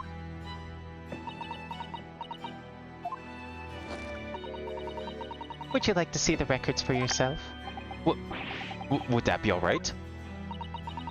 What's the point of keeping records if people can't look at them? They're filed under V at the back of those cupboards, with the other records from last decade. Thank you. Let's see. Van Zeeks. That's strange. What, Mr. Naruhodo? They aren't here. There's nothing under Van Zeeks. Would it be under V and not Z? It must be. Perhaps somebody took them away? No. No one's allowed to take documents related to the professor case out of this room. But you're right. They're gone. Well, when was the last time somebody looked at them? Do you remember? It was... Oh, yes, I remember now. It was 2 years ago. A consulting detective came one day saying that he'd like to see the records. No. You don't mean... Are they buried in Sholmes's, like, leaning tower of documents? Herlock Sholmes was his name. Deep down, I knew that was coming. Do you think he stole the records? Oh no, surely not. Iris, that can't be right, can it? Nah, he probably just forgot. We know how he is. Iris? Oh. Maybe he did. Bruno. I hope you don't mind, but What is it, Iris? I've just remembered something very important I have to do. I'm going to have to leave you now. Wait. You took the records and misplaced them. Okay, that makes even more sense. Oh, this is very sudden, Iris. Well, we'll come with you then. Oh, no. There's no need. You and Bruno can take your time here. Bye for now then. Good luck. Wait a minute, little girl. Me? I remember now. You've been here before, haven't you? Have you, Iris? Yes, 2 years ago, when that detective came. You were with him, weren't you? You were a living specimen then, too. Well, I mean, I sure hope she wasn't dead back then. That'd be a little awkward now. That's the way it usually works, yes. Was I? Oh, I really don't remember. Anyway, sorry, but I must dash. Wait, Iris. I'll brew up a pot for you when you get home. What's the matter with her? She's behaving really strangely all of a sudden.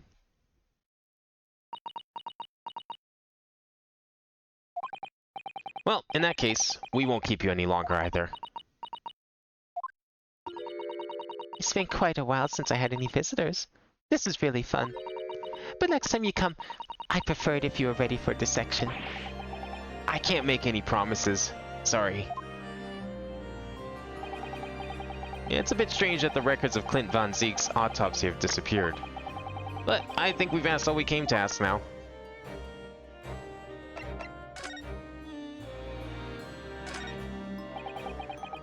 Let's have a closer look at this. Then again, let's not. At least not while she's armed.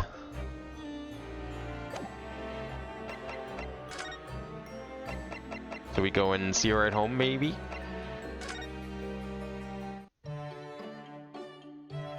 No?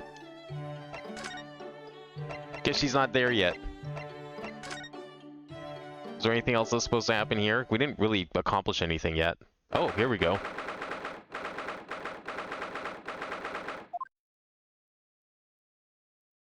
Yeah, that case wasn't here earlier. The police are still busily investigating the air in here then. But Gina's nowhere to be seen. Where is she? Yeah, it has been blissfully quiet, hasn't it? Perhaps she's out investigating on her own, practicing what her boss taught her. Well, I expect she'll be back before too long. Shall we wait? Actually, there's something different about this room since the last time we were here, isn't there? We could always use the time to investigate more thoroughly.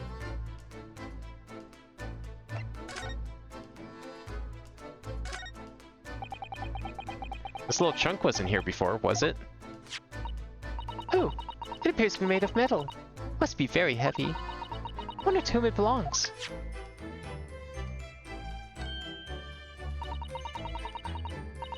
There's some initials on the outside, look. TG. Let's ask one of the policemen if they know how it came to be here. Boy, what do you think you're doing? That's my trunk, that is. Hands off. Gina. Now, the last time she claimed something was hers, we had to go to court over it. Where were you hiding? I don't know. They leave something untended for a few seconds and every Tom, Dick, and Harry's got his greedy eyes on it. Just a wild guess, Gina, but What? Spit out, Otto. is it fair to say that you've only owned that trunk since this morning's trial? What? What are you trying to say? Come on, his trunk goes with me everywhere. Always has. Where have you been the last year? Trying not to incur your wrath, mainly. Also, if it goes with you everywhere, then why wasn't it at the trial a year ago?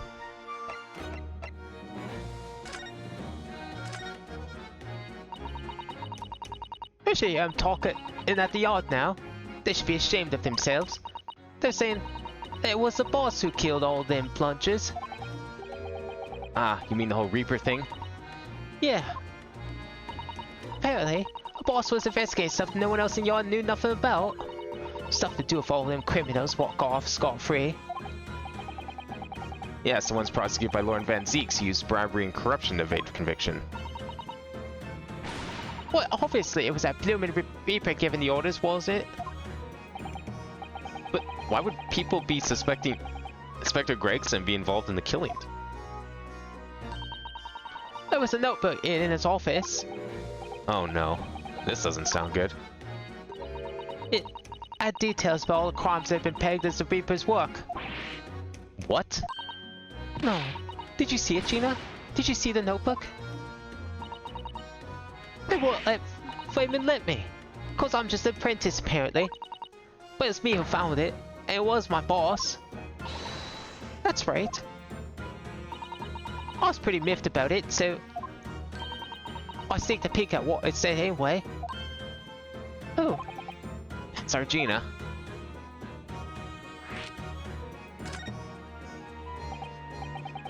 So you managed to see what was written in Gregson's secret notebook anyway, did you? Well, I see it. It's my right to read what he wrote. And what had he written, Gina? Dates, times, places, names, and a long list of him.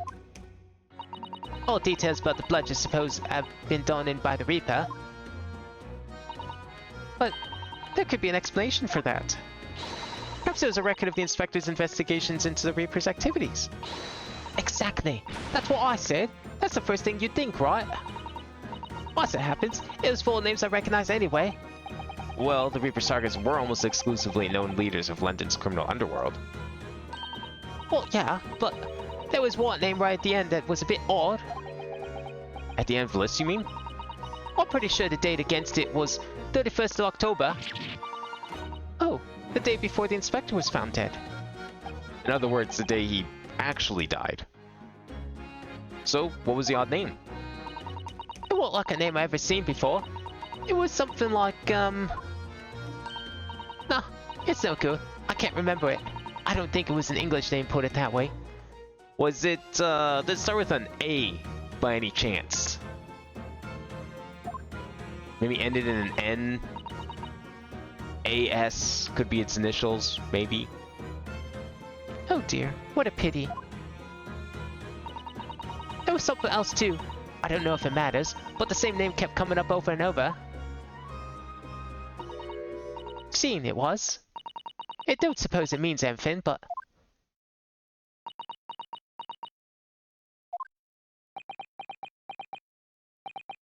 Did you say Sheen?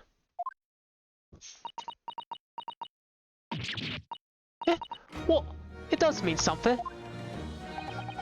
Lord Van Zeeks knew the name too. He mentioned her as well. The woman who actually did the deeds. And now we find out her name appeared in Gregson's secret notebook.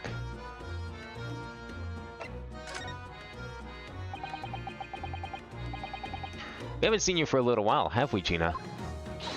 Well, of course not. I've been busy, ain't I? Investigating that. Lads at the yards trying to trace the boss's movements the day before it happened. The day before... That would be the undercover investigation to the Red-Headed League, then.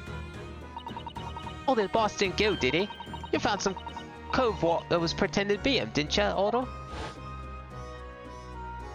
Had good luck chasing his moves down when he had this guy in place of him. Yeah, it was Mr. Vigil who actually went to the park on Lime Street that day, posing as Gregson. Well, anyway, you ain't the only one turning stuff up. I got my own ways of getting results. But me and my partner are together, there's nothing we can't track down. Oh, little Toby, he's such a faithful friend. So, have you tracked anything down then? What you think, eh? Of course we have. Can't tell you though, police business in it. Ugh. Anyway, point is, if you all ever need any help. You know who to turn to, right? Me and the around here. Right, because he looks oh so hellish. Honest.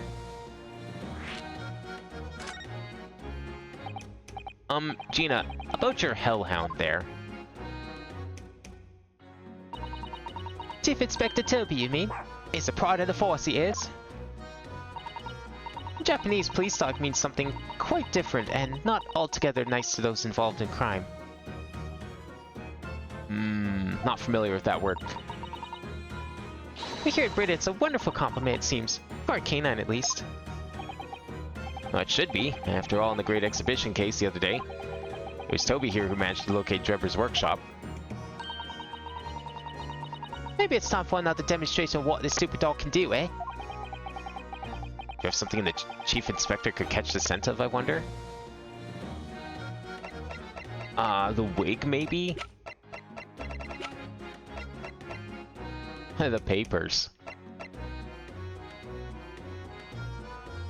Take that! Maybe his ID? Well, Chief Inspector Toby, if you wouldn't mind having a sniff of this.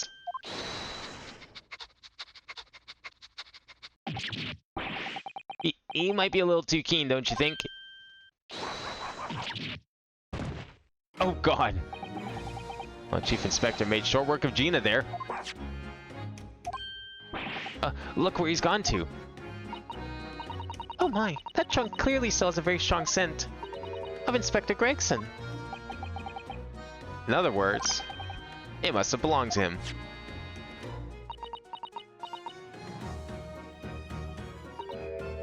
Oh, alright, it's a fair cop, I suppose. And you nearly got away with it too. You always talk so proudly of Chief Inspector Toby's nose and what it can achieve. Did it not cross your mind that he might identify something that was right next to us? Yeah, that was a bit of a bloomer, wasn't it? That's enough now then, Gina. Eh? I think it's time for you to tell us the truth about that trunk.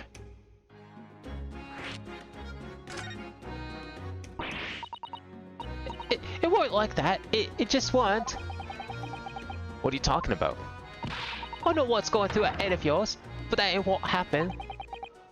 Alright then, what did happen? Well, like I said before, we're trying to trace the boss's movements. So I let Toby have a whiff of the boss's overcoat. And as soon as I done that, it went off like a shot. Straight to that sandwich. To a sandwich? Not to a bag of chips? Mr. Naruhodo, I believe Gina means the witness.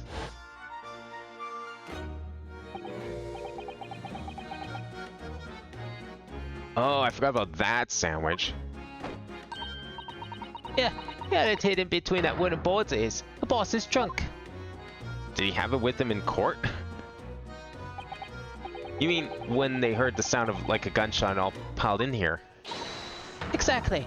It nabbed it from the scene. Goodness. Me and the Chief Inspector gave that sandwich a good grilling, and you know what he said? I thought it might fetch a good price. That shop wouldn't be needing it anymore, so... that's all I did. Nothing... Would you Adam and Eve the check of it, eh? Stealing dead boss's stuff to flog. So Miss Venus wasn't the only one to meddle with the scene of the crime then. How could they? So anyway, that's how it happened. It's a pretty decent trunk, so I figured I might as well make use of it. Is there something wrong with that, eh? Well, Maybe you and Mr. Sandwich should try to find the answer to that question together.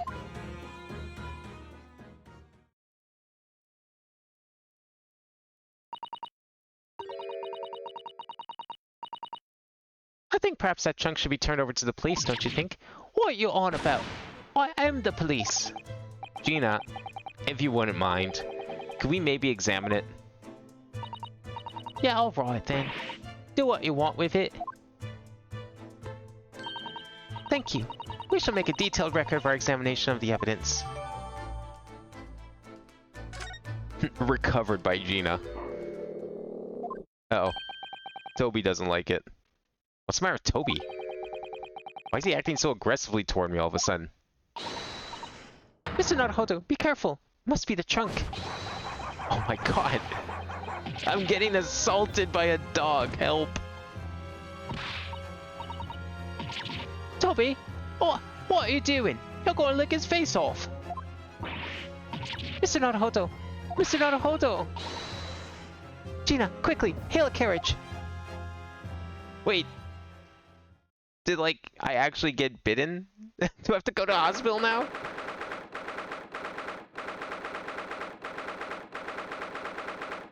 Oh no, we're just back home. Okay.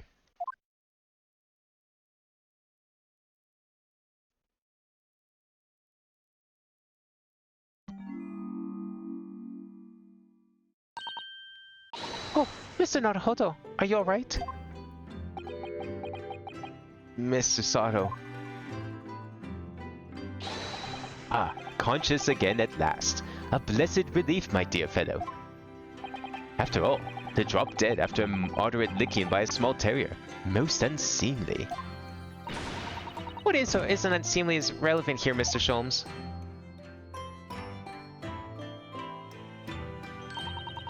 I'm so glad there's no lasting damage. How are you feeling? I'm fine, thank you. Did you bring me back here? What's this on my head? A bandage? Sadly, we had no ice, so that's a compressive sugar water. Sugar water? Don't worry, Mr. Naruhodo. It's a first aid treatment that my father taught me. Oh, well, thank you. So, let us take tea while you're feeling up to it. But of course, no sugar in the patient's cup. Ugh, the bump in my head is throbbing sweetly enough, don't worry. Whenever you feel ready, then. Can I take a look at that box? Is that on our record now? Oh, hell yeah, it is.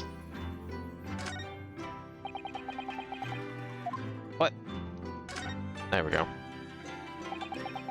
Well, let's have a look inside.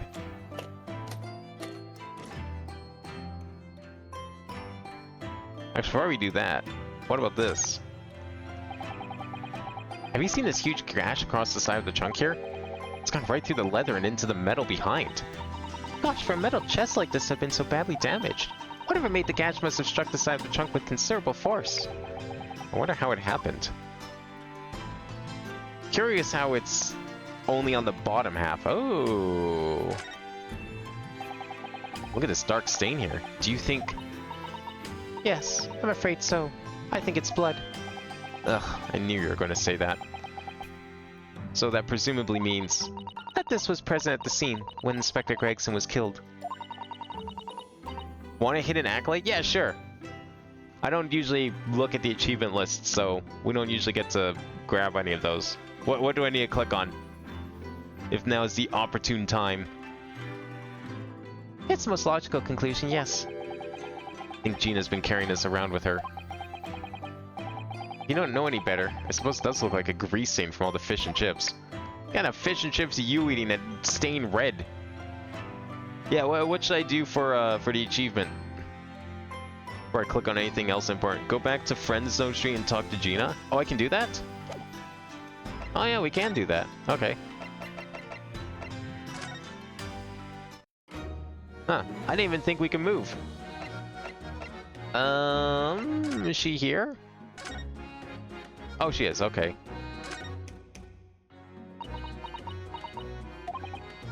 Gina, I'm really sorry.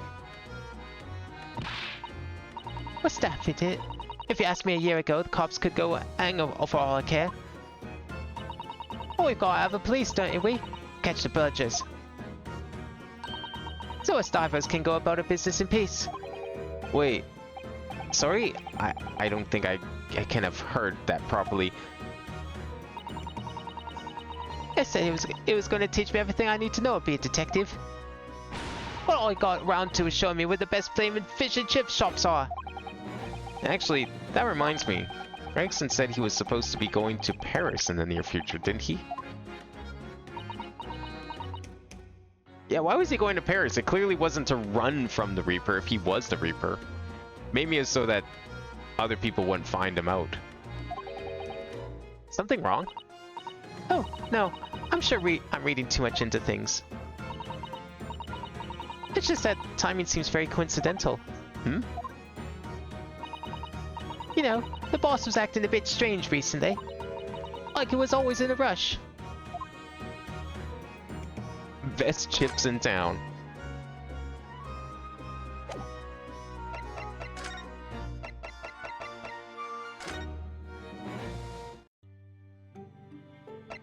Well, I'm hoping she doesn't relapse now that, you know, Gregson's gone. Oh yeah, we were looking at the box first before we start talking to everyone here. I hope we're done soon. This investigation's going way longer than I thought it would.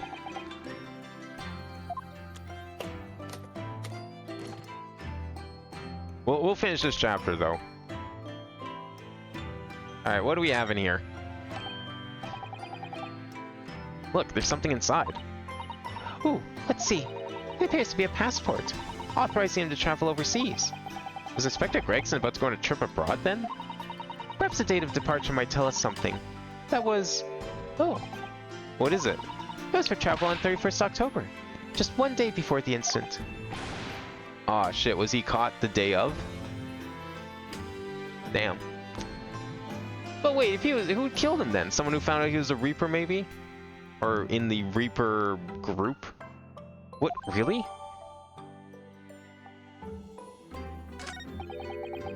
Gregson went to France the day before his body was discovered. Or he was trying to.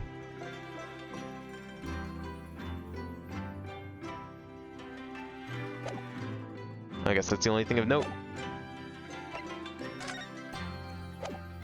How about we just talk to Sholmes instead, behind us, instead of asking what to do? Because I think the answer is obvious. Thank you for your concern, Mr. Sholmes. My dear fellow, think nothing of it. I must say I was quite startled when I heard that you'd been attacked by a dog. For a moment, I feared that infamous murderer of so many had come back from the dead. You mean the professor? Fortunately, I see your prized throat is unscathed. That stiff, turned-up collar of yours obviously afforded some welcome protection. Was I that close to death? All I really remember is the dog licking my face over and over again.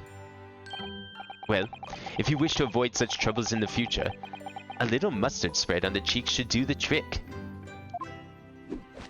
I should think that would balance the sweetness of your bandage rather splendidly. Thanks for the advice. Okay, maybe I will ask her what to do, because apparently... kind of out of options otherwise. Are you alright, Mr. Naruhodo? It's rather unusual to find ourselves here in the middle of our investigations. It's just occurred to me that I might have forgotten something when we left this morning. Please don't worry. As long as you continue to investigate thoroughly, you won't go far wrong. Oh, yes, of course. I must get back to work as soon as possible. Very helpful. Maybe we'll go down and have some tea down here instead of up there. That might make more sense.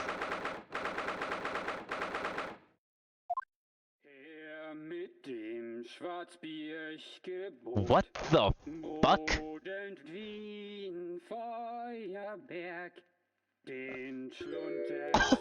What the hell is this scene?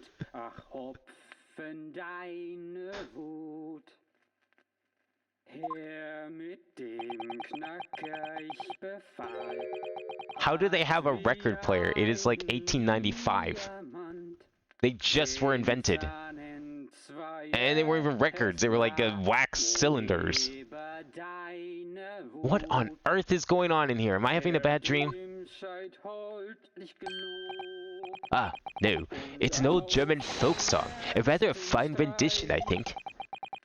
That's the least of my concerns. Iris?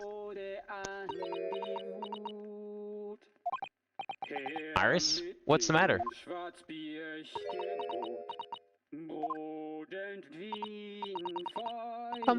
Who's that sprawling, that relaxed gentleman over there?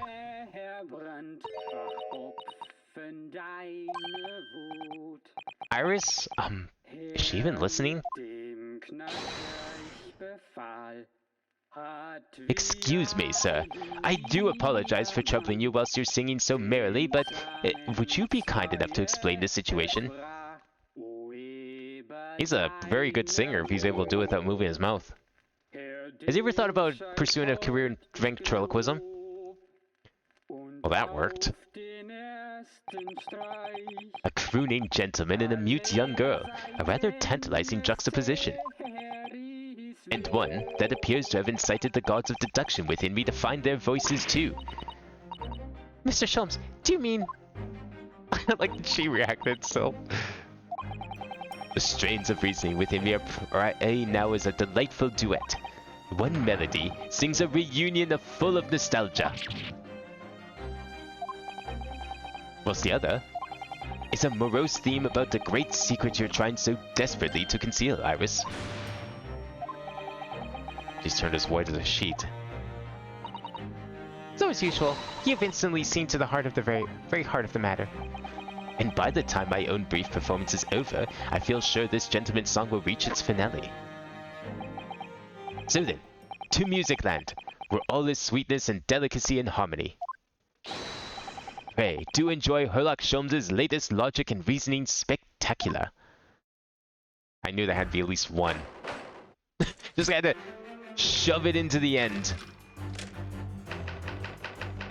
I have a feeling this has something to do with those papers, though, so I'm sure this will be important. Firstly, we consider the gentleman's nationality. Clearly, he's a German with no grasp of the English language. And you can tell that...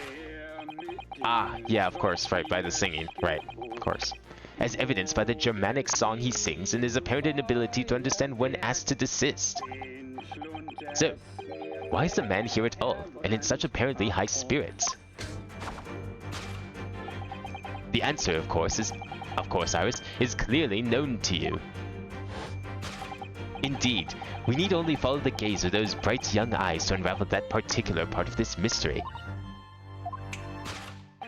Or the reason for the man's mildly irritating warbling is revealed by the herbal tea. You obviously offered our German guest a cup of your latest herbal blend. The tea's delectable flavor has made the man's spirit soar, and resulted in this joyful ditty tumbling incessantly from his lips. I eagerly await sampling the flavor myself, that I may join the fellow in his state of elation. I don't think tea's the only thing that was in that cup. Now, to the next question. Who exactly is this gentleman availing himself so thoroughly of the settee?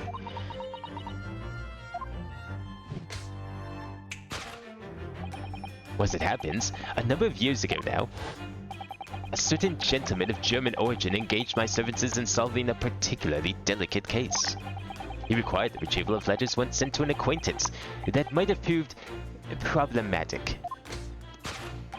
In order to conceal his noble identity, he also arrived in my office in a mask. The gentleman's name was Wilhelm Gottsrick Sigismund von Ormstein, the King of Germany. The King of Germany was in your office. There was the Queen there too. If my memory serves, the mask worn by this gentleman is identical. Yes, there can be no question that mask belongs to the King of Germany. It would appear that His Majesty remembers the fine service I afforded him, and has decided to show his face again, mask and all, in order to express his gratitude. A well-mannered monarch indeed. Wouldn't you agree, my dear fellow? Yeah, phonograph was invented in 1877 in America. Alexander Graham Bell's Volta laboratory made several improvements in the 80s and made the graphophone, which used wax-coated cardboard. Yeah.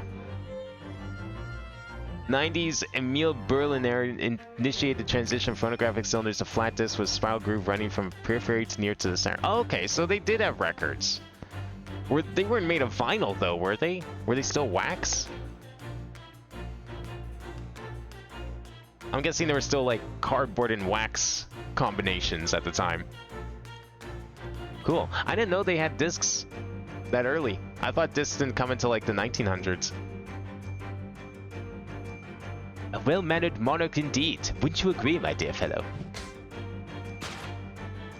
So, the identity of this masked visitor is in fact my former client, the King of Germany.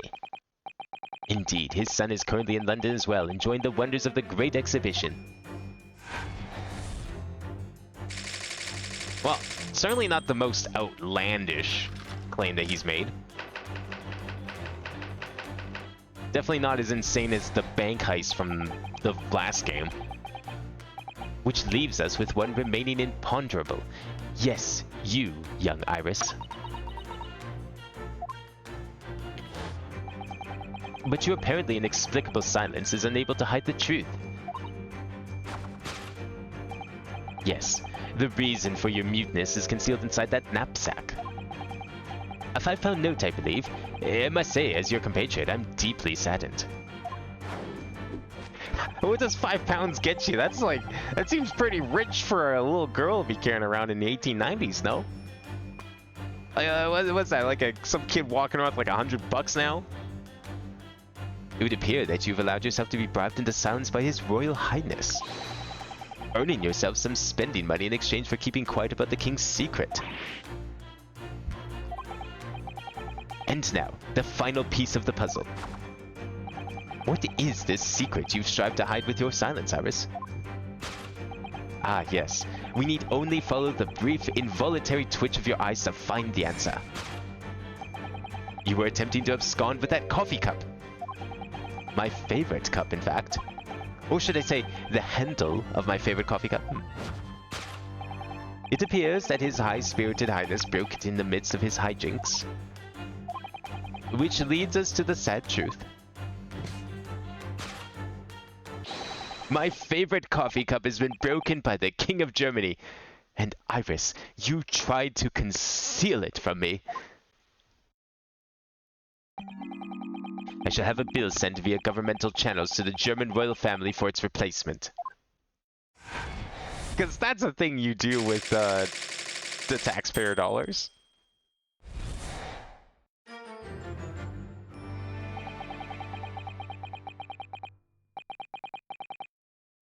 Thus concludes Herlock Sholm's great deduction of this painful puzzle. And then the music resumes. This song feels so out of place because it's like, it's just lyrics, it's a cappella lyrics. Was this like an actual recording or something that they pulled out of the archives for this? Feels weirdly out of place.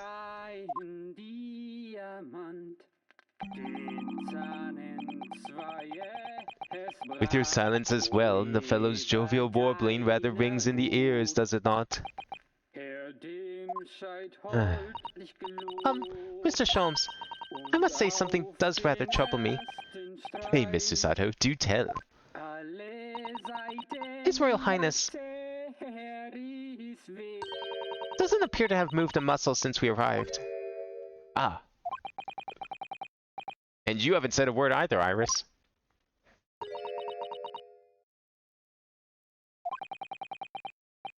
If Mr. Sholmes has it all right, you might as well own up to it now.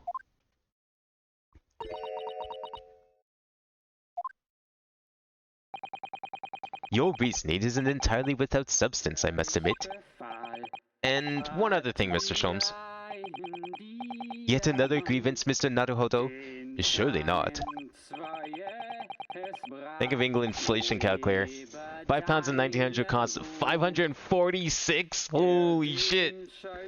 How much is that in like Canadian dollars? I know the pound's like, I think worth a little more. What does that put us at in Canada? Or is pounds?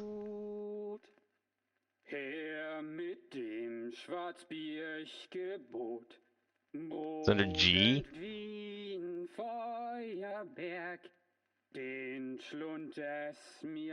I guess we could just do this.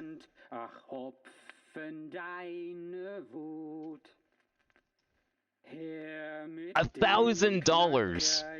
Oh my god! Get his back and eat. It's fucking loaded. $1,000 in her backpack. Yeah, I would keep silent too if someone just handed me $1,000 as a kid. I don't blame her for anything.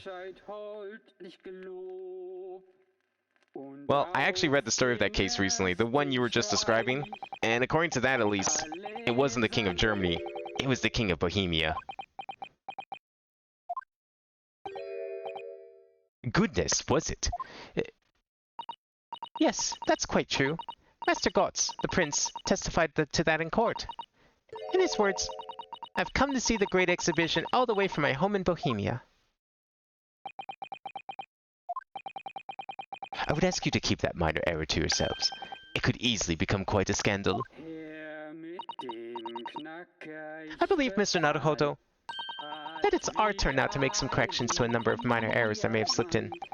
Yes, even Mr. Sholmes is willing to admit he might be slightly wide of the mark this time.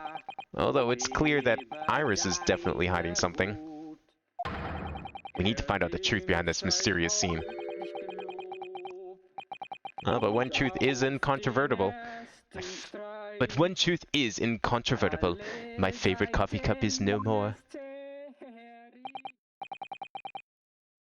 Oh, that's another actual, like, Sherlock Holmes reference. I should read those sometime. You know, actually, I have a couple of access to some of those 3D Sherlock Holmes games. I wonder if any of them are worth playing. Those could be interesting. So, shall we bark again? On a joint presentation of Herlock Sholmes' logic and reasoning spectacular?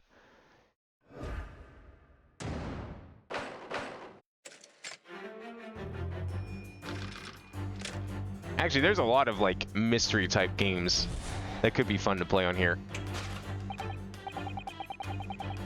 Firstly, we consider the gentleman's nationality.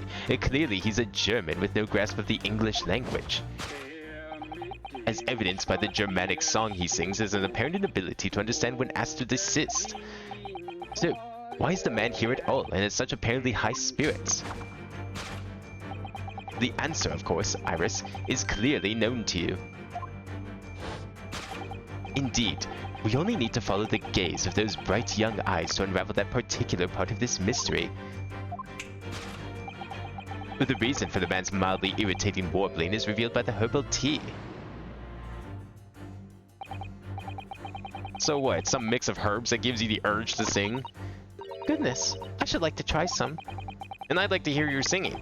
But this man, just how long does he intend to keep up with that tune, do you suppose? As I said, he's been stock still the entire time. If you look closely, his lips aren't moving either. Ah, So I'm not sure what's actually responsible for the spirited singing, but I suspect the answer lies at the end of Iris's gaze.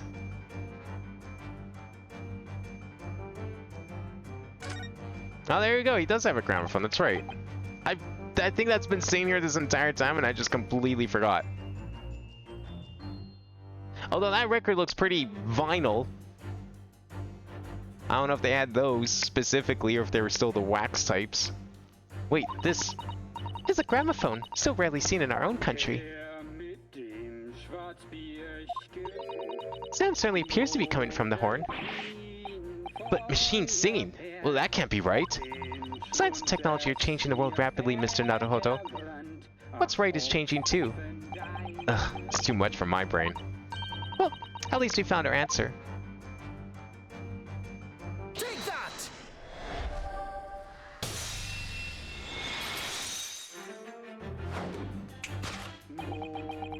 The reason for the man's mildly irritating warbling is revealed by the gramophone. Indeed, for no well-bred gentleman would break into an obscure folk song when making a social call. In other words, this gentleman isn't singing at all. In fact, it would appear that the fellow is unconscious.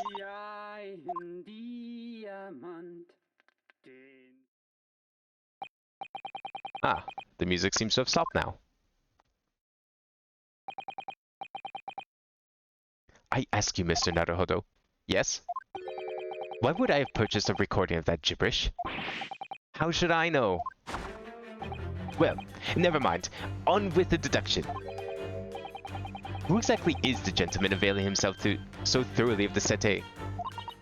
Is that song relevant to the story as well that you mentioned? It does seem like a very strange and random pick for this scenario.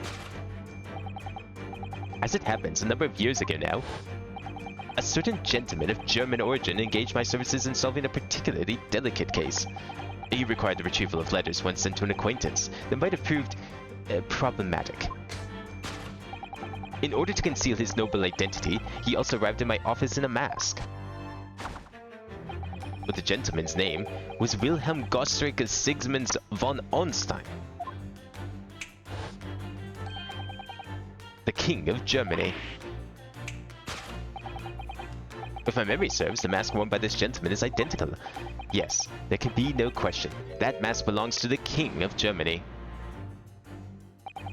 Although we've already established that it was actually the King of Bohemia. It seems Mr. Sholmes intends to persist with his Germany theory for some reason. Come to think of it, the young prince was wearing a mask as well, wasn't he? Master Gotz, the boy whom... Master Gotz, the boy whom you had in tears? Don't remind me. Or anyone else. Do you suppose all members of the aristocracy of mainland Europe wear masks? I'm sure they do. Well, probably anyway. Point is, that mask doesn't belong to any king. No, that's right. As we well know. Because we can identify the true owner of the mask. That mask was... Where is he? There he is. Take that!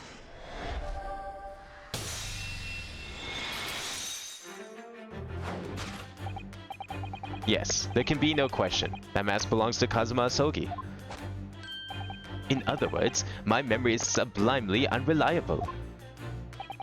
Only you could try to make that sound positive. Kazuma's mask has been languishing on his metal chest for several days. Though that doesn't explain why the gentleman is wearing it now.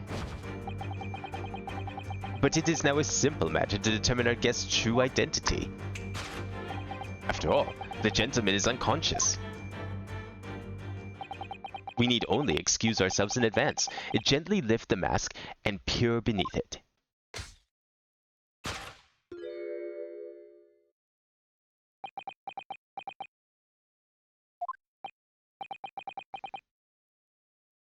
I don't believe it.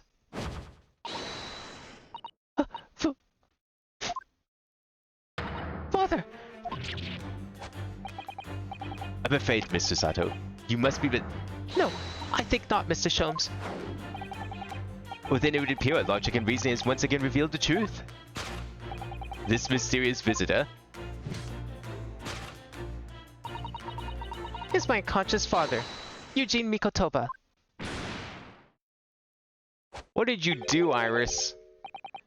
Logic and reasoning, or just looking insane?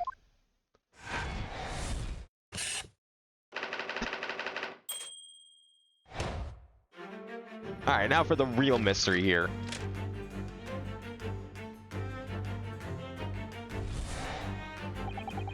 which leaves us with one remaining imponderable. Yes, you, young Iris. But your apparently inexplicable silence is unable to hide the truth. Yes, the reason for your muteness is concealed inside that knapsack. So that's a 5-pound notebook. Okay, no, from Iris's knapsack, is it? Oh dear, I can't be sure. Most money that we encounter is in coin form.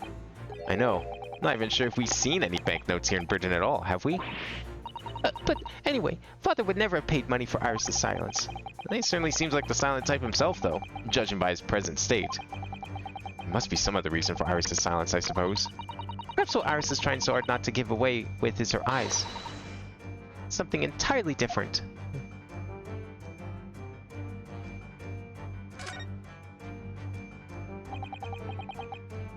Now that I think about it, Iris always wears that little bag on her back, doesn't she? Yes, that's right. Though it's easy to forget about it because you can't see it from the front. There are 2 little felt dolls attached to it as well. Are there? I had no idea. I don't remember ever seeing them before. Is it possible there's always a 5-pound note sticking out from a bag that I just haven't noticed before, too?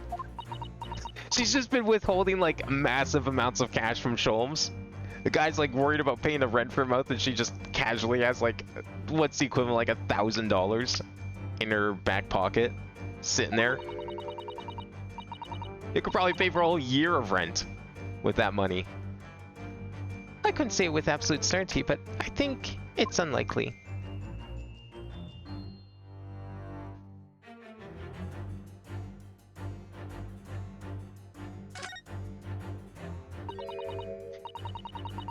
This metal chest? It contains important documents, doesn't it? Yes, details of all the cases Mr. Sholmes has worked on over the years. Written up by Aris's father, if I'm remembering correctly. Aris insists that the chest is kept locked at all times. She's never once shown me inside. Well, its contents are invaluable to her, I suppose, and entirely irreplaceable. But look at it now. The catch is unlocked for once. Ah, so it is. That's hard to ignore. Very. I've never seen that chest unlocked before in all the time we've been staying here at Baker Street.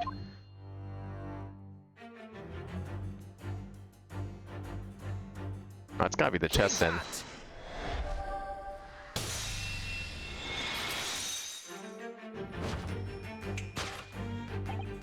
Yes, the reason for your muteness is concealed inside that metal chest. Ah, excellent observation. For upon closer inspection, there is something different about the chest's appearance. It's kept locked at all times, yet now, the catch is open. Evidently, this has something to do with your refusal to speak, Iris. But it's a simple enough matter to incite you to speak, I'm sure. I merely need to open this chest. Here we go. No! Holy, don't!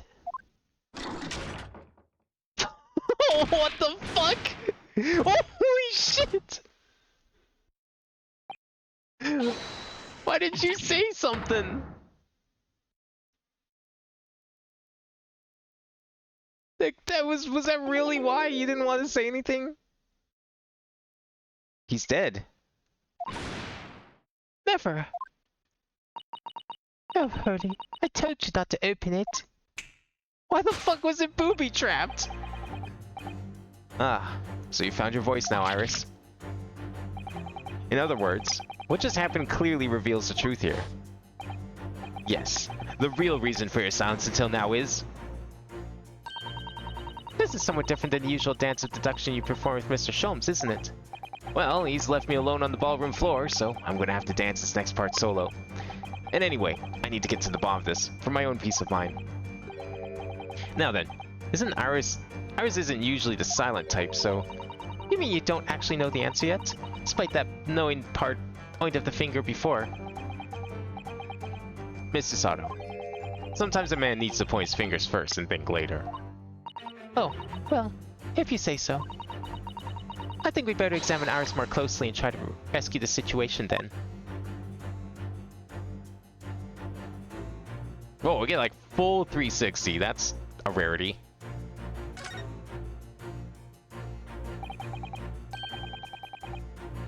For some reason, his knapsack it's really standing out as suspicious today. Oh, is it? It's quite sizable enough for a sizable secret, that's what I say. Perhaps it is, but we certainly can't open it up to look inside without Iris's permission. No, you're right. Who knows what might pop out and punch us. Yeah, after that, definitely. I actually almost didn't see the key because it was covered by the text box. That's a key she's holding. Look. I'm sure that wasn't in her hands before, was it?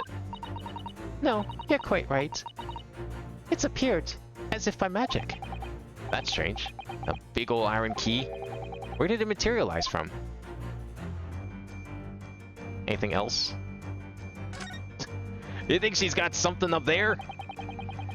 Iris always dresses in these frilly clothes, doesn't she? I always thought this skirt was rather delightful. It's pretty sizable with all those frills. Sizable enough for a sizable secret. You seem to be rather fond of that idea. But you certainly can't go investigating further. Does it look like that's what I was thinking? I mean, look, we gotta consider all possibilities here, okay? Nothing in the background. Take that!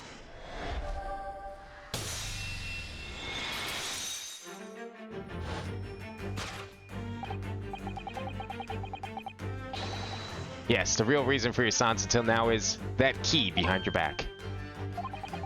When Mr. Sholmes was thrown in the air before,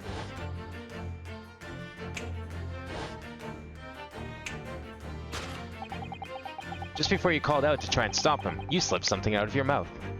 You were eating the key? That something is the key now in your hands. No doubt the key to the chest. You're so clever, Bruno.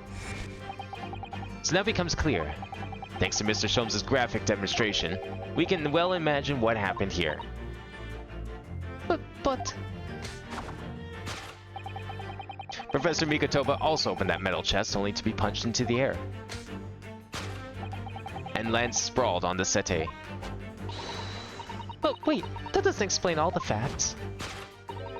What about the stylish scarf? And the cup of tea? And above all, why would he be wearing Kazuma-sama's mask? Well, they're probably on top of the chest, and now they're not. Well, for those curious details, I can think of only one explanation. Clearly an unbelievable miracle took place in this room. Isn't that right, Iris? Consider how the room was arranged before this whole painful experience took place.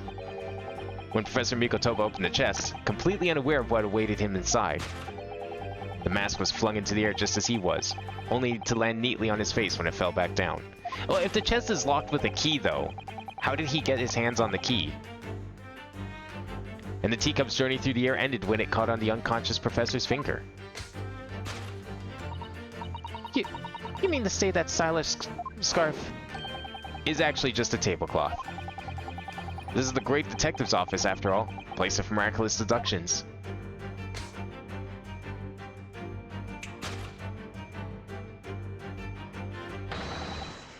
Would you expect anything less?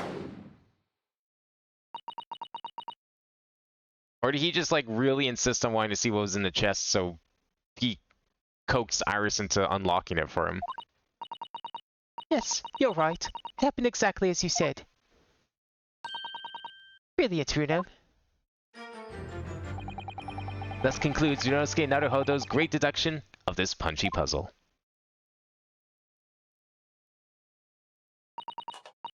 So then, why don't I make a fresh pot of tea for us all? Objection! An admirable performance, Mr. Naruhodo. But in the final act of the show there, you rather miss everything of importance. Mr. Sholmes, if you would cast your mind back to my earlier deduction. Iris, clearly you're hiding a great secret. She is? From the look on her face. Mr. Sholmes must be right. Whatever that great secret is, the cat isn't out of the bag yet. Or the paper in this case. So I put it to you again. You were attempting to abscond with that coffee cup. This has been a pretty good one of these. It really is a shame about Mr. Sholmes' cup. Must have been smashed when Professor Mikotoba opened the chest. Oh dear, so many things seem to have been broken here. But now that deduction has taken a different direction, Iris doesn't seem to be trying to hide the broken cup anymore. In other words, a great secret is something else. Let's put our observational skills to work here one final time then. Take that!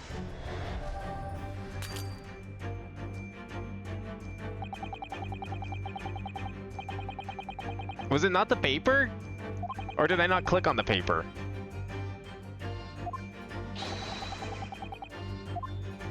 Oh, did I click on the bag and not the paper in the bag? Come on, it's gotta be the paper. Like, that's super suspicious.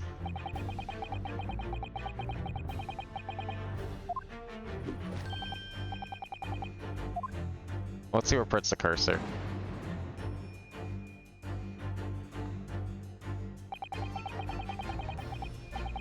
We were very nearly taken in completely by Iris then, weren't we? It's rather charming that you could be deceived by a 10-year-old girl, I think. I don't think it was only me. No, you're right. I think what Iris is hiding must be extremely important somehow. Don't you? Yes. So close now. Yeah, I thought I clicked on the right thing. Knapsack. Oh, there is that... The paper doesn't exist, apparently. Okay, we're gonna ignore the paper. It's not the coffee cup, because that's what Sholmes thinks. How the fuck is it not, like, the paper? The paper doesn't have an option. Knapsack's the only thing back there. Or the coffee cup up here, but we know it's not that because that's wrong. Mr. Sholmes' favorite cup. Or what's left of it. Just a handle. Was obviously hurled into the air along with Professor Mikotoba. If only it had been this cup that had caught in his finger before it hit the floor. Yes. But anyway, whatever Iris is trying to hide, it's clearly not this handle. What am I supposed to click on?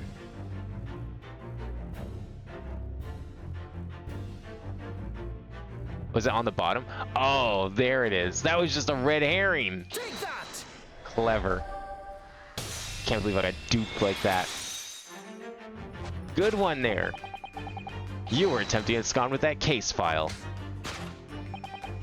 Iris, as you know very well, nothing escapes the attention of a great detective. Oh no.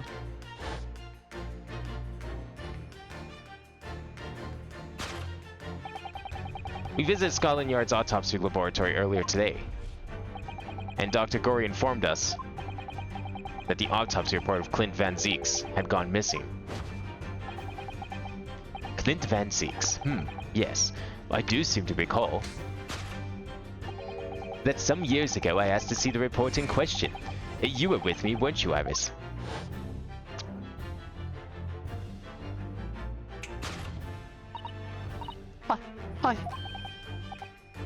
You mean it was you, Iris? So those papers you have there are... I'm sorry. Forgive me.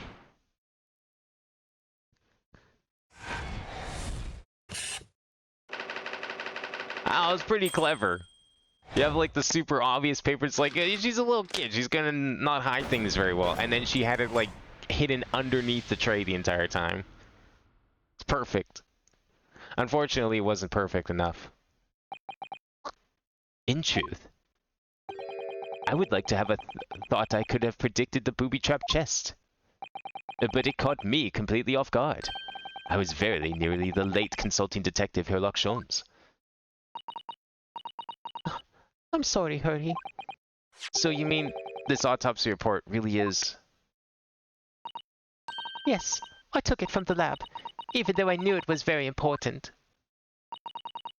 Was there something in it that troubled you, Iris?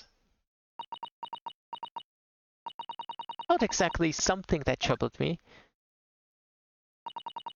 It's something I'd been looking for. When I saw this report, when I saw the writing in it, I knew it was Daddy's. The writing? Your father's writing? What do you really mean? Iris? Must be something that's hard for her to talk about. Forgive me for interrupting, my dear fellows. Mr. Sholmes, what is it?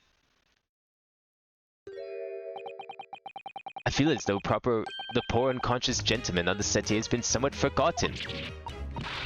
Father! Perhaps we should find our guest somewhere more peaceful to rest. Mr. Naruhodo. Yes?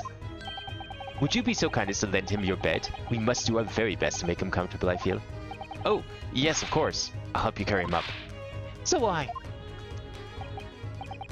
No, I can manage alone, thank you.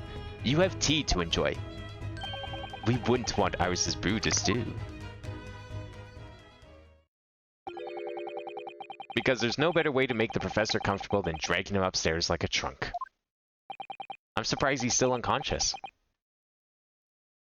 I wonder, perhaps that was deliberate. Maybe Mr. Sholmes is making himself scarce to give Iris a chance to talk more freely. I thought he was doing the dragon delivery because his teacup was broken, even though it wasn't his fault. Although maybe it was.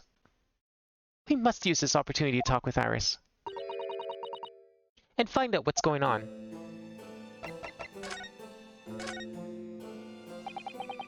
Would you like to tell us about it, Iris? About your father? I'm sure I told you before, didn't I? That Daddy used to be Hurley's partner. Is this how she's finally gonna get told? Yes, and that notes about all the cases they solved together kept inside the metal chest. That's right. Hurley told me, you see. We said, Daddy's somewhere far away now, so we can't meet. That's one way of describing it. Then, when I secretly unlocked the chest and read through the papers inside, I started to build up a picture in my head of what Daddy must be like. Well, that's only natural. You're just like any other girl of your age. I read that Daddy was a professor of medical science, so I studied and took my degree too. Well, that's only natural, I suppose. In that respect, you're not quite like any other girl of your age, though. But there was one thing I could never find out. Daddy's name. His name wasn't anywhere on any of the notes that he'd been made about his work with Hurley. But then one day... That's what happened, is it? When you saw this autopsy report, you finally managed to work it out. Is that right? Yes. So it was the handwriting in the report that caught her eye.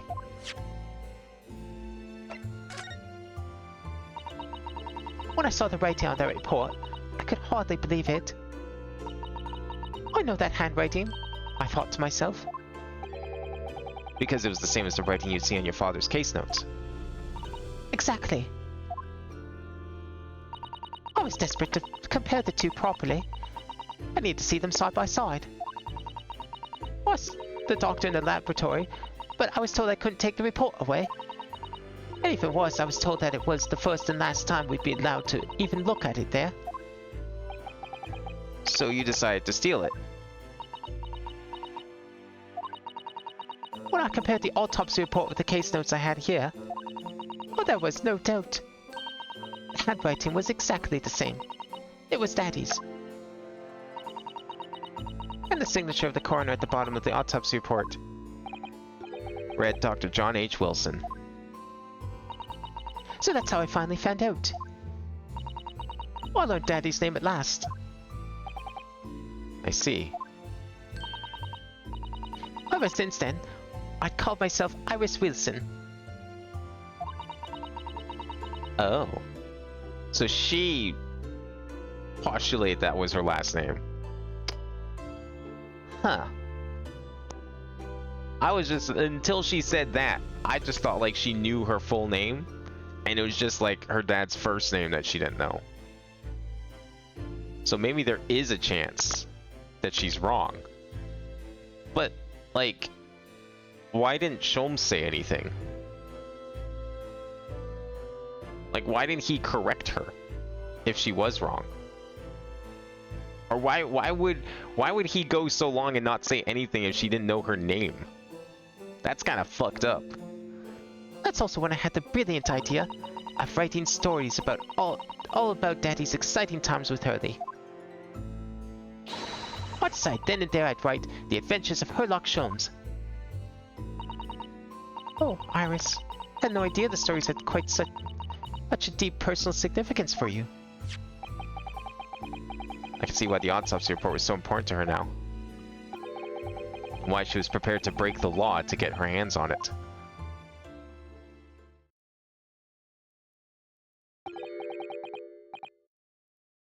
I must apologize, Iris.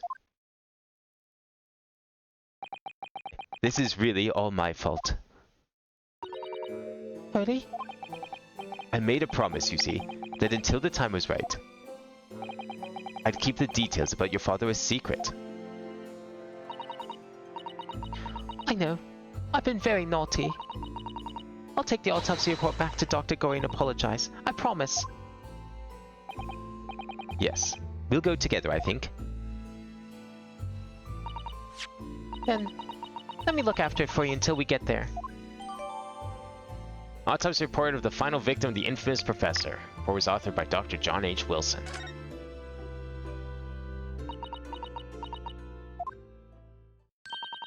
I must go and water my herbs, I think.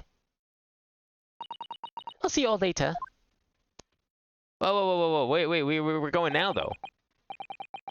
Poor Iris. She must be feeling awful. I know Mr. Sholmes is here for her, but still.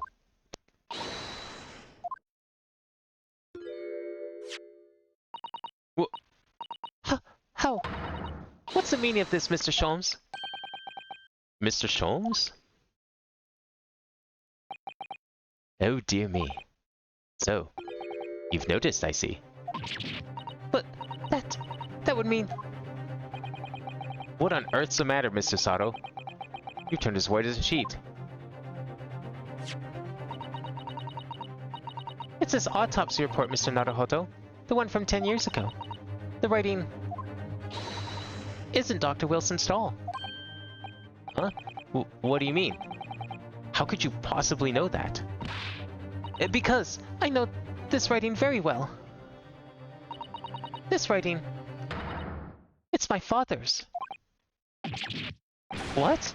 Professor Mikotoba's? Your father writes just like Wilson's? Indeed, it's true. And now you know, my dear fellows. No, I don't know anything. What on earth does all this mean, Mr. Sholmes? This idea that's slowly forming in my mind. It's just too extraordinary to believe. Please, you have to explain.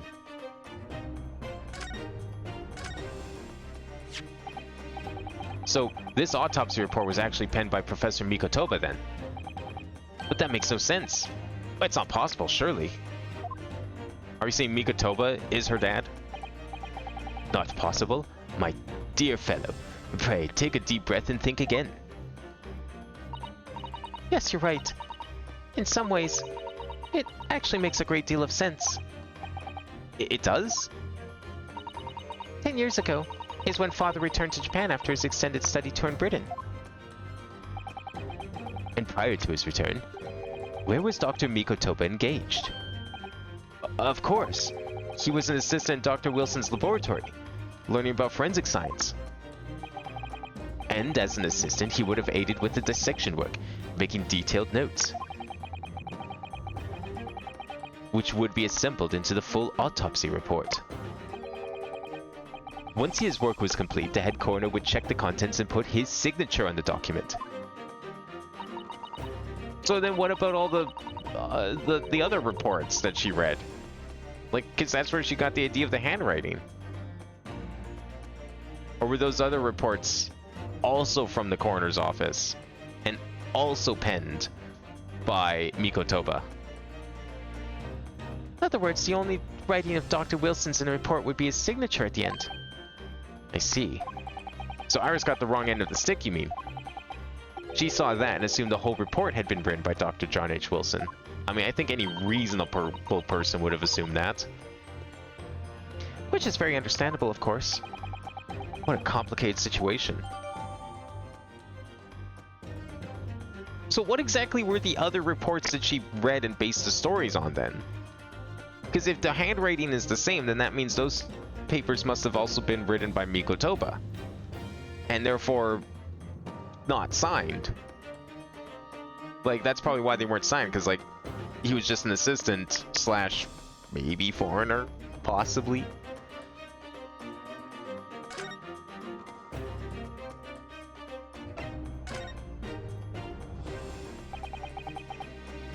Thinking about it, most of what we know about you, Mr. Sholmes, comes from the published stories of your exploits. Yes, the adventures of Herlock Sholmes, written by Iris.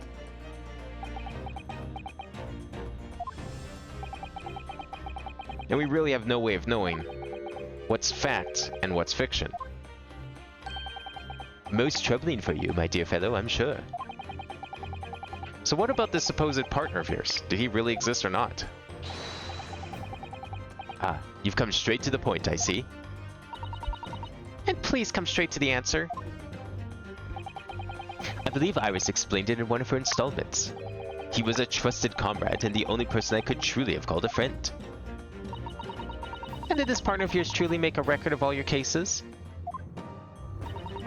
Are his notes really stored inside that metal chest? Absolutely, my dear madame. Absolutely. So, where's your partner now? We rarely meet. You see, he lives on the other side of the world.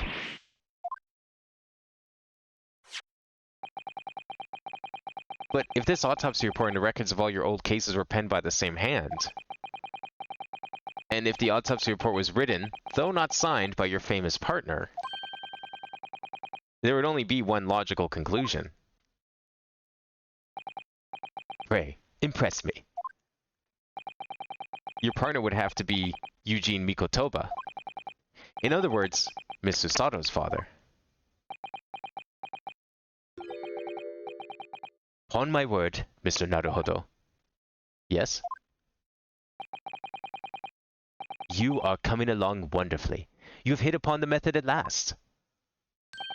You finally grasped the art of deduction. You mean to say... Allow me to introduce you to my great friend and partner, Mikotoba. Professor Mikotoba?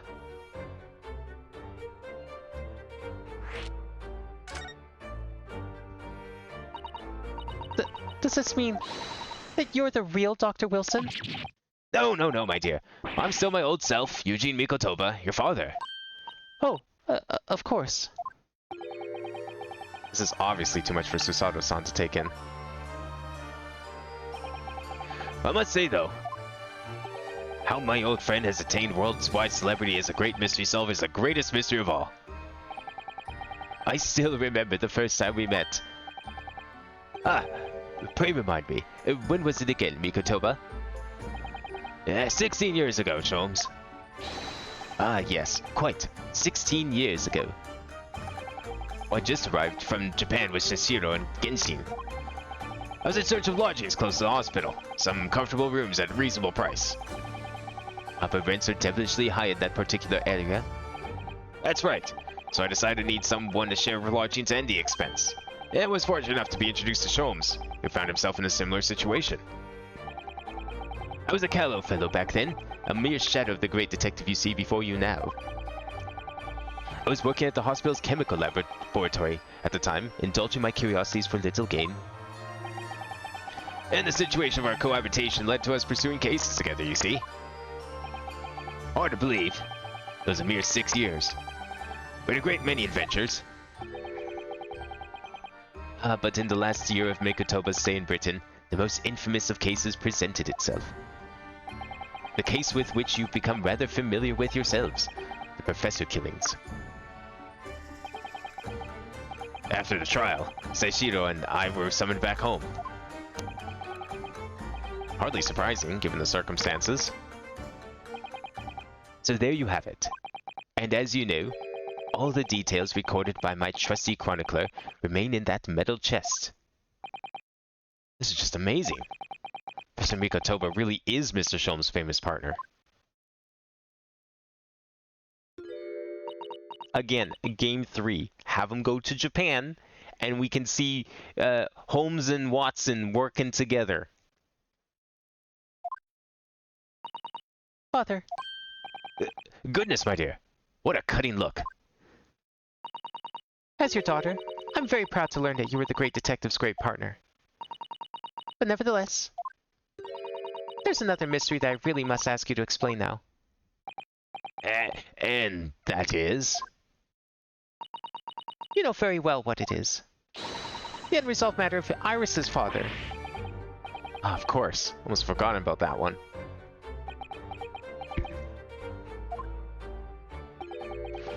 Should have seen this coming, I suppose.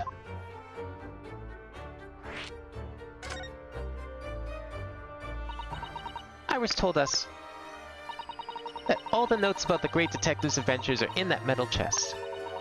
Were written by her father. Isn't that correct, Mr. Sholmes? That is indeed what I told young Iris. What if you're Mr. Sholmes' partner, father, and you wrote all those case notes? Then Iris' father must be you.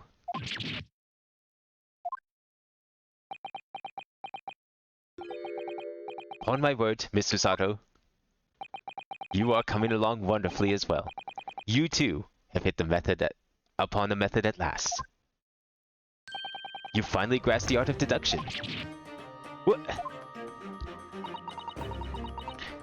What you've always told me, father, is that my mother died when I was born 16 years ago, and you left me in grandfather's care whilst you embarked on your study tour of Britain. And I've always accepted that. But all this about Iris. Oh, there it is. Sasato sounds ice-cold stare. No, hold on a minute. It was very complicated. I think it's some explain to do, Joseph Joestar. I mean, it's really not what you think. Then perhaps you'd like to explain exactly what it is. There it is. Now the eyes go from ice cold to red hot just before she... No, really, you've got the wrong end of the stick. Sholmes, say something, man.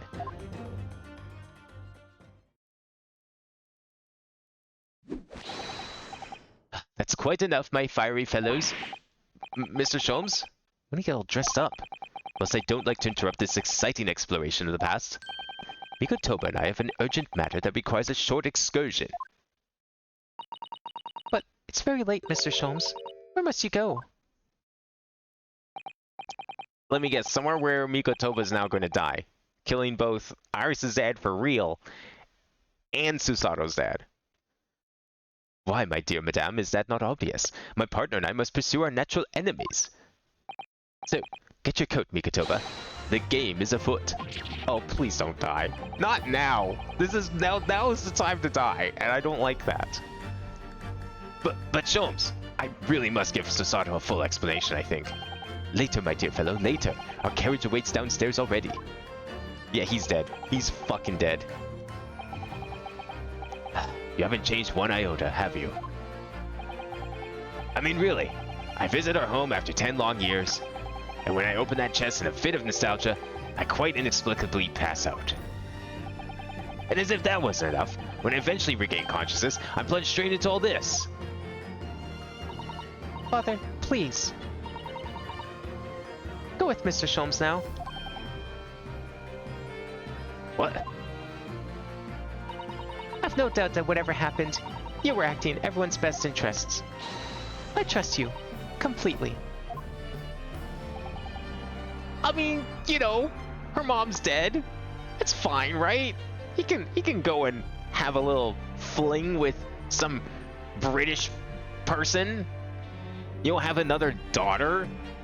Leave back to Japan. Leaving her with the kid. It's fine.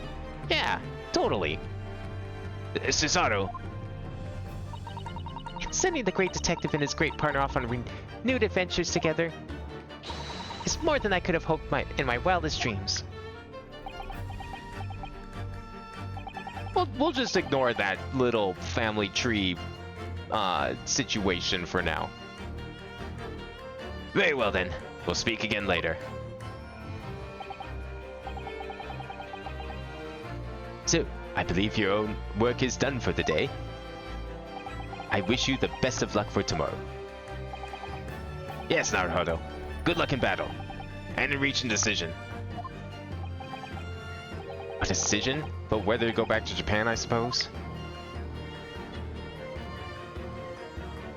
So He's much dead. happened that day that I He's barely the knew what to victim do of with Case myself. 5. It would only be later that I'd come to realize how amidst the chaos I'd unleashed were all the clues I needed to finally unearth the truth. And that all Man's the fucking dead. turmoil was necessary to give me the resolve to see everything through.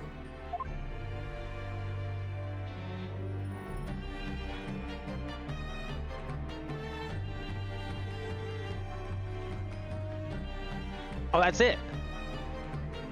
What a weird case.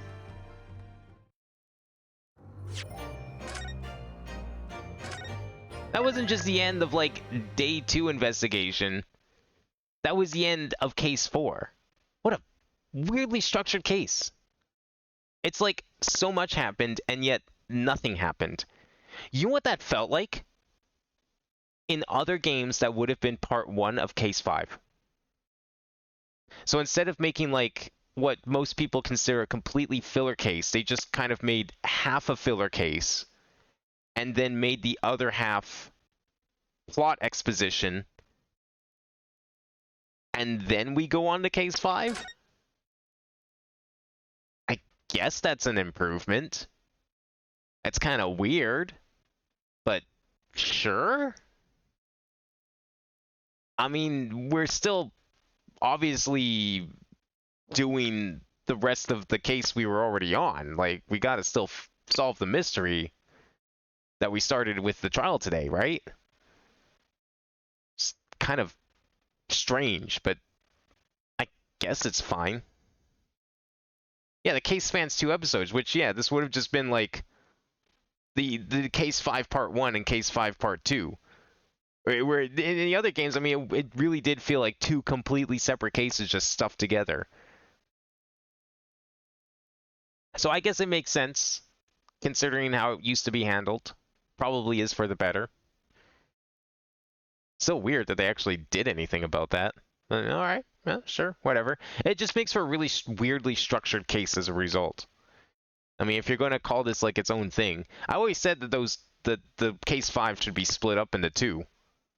But I was thinking more along the lines of making the games have 6 cases, not make case 4 even more awkward. Alright, well, I guess that's it then. I mean, we finished the case, I guess. Kind of a weird ending to it, but... Oh well, I guess we'll start the finale of the Ace Attorney series next week. I don't know how long the case 5 is actually going to be then. I mean, usually case 5 is pretty long, but that's because case 4 was usually part of case 5. So who knows what it's going to look like now. Boy, I sure hope Mikotoba doesn't turn up dead before Iris finds out that they're related. That would be real awkward. Especially now that, like, currently we don't technically have to lie to Iris anymore. Until we start this case, I bet. I hope he doesn't die. Like, I don't know if they ever would want to revisit this sub-series, but I could totally see a Game 3. Like, at this current moment, I could totally see a Game 3 where they all go back to Japan, and we get, like, Sholmes and Mikotoba going on, like, working a case together in Japan. And then Naruhodo continues being a defense lawyer. I think that would make a great Ace Attorney 3. That'd be such a perfect continuation. You can even do like a little bit of a time jump if you want. Sure, why not? Zoom forward a couple years. Get some of that new like early 20th century technology working in there if you want. Make them a little older. Be kind of cool. Reintroduce spirit mediums even. You could even throw some of that in there if you're going back to Japan. I think that could work. But I guess we'll see how this actually ends. Who knows if anyone else is dying at this point? Maybe we really are just going to like take an entire case to resolve what we started in this one instead, and there aren't going to be any more victims. We're just going to figure out everything that happened. But I guess we'll start all that next time, because in the meantime, next stream will be, well, I guess tonight technically. Deltarune is coming out. We got Chapter 5. So I will be streaming Chapter 5 for Wednesday, and otherwise everything will continue as normal-ish. We did Banjo on Monday, so we're going to be playing Tevi on a Thursday, because there's a DLC coming out that day. And then hopefully we'll have some Minecraft this week, since we didn't have any last week. So it's still a bit of a mixed-up week, but, I mean, you know, a lot of stuff coming out this week. Very exciting. Looking forward to it. But for now, thank you all for watching tonight. Lots of great plot dump, just not a lot of traditional Phoenix Wright case solving, I guess. Nothing wrong with that, I'd say. But thanks for watching tonight. And I will see you next time.